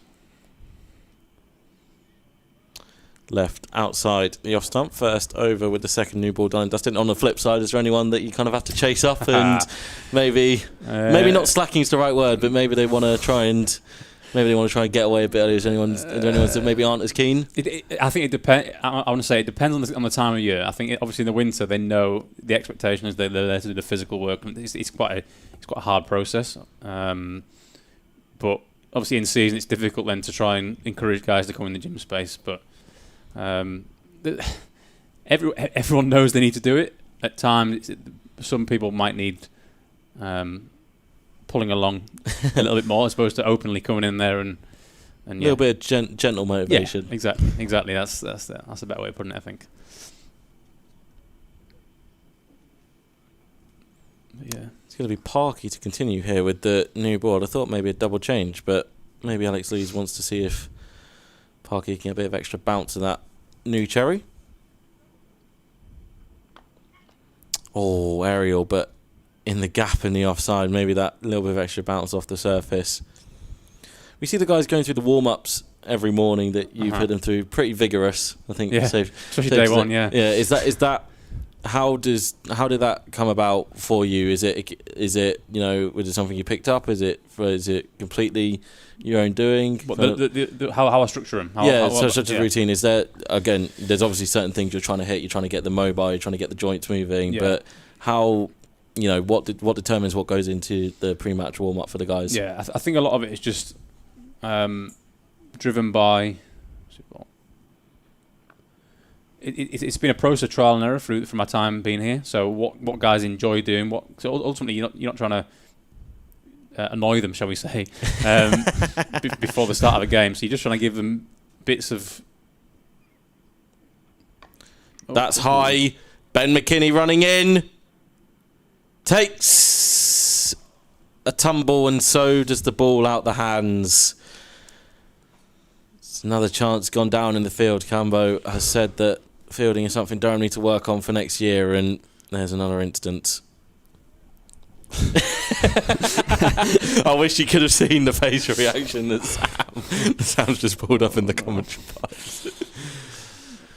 Into mid wicket for no run. But yeah, what goes into that pre-match? Yeah, like I said, a lot of it's just giving the lads what they need. A lot of it's based on we try and subtly dose work into them without them knowing.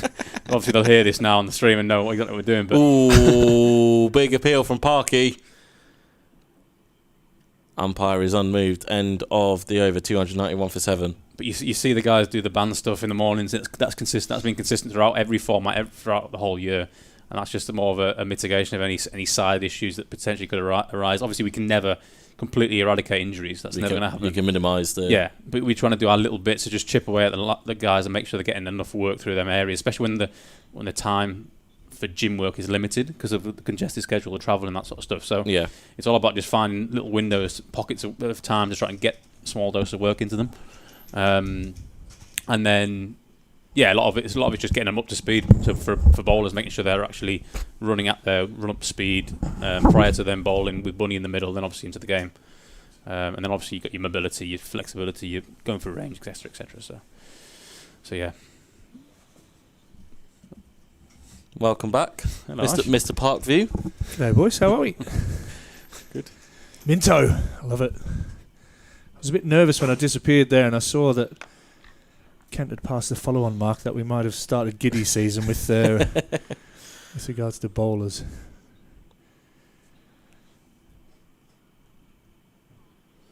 Missed a wicket, didn't I?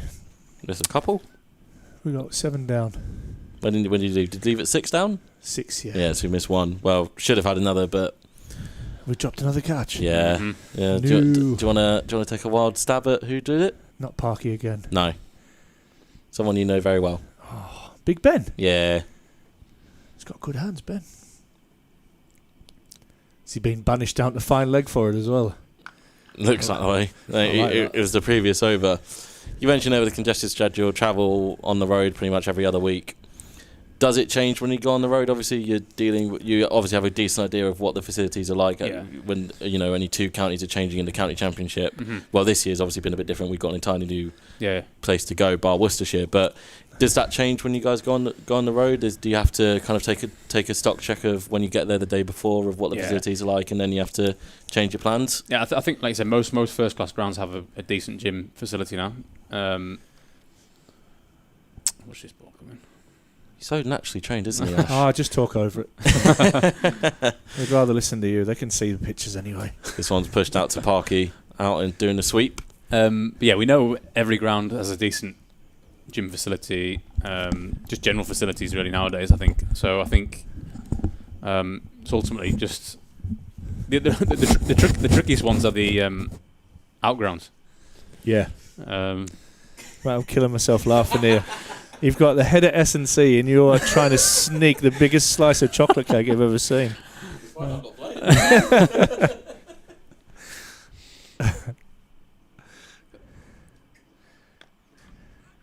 but yeah, I think ultimately it's just the gym space really is there for guys that need to do specific stuff, i.e.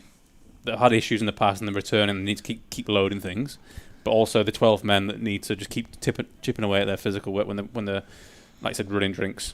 They might bowl at lunch or bowl at tea, but on the days where they're not bowling, it's then good to get them in there and keep them chipping away. Like I said, the outgrounds are the issues when you go to them sort of spaces. Really, you're banking on the hotel having a decent gym space. So when we went to Blackpool, obviously the village hotels have a good gym space there, so that made a big difference.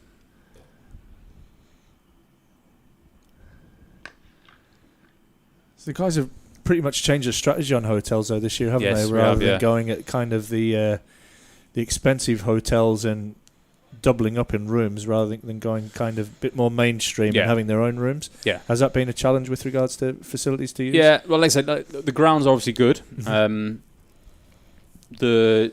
Obviously we've been Premier Inn, haven't we? That's been the biggest one. Although hotel grounds are available. He's well trained. But yeah, so we've been there, which has been great for lads. Like they've had single rooms. Yeah. I think that's been the biggest thing for the lads. So. Oh, it's a good Yorker from Minto, well dug out by Joey Everson. Ultimately, for the lads are happy. That's the main thing. And that was the key thing this year. So we just work that potential issue with regards to gym space. We just work around it basically. Yeah. It's no major issue from our perspective with grounds having such good facilities nowadays. So. Excellent stuff. Luke Robinson just leaving the field. Somebody you had a close eye on recently. Yeah. He's really bulked up, hasn't he? The little Luke. He's had a bit of time in the gym this summer, poor lad. But he's definitely changed his shape since the Park View days. He has, yeah. Well, I talk about this quite a lot. I used to almost on a daily basis shout at him because he would have a 200-gram block of Galaxy and a bag of crisps. That was pretty much his diet, which has totally changed in the Doesn't last sound like a bad diet to me. Yeah, he looked real keen right there. Robbo now is obsessed with salmon. He loves salmon. I know his mum's told me. Yeah, he loves salmon. Salmon and chicken breast is pretty much feasting on these days. Yeah, no, he loves salmon.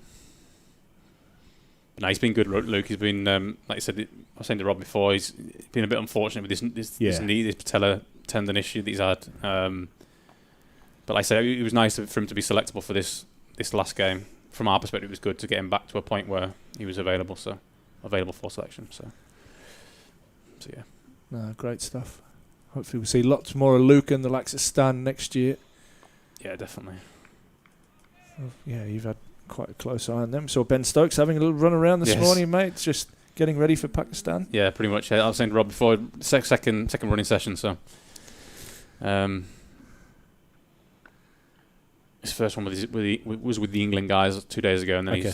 they gave him to us to manage him and make sure he didn't run too fast, basically, this morning. Okay, so we all know Ben's very competitive. Yeah. Do you have to hold him back from himself, or does he understand, especially after the knee injury, that it's a very slow and steady process? So is there an element when you're dealing with someone like Ben, like Potts, who are that you have to hold them back from themselves? Yeah, a little bit, and that's the beauty of the GPS units, basically, because we were live tracking him this morning on the iPad and just making sure he stayed within a certain speed band, and that was so we were basically showing him every rep. Like that's good. So if he's too fast, giving you tell him off. Yeah, basically, yeah. Too fast, Stokesy. Slow it. That's good. No, too fast. That's basically literally what we're doing. Does he listen? Yeah, he did. He did. He did a couple of fast ones, and then he sort of like reined it in for the remainder. There you go. I haven't texted England lesson feedback actually now, but he asked how it went, so I'll have to let him know. He might be listening to this, to be fair. You never know. Everything's okay. Yeah. Do the England guys talk? Do like Potsy and Carsey ever ask you when they're away with England? Like, do they ask for your take on things, seeing as you work with them as well? Like, is there second opinions flying around, or do you just trust the England guys to do their job? I think they're pretty self what's the word? Sufficient now. Self-sufficient. Yeah. We'll go with that. Yeah, self-sufficient. in a sense of they have plans and programs, but it's up to them how they skin their. Ooh. Oh, wow. Tempted late cut there, and fortunate not to make any contact with the edge of the bat. I mean, you talk about the young fellas. So Minto, 16, body still developing. Yeah, that's it. How's the challenge with regards to getting him in the gym versus actually he's still a young man? Yeah, well, he's quite sturdy, 16-year-old at the moment. He's strong. Yeah, Isn't he's got a good build, good proportions, nice and economical run up. Nice action, a few things to work on, but nice action. But I think the biggest thing is a strong, robust character for his age, anyway. And knowing you like I do, you'd be watching his pumping of knees and arms as he's running into ball. That all looks in really good order. I said that to Rob before about just the general movement of players and watching them go about their business. Yeah, I spend a lot of time watching people and just watching how they operate. And I love his run up. Actually, I love how economical and smooth it is. Like I said, he's got loads of work to do. He's only 16. Absolutely. Appreciate there's a process to be had here with him, but I think he's a really exciting prospect, both from our perspective on the physical front, because he's already in a good position, but also on the cricket side of things as well. You seen him smile yet? Little bits. I've got a little bit on. Yeah. Ooh, good lines and length. You mentioned there with James. Obviously, he's new. You're gonna build up a profile with him, but you've got that experience with someone say like Alex Lees, who's he knows his body inside out as well. Is it kind of when you're working with Leesy for that program? Is it kind of just same old? If there's any changes, then you might look to make a slight adaptation. But with the older guys like Leesy, like Potsy, Carsey, Ben Rain, it's kind of just you feel good, and then you kind of just let them get on. Yeah, we obviously try and guide them still. The issue is just as they get to. It's not really an issue. It's more as they get more senior in their roles and they've been in the system for a long time. I think you just allow them more autonomy to skin things as they see fit. Yeah. Ultimately, like the Mintos, the Hoggies, the Stans, and the Robos, they still need a little bit of structure, a little bit of shaping. Yeah. Whereas the guys that have been in the system for a long time, being at different counties, like you can't keep telling them that you're doing this, you're doing that all the time. I think it's just. They get bored of it in the end. It's just a natural sort of. It's how they evolve as people. They understand things a little bit more. And they understand what it's like to get through a county season over and over again. Exactly, yeah. That's high, and that's handsome, and that's 6. Minto changing angle, coming around the wicket, and Grant Stewart. He's known for his low-range lower order power hitting in the T20s, showing off some of that flex here. Get another man out there and do it again. Don't mind it. Love the fact he just runs in and tries the ball fast and hit the pitch. The young fella took a great catch out in that region where that ball went earlier on. Maybe shamed a couple of his older teammates and showing them how it's done. But he took an excellent catch. We're going to see Hoggy actually disappear. So that's probably put an extra 10 metres on that boundary with Dan Hogg standing on it. His height. Relay catch would be quite something with Hoggy and McKinney if that ever happened. Oh, wow. 2 giraffes.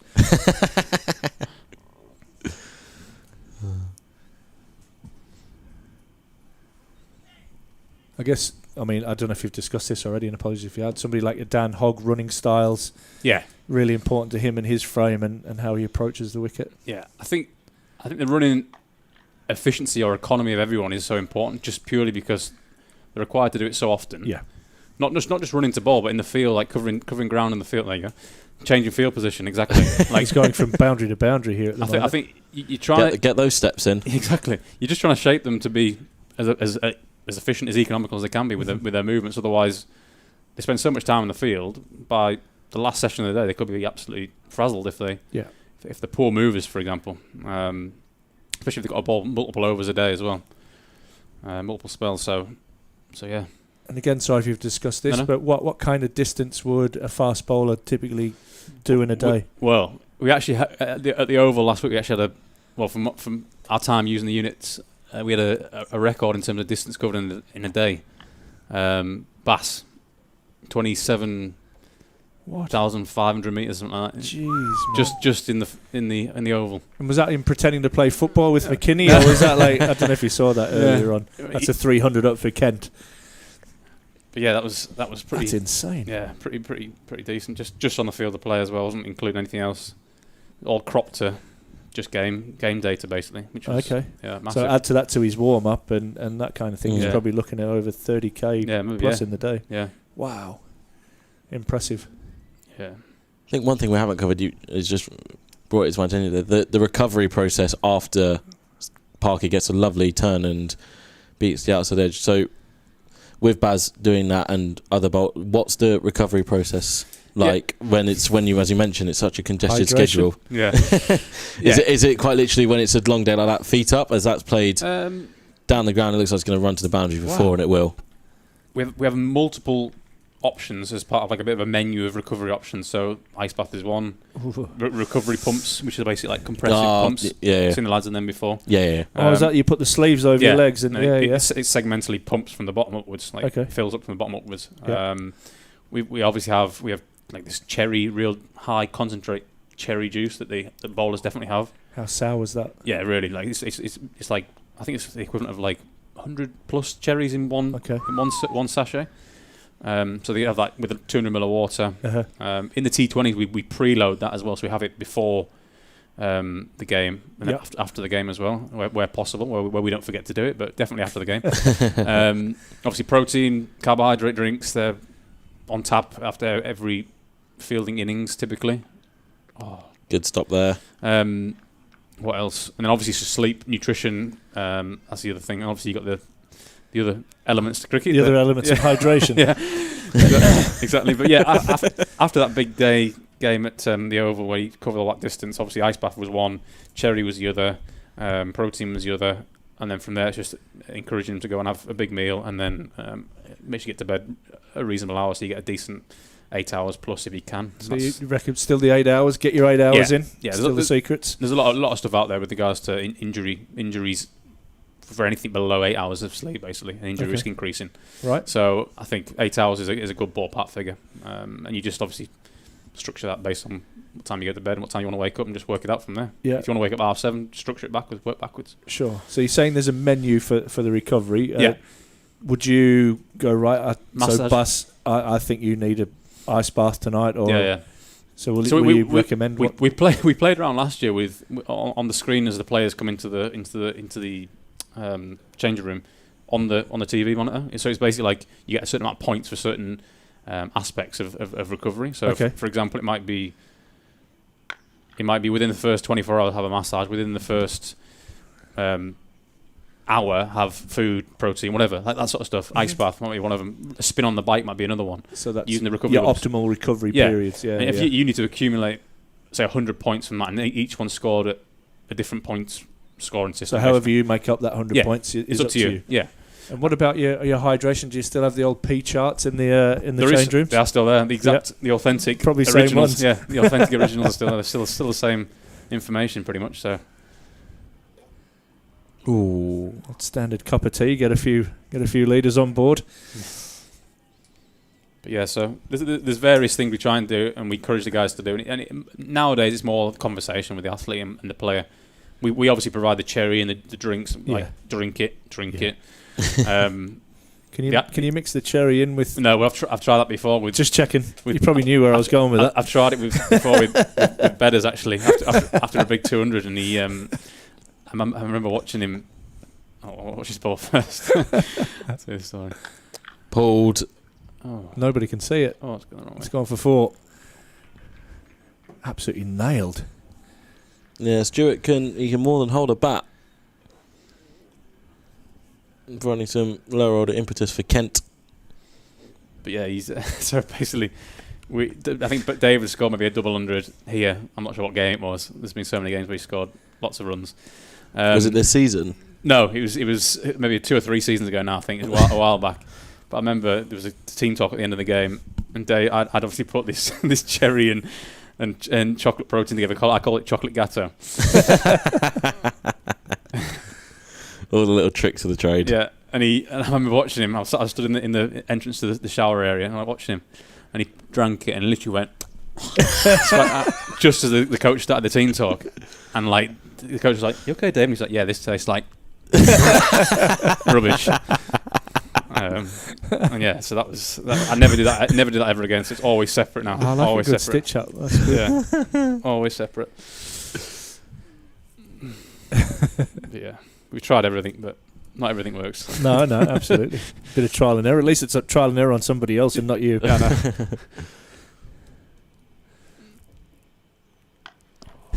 Full toss. Dispatch to Parky out sweeping. Depending on how quick.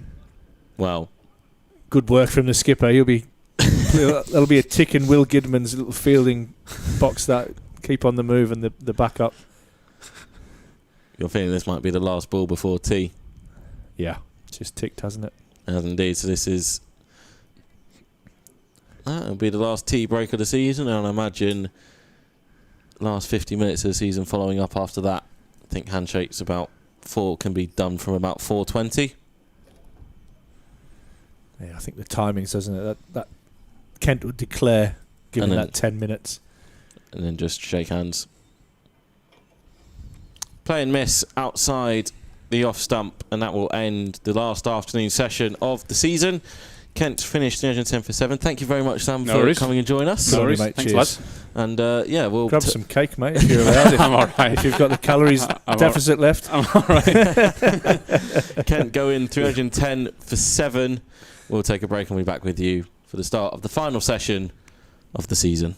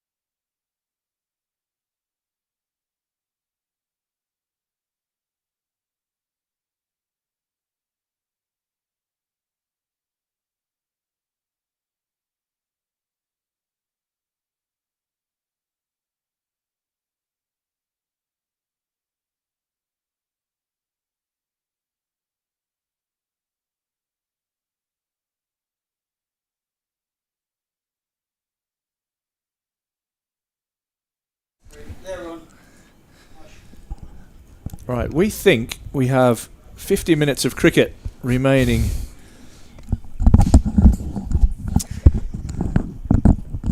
For the 2024 season. Put them straight away. Go for it.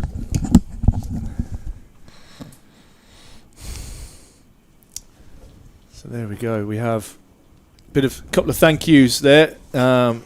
Thank you for our cake. Amazing. It's gone down very well amongst everybody connected to the club. There's arguably more cake on the... Yeah, I'm going to pick at it, I think, for the rest of the afternoon. Brian Lara, there you go.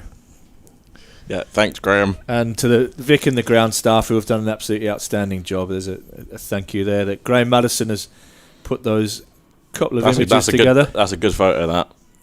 Unreal. That's a cracking photo. Yeah, so Vic and the boys done an outstanding job, and culminating this year. There they are. Love the little comments as well. Great stuff, lads. Thank you for all your hard work. It goes on behind the scenes. Barry, I will go on commentary. Yeah. Oh. Great stuff. Good crack. Top and again, notch. Just genuine. Genuine people. Genuine bants, I guess. It was just banter. If you weren't here for early on in the stream, you won't quite understand the Brian Lara joke, so I'm not repeating it. Under 13 stats. Callum Parkinson going to resume from the Lumley end. The first over after tea. The last session of the 2024 season. And we think we're going to get about 50 minutes of play before we see the shaking of hands. That's a loopy delivery that Stewart's unable to put away. Joey Everson resuming on 47, not out. Grant Stewart's got himself to 39. A couple of lusty blows. Flatter and quicker and nicely taken by Ollie Robinson behind the stumps as that beats Stewart's attempted cut shot. I really want some fun bowling changes here. I think you might see a bit of giddiness. I hope we see some giddiness. Just need the Benny Hanna theme tune. Just need that running in the background. You may well see it. Surely Ben, after going through all the warm-ups today, surely Ben's... Oh, we've had fun. Might get your wish. We've had fun today. We've had fun. Ooh, just short of delayed it. We should remember that we are commentating over a live game of cricket at some point here, Ash. Yeah. It was funny, actually, you mentioned you talking about the cricket and the guests that we've had, and Sam Clark's absolute gems of wisdom. Yeah, and like I was just talking to him about there, and the tea break snuck up on me, if I'm totally honest with you, and there's a story that I wanted to discuss with him, was around his fuel consumption on his cars, where there's a huge rumour, that's a great bit of feeling there by Buster Lader, showing some good energy, first over after tea, where Sam tends to drive without shoes on, to gently press the accelerator to the perfect rev count to maximise his fuel economy on the car. That's 100% true as well. He'll talk you through it. But yeah, 100% true. I think that's one when we've got a nice cold refreshment in our hand in a little bit. Jamal Holder is going to kick things off from the Finkel end. So he approaches the end of his stint with the club.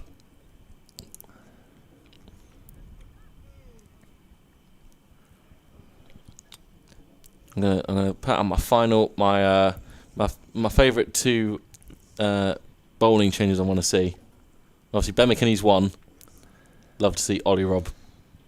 I wonder if he's done his med ball slams over the tea break that he was going through the motions after lunch, wasn't he? I reckon this is going to be short. I reckon this is short pitch chin music. Good guess. Educated guess. Yeah, what gave you that idea? The three deep men on the leg side and the square leg, or no mid off? Yeah, it was the no mid off, mate. The no mid off gave it away. You know, that's the most obvious play.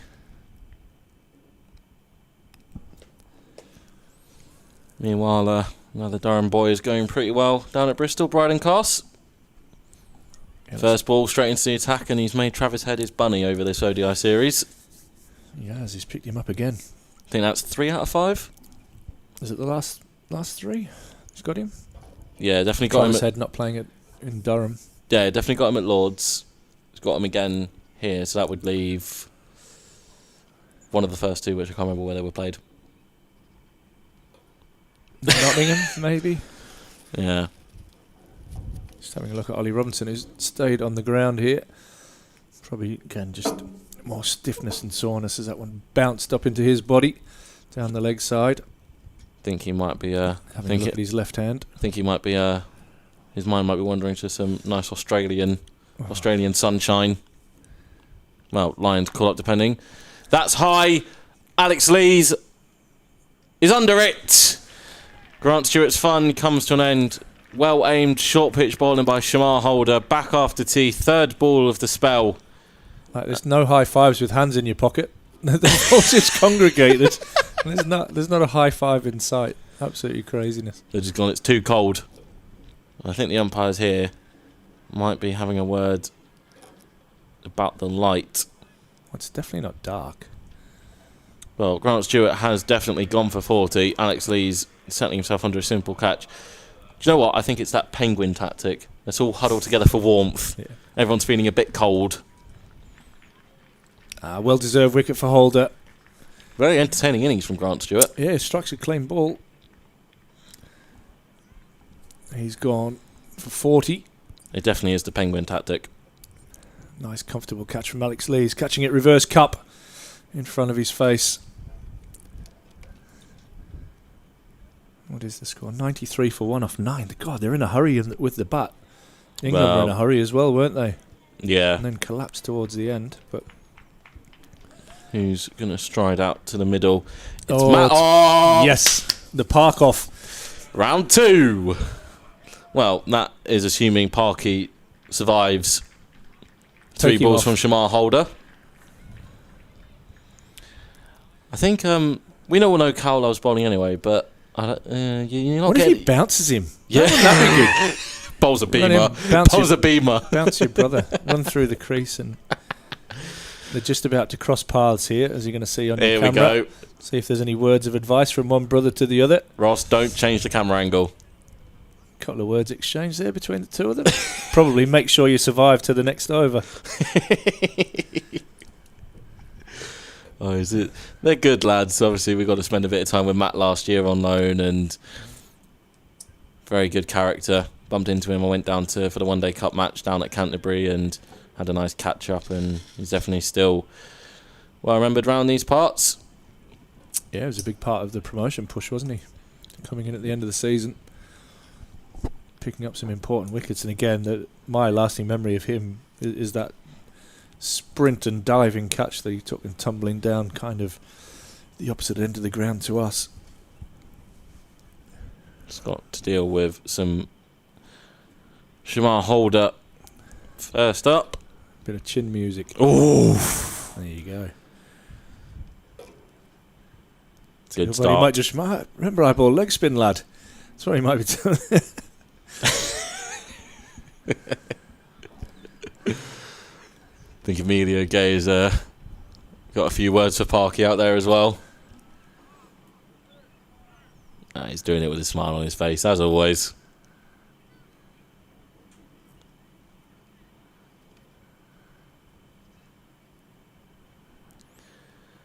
Extra slipboard into place now. Yeah, I think, unfortunately, Ash, your boy has been banished from the slip cordon after that dropped catch.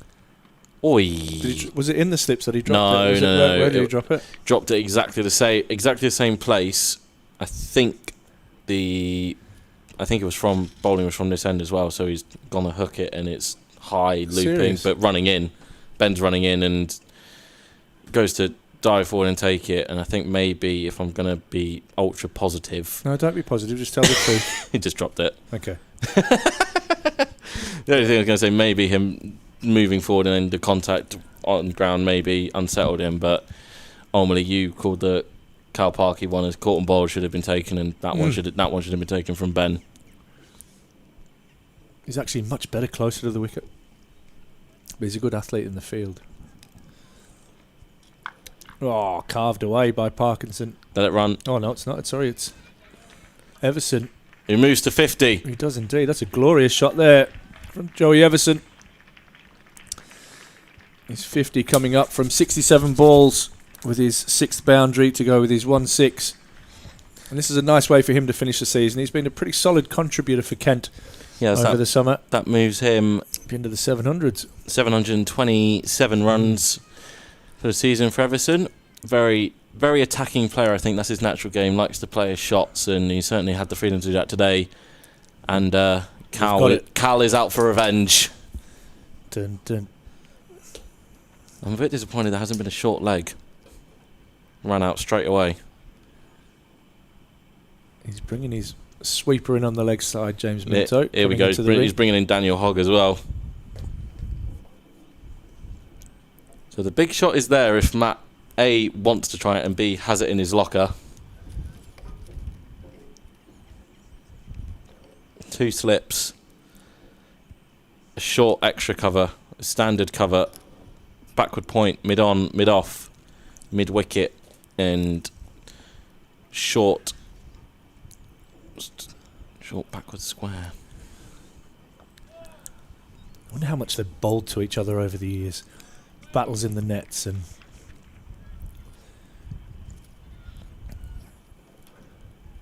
as kids growing up in the backyard. What a great story as well it is, though, the fact that both of them have made it to professional level. Oh, he's got... I'm trying to work out if Cal's got a smile on his face. I think he's all business here. I won't make the same comment that I did yesterday. Yeah, the lights are on. I'll let you draw your own conclusions to the rest of that.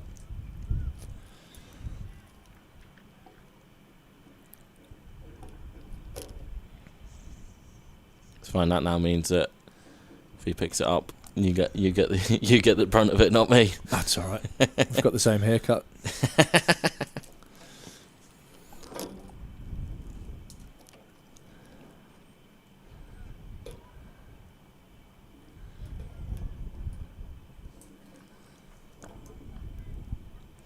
Matt so far up to the task. He's got 1 ball left. Get on with it.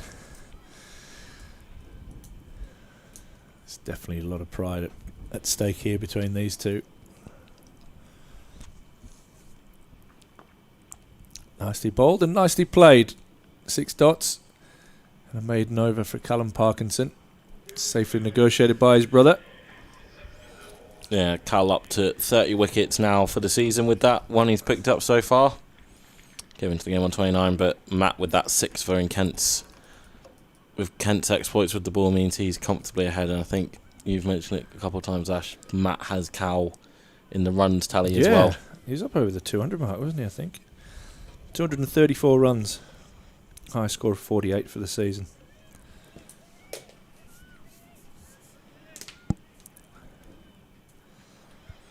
Lancashire's last match in Division 1 has ended in a draw at New Road.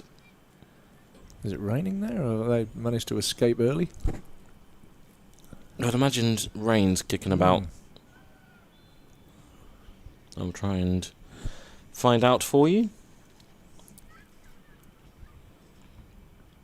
Ooh, big. I like that. We could be in for some fireworks here That's fun. to round off the season. Warwickshire 369 for 7. Replying to Notts 487 again. That's we'll play for 420, lads, and shake hands. As I say, Worcestershire and Lancashire have drawn. Essex and Surrey are heading for a draw. Leicestershire, Derbyshire heading for a draw. Sussex, Middlesex heading for a draw.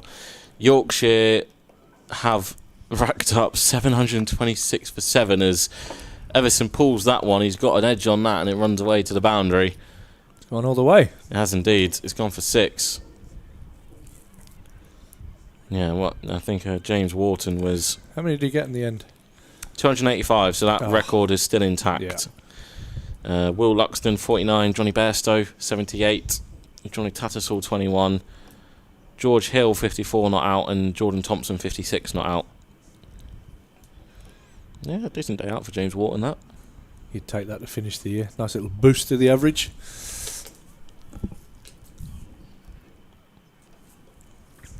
Deficit now under 40 as Everton looks to end with a bang.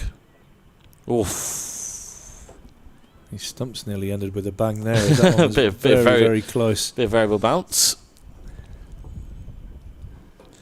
Now, I posed a trivia question just before we had Sam Clark on, and due to Sam being a brilliant guest, we got slightly distracted.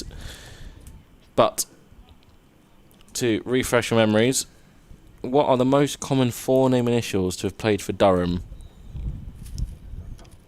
So, in first place, there are 7 players. As Everton pulls this one in front of square, and Hogg will not be able to cut that off. Absolutely nailed. Mullered it to the fence. So, yeah. There are the most common forename initial has 7 players that share it. There's joint second place. There are 2 initials with 5 players apiece. I'll give you a couple of overs, Ash. I've got the answers. Oh, of course you do. Of course you do. I don't want to cheat. So give it a couple of overs and then we'll come back. I could have pretended I was really clever there, but nobody would have bought that anyway. Yeah, that didn't get high enough from Holder. He's going to bowl short. He needs to get it chest high and above. Be a single. We'll give Matt Parkinson 1 ball to survive. Get a single, please.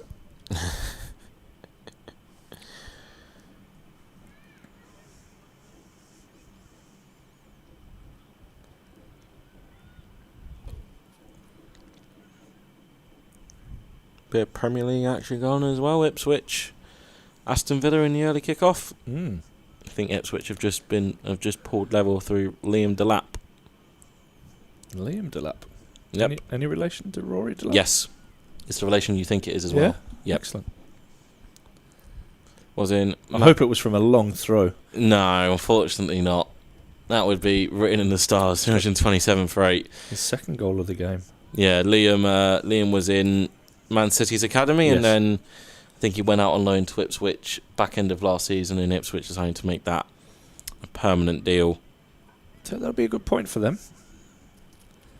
Matt Short, 23 ball 50 for Australia, who are 110 for 1 after just 10.3 overs. Bryden Cast, the bowler, picking up the wicket. We're playing at 10 and over at the moment.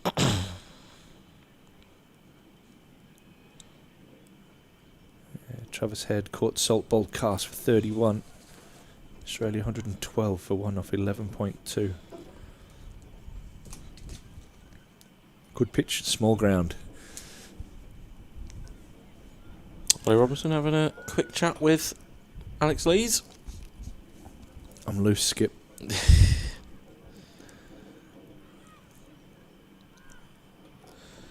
Worcestershire and Lancashire came off early for tea due to bad light, and rain was forecast, so... Is there any rain forecast here? No, I'm only joking.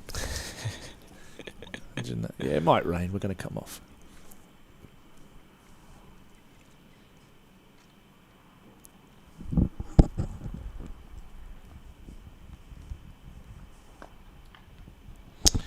The battle will continue. Everton gifted, I think is the right word with the field placement, a single. This is what everybody wants to see. This is what the county championship can throw up for you.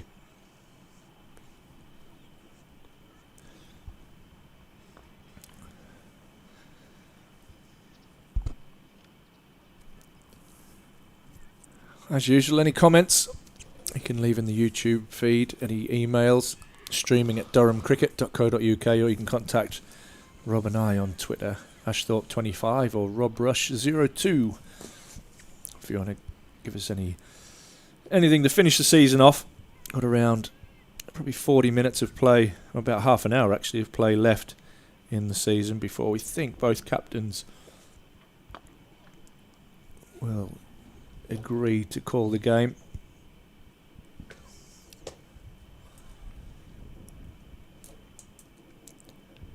I guess Kent will be happy that they've fought this out. it's a positive way for them to end the season as there's a thick outside edge. Cal is furious. But they're going to come back for 2. Might say 3 slips in place for a spinner. Great throw, Leesy. Good heat on that. Yeah, he gets a fair bit of venom in his throwing action. Go on, Skip. Throw yourself in there. He's just realised he's got to get back in position, Leesy. He's just having a little stroll. Oh, beats the edge.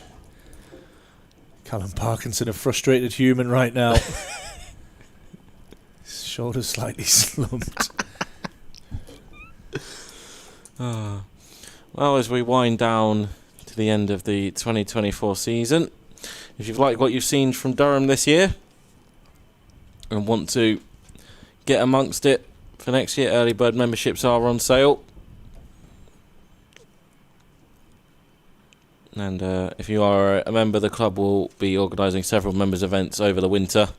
So keep an eye out on your emails, social media channels, however you get your news. Yeah, I've been asked for that already today. When's the next forum? I was like, I don't know. Yeah. I've got the Player of the Year dinner coming up on Thursday night. Be held at the Ramside. Shamar Holder in and inside edge onto the pad from Everson. And we'll have our Hall of Fame dinner. Will follow that in about March, I believe it's normally held. It's normally just before the uni game, isn't it? Yeah.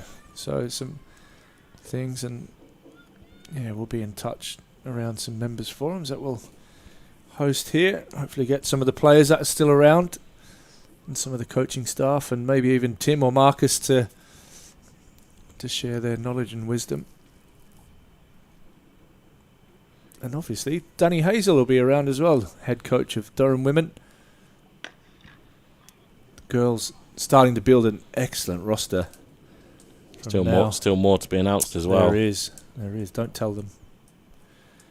My lips are sealed, Ash. Yeah. Some more announcements, I think. If we can get a picture of Alex Lees, he's talking to Matt Parkinson at the moment with the umpire, just talking around probably the conclusion of the game. Tell you what could also be fun, if Durham bowled them out, they might have to bat for a little bit. Full start from Holder. I like this from Notts. Ben Slater came on to bowl straight after tea. You bowled 1 over, and that brought up the 110 overs, and Notts and Warwickshire shook hands. So Notts and Warwickshire ends in a draw. It looks like we're only going to get 2 results across this final round of games. Matthew Potts has just picked up a wicket in the one-day international, picking up Matt Short. Caught behind for 58 off 30 balls. Ooh. That's kept low, and that'll hurt. There's a phrase coming to mind, Ash. Strong Durham, strong England. Oh, go on. Always good to see Potsy and Carsey get recognised and then pick up wickets as well. And they've got a long winter ahead of them. They'll be flying out to Pakistan on Tuesday. And then I think I'd be very surprised if both of them don't then follow on to New Zealand as well. Yeah, we had Ben Stokes in, just testing that hamstring out a little bit earlier. Everything is A-OK. With the watchful eye of Sam Clark. Oi. Oh, that's a snorter. Parky's done well to miss it. Not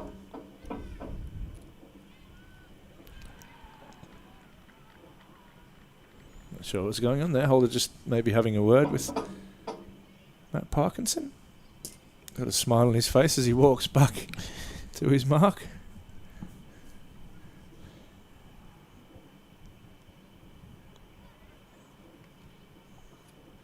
Yeah, Tier 1 cricket here for Durham Women next year. It'd be really exciting.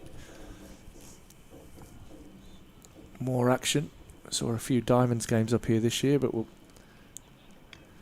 definitely have our own home team from next year playing in the top flight, which is absolutely awesome for just for female cricketers in the area.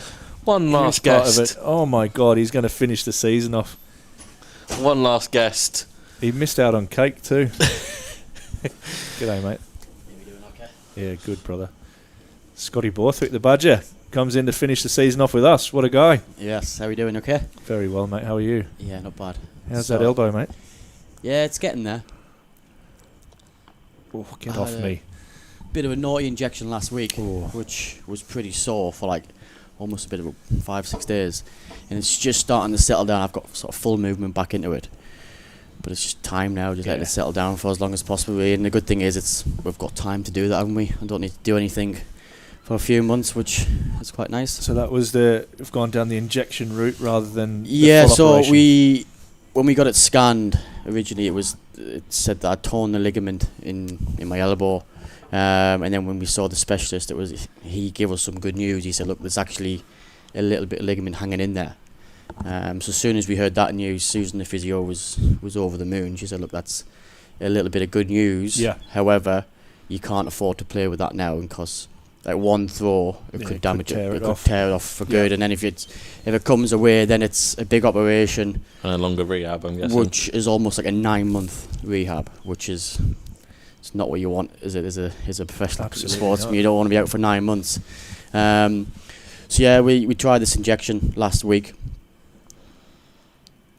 and then see if that works. It's called a PRP injection, where they take my blood out, spin it, and then put it back into the tendon, which I guess that's why it was so painful. I mean, I'm not the best with needles anyway.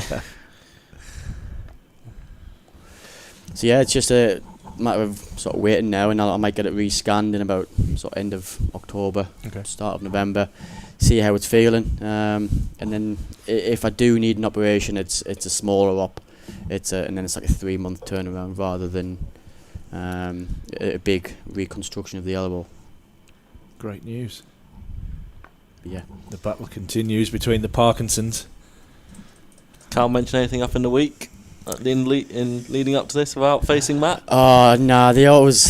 To be fair to them, they both take their batting so seriously. I might have said this to you before, but Carl hits a lot of balls, and he works really hard. I think Matt's actually worked hard on his batting this year. He's done right. He's got over 200 runs this year. Yeah, he's definitely improved, hasn't he? So there's a little battle going on, and honestly, when he got he out looks to him angry yesterday, Cal at the moment. I'm telling you, he looks real grumpy.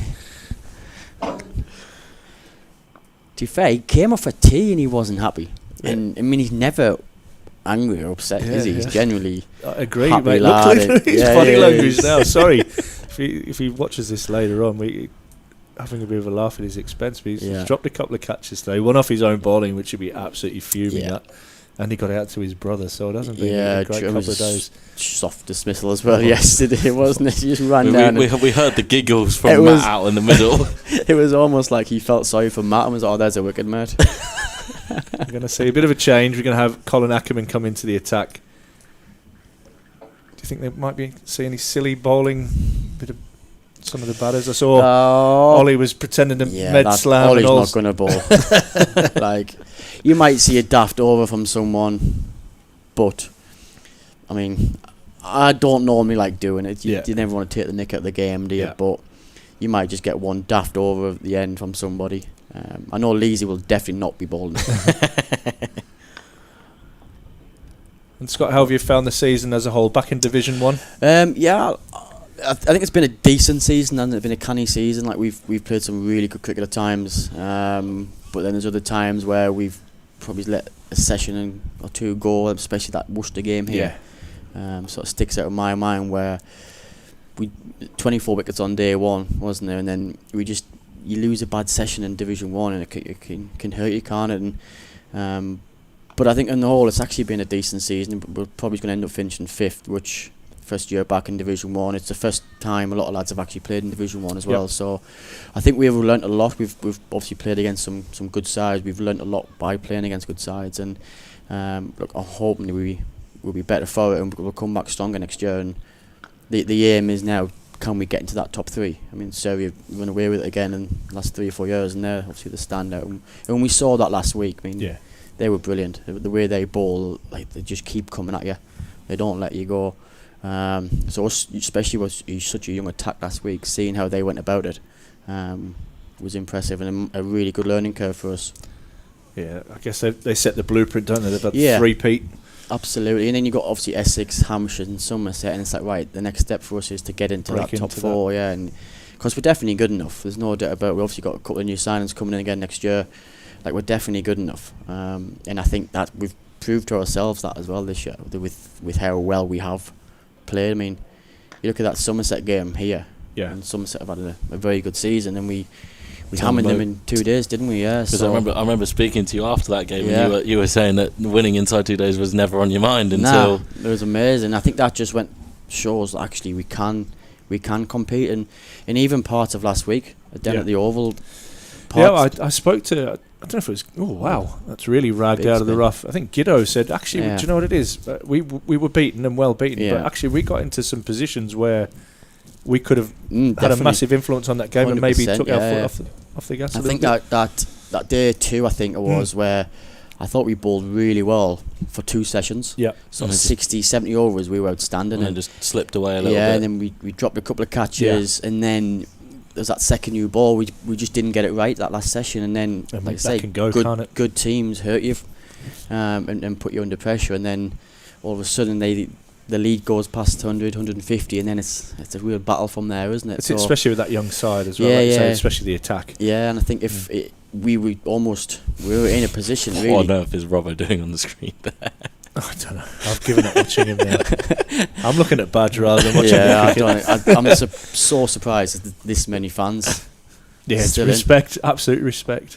Yeah, I mean, it is the last game of the season. I guess they want to clap us off, I guess. Yeah, that would be nice. And I guess from your point of view, we had an amazing season last year where we were absolutely steamrolled really the division, and then a measure of success is, I guess we were really comfortable pretty much all season, apart from.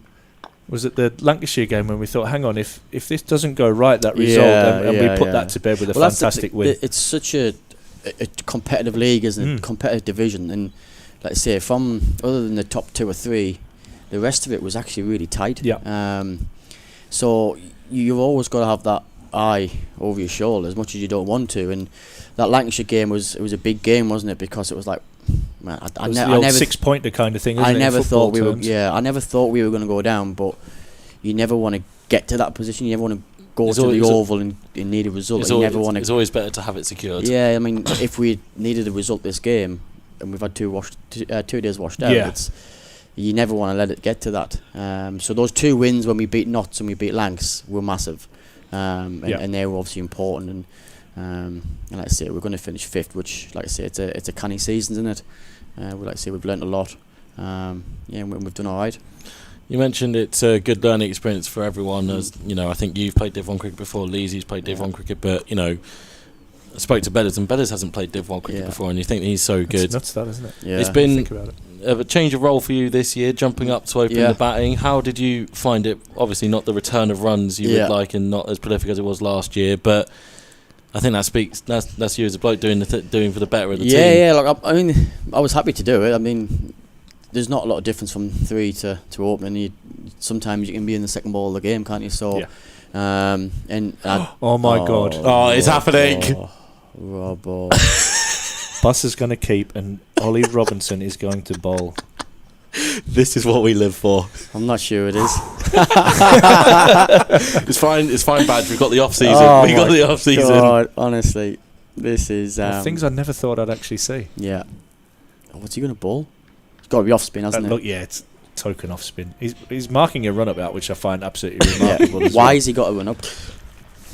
He's getting a round of applause as well from the crowd, which is crazy. It's the loudest the crowd's been all week. I think we should keep that clipping there. The ground announcers just said, from the Finkel end, Ollie Robinson, which will probably never be repeated. Bas? Yeah, Bas has got it. Look, he's standing back. He can't stand up because he hasn't got a helmet on. So he's going to have to stand back. Just gives Joey. I'll tell you what, this is a horrible thing as a batsman as well. Yeah, you don't because you might whack a couple. This is. You don't want to get look where Bas is standing. He's asking for a helmet. Actually, I'm not sure he's even got a box on. Actually, Bas. Oh my God, here we go.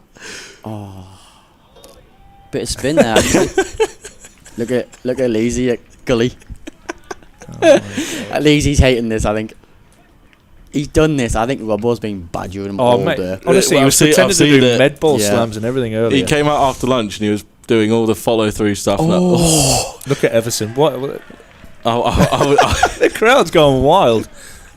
was thinking because he was doing all the follow through stuff at lunch. I was thinking, surely there's no way Robbo gets rid of the pads, but he has done. This is bonkers, isn't it? To be fair, that was actually a nice ball, wasn't it? I would love it if he gets a wicket. Would you really? Yeah, it'd be funny. I remember when Colonel bowled down at Sussex. Well- Can you remember that? Mate, we went through who has the best bowling averages for Durham, and it might be for any amount of wickets. So Aidan Markram has the best. I think he took 1 for 1. Oh, really? And Colonel is second on the list. So we played down. It was we'd already won the league. Yeah. And I think Sussex chased down like 230 and needed like 10 to win or something, 20 to win. And Colonel was just badgering Collie all day. All these filthy leg spin. And then Colonel was like, right, just I'll bowl. Collie, okay, you can bowl. Bowled his leggers in. He bowled a flipper. Honestly, it was an absolute beauty. It got Luke Wright out. No way. Yeah.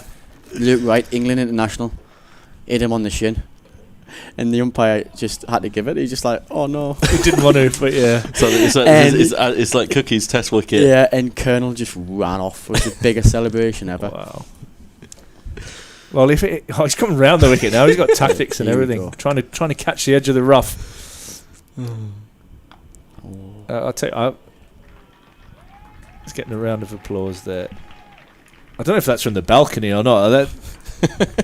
He might have rented a crowd to come out. yeah. Is Baz now just going to keep for the rest of the innings? I think he must do. Are they going to bring somebody else onto the ball? Parky will keep going. It's going to Parky be Tell you wants what, to Parky wants to get Matt out, so But imagine Bus like misses a stumping or a nick off Parky there. Oh, imagine! yeah. Oh my You know, god! like you said, he's already in a bit of a. Oh, he's in a isn't he? mood. He's properly in a mood. Imagine if there's a missed stumping or a Oh drop my catch. god!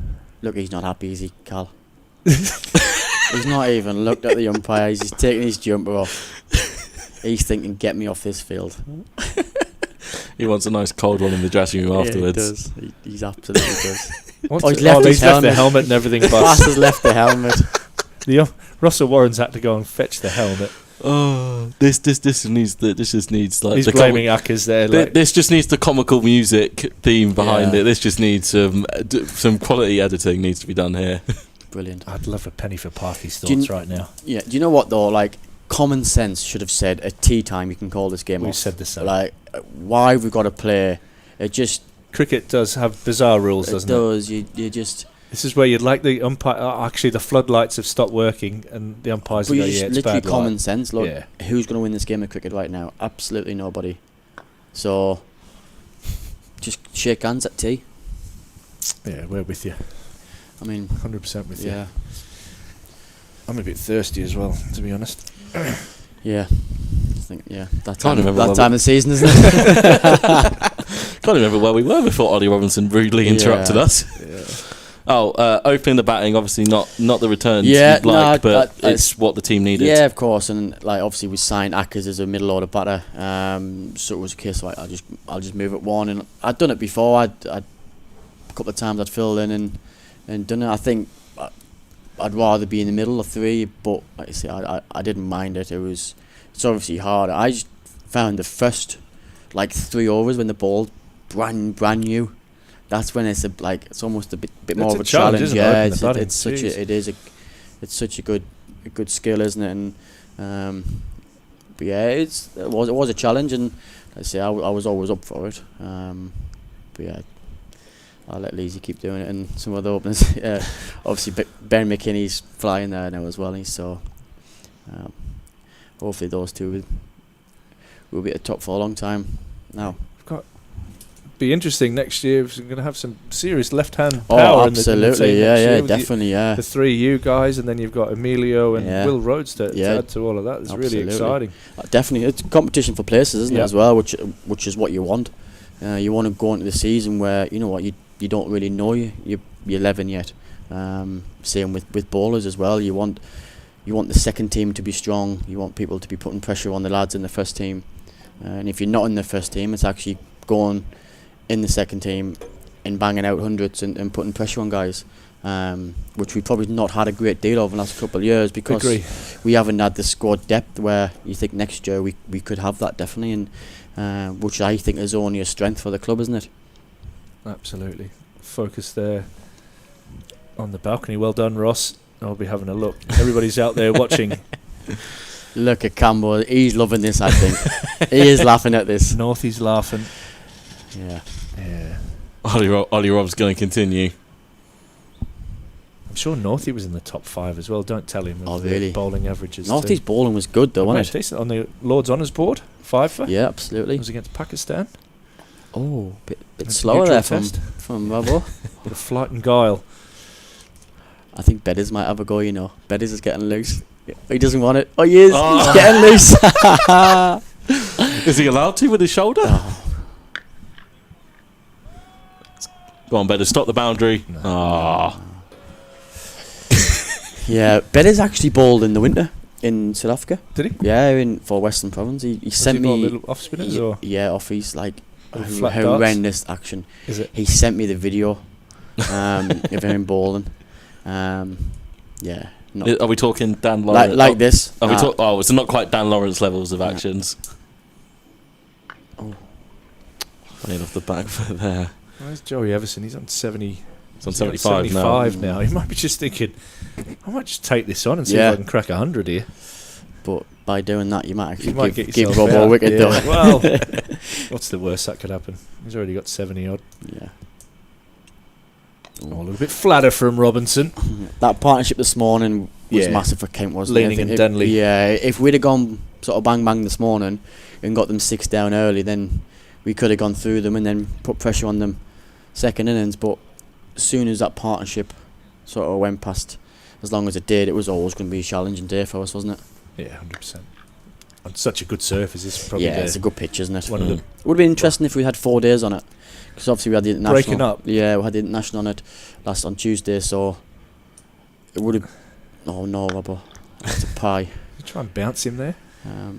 So yeah, this is technically day 3 on the pitch, isn't it? Yeah. Not day 2. And there has been turn. The odd ones really. It has. Like the one from So I Macca's think last night. if it had gone to day 4, it might have actually spun a bit more, and we might even have changed we might change the team. We might have brought George Drizzell in as well if it's going to spin. Mm-hmm. Just to change your gloves here, just to waste a bit more time, I think. Yeah. Try and eke out just maybe one more. I think looks like David betting him over. Oh my goodness.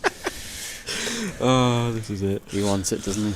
I've got to ask you, Scott, about having Potts and Cass in England squads and just the constant production line that we're producing. How nice is it as a skipper who's seen these guys come through from a young age, now seeing them represent England on the highest level? 100%, and they're both performing so well as well, aren't they? Yeah, both got wickets today. Have they? I've not seen them Wicket score each. today, but they bowled amazing. The pair of them at Lords, didn't they, the other night? 7 of the 10. Carsey looks like he's bowling fast as well. He looks in great rhythm. He looks fit. He's obviously had that time off, but he's worked really hard in that 3 months off. He got himself a lot fitter. He's in every day. Yeah, wasn't he worked batting. Worked the house down, didn't he? A lot of behind the scenes work. Wasn't there? Loads, yeah, and he was hitting the ball so well in training as well, and put the hard yards in that 3 month off, and he's sort of getting the rewards Sorry, now, isn't he? Just look at David Bedingham coming on here. Do you reckon he bowls in his cap? This probably be the last over, won't it? Yeah, they're eking it out to make it. Yeah, we've got 4 minutes really remaining in the day. Nah, but it's great to see. You always want, as much as you want them playing for us, you want your Durham players to represent England, don't you? Especially when they're 2 lads that have come through the academy. You want them to keep going all the way, don't you? I mean, as much as we want them, I know if we've got an attack with Potts and Carson, we're doing all right, aren't we? But it and just it's gives great for our young guys as well. Oh, you got the likes of James yeah. Minto coming through and seeing what could happen if you have a good couple of years. 100%, mate. And you look at Hoggy come in this last month of the season. He's been outstanding, hasn't he? And he's got such a big ceiling, hasn't he? And he could massive future in the game. He that spell at Notts against Notts amazing, blew absolutely them away. Amazing. You think if he starts well next season and plays and gets a few wickets, he's... Oh my God, that's leg spin. Dirty leg spin, and it's going to go away for 4 byes. Ollie Robinson will not be happy with that either, by the way. Oh yeah, you're right. It goes. Look, go on, his stats are on it. Betters can't stop laughing here. And Bus is going, come on, mate, give me a chance. That was a stiff ball from Betters, wasn't it? He just, I think he like couldn't leg spin off. Couldn't get his arm. Kind of swung in. Couldn't get his arm high enough, could he? Russell Warren might have to watch his ear here. Another batting bonus point for Kent, if that means anything. Look where Parky's fielding. Backstop. Oh my God, he is genuinely a backstop. This is like under 12s. Bus's crouch as well. Oh, it's swung, to be fair. It's a good take that from Bus Delaney down the leg side. Points at Ollie Robinson, who gives him a round of applause. Hey, that swung a little bit. It did. Is he trying to roll like leg cutters here or what? I don't know. I don't think he knows. Do you know what though? This is what happens when common sense. Yeah. I mean, obviously it's funny, but it's just producing such false cricket, isn't it? Oh, there's a little bit of in-swing there, Thorpe. Tell you what, he misses that. That's a decent shot. He's going to get Parky out here. Here we go, Leesy bringing everyone in. He's going to hit him on the shin here. Mate, don't go to first slip, mate, because the way you've had your day today, you're going to shell it. You've got 2 leg slips in. Oh, my days. Well, while this is all going on, I just want to thank everybody for tuning in over the summer. It's been absolutely amazing to be part of the live streaming process here at Durham Cricket.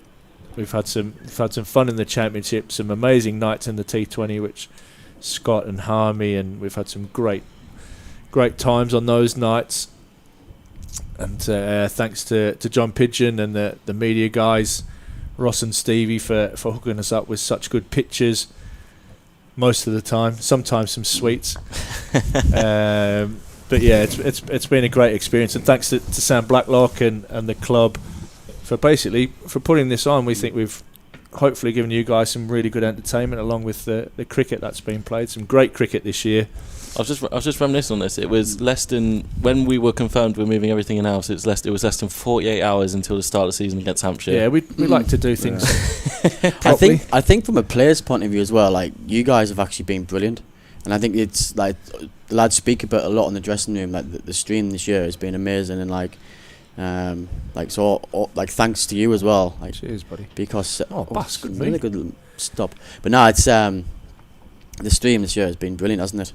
Yeah, I think so. Also thanks to you guys as well for putting the hard yards in and doing it. It's a pleasure, mate. And that's 2024 is a wrap. The curtain falls. David Bellingham has the last laugh as the bowler who bowls the last ball of Durham's season. The game ends in a draw, as it was always destined to do after the first 2 days washed out. Kent will spend next year in Division 2. Durham will prep for another season in Division 1. Thank you to absolutely everyone who's tuned in and come and joined us in the live stream, in the commentary box. It's been an absolute pleasure. Winter well. Thank you guys. Cheers. Good on you, Badge. Thanks, cheers, mate. Cheers, Badge. Really appreciate it, mate. Great stuff.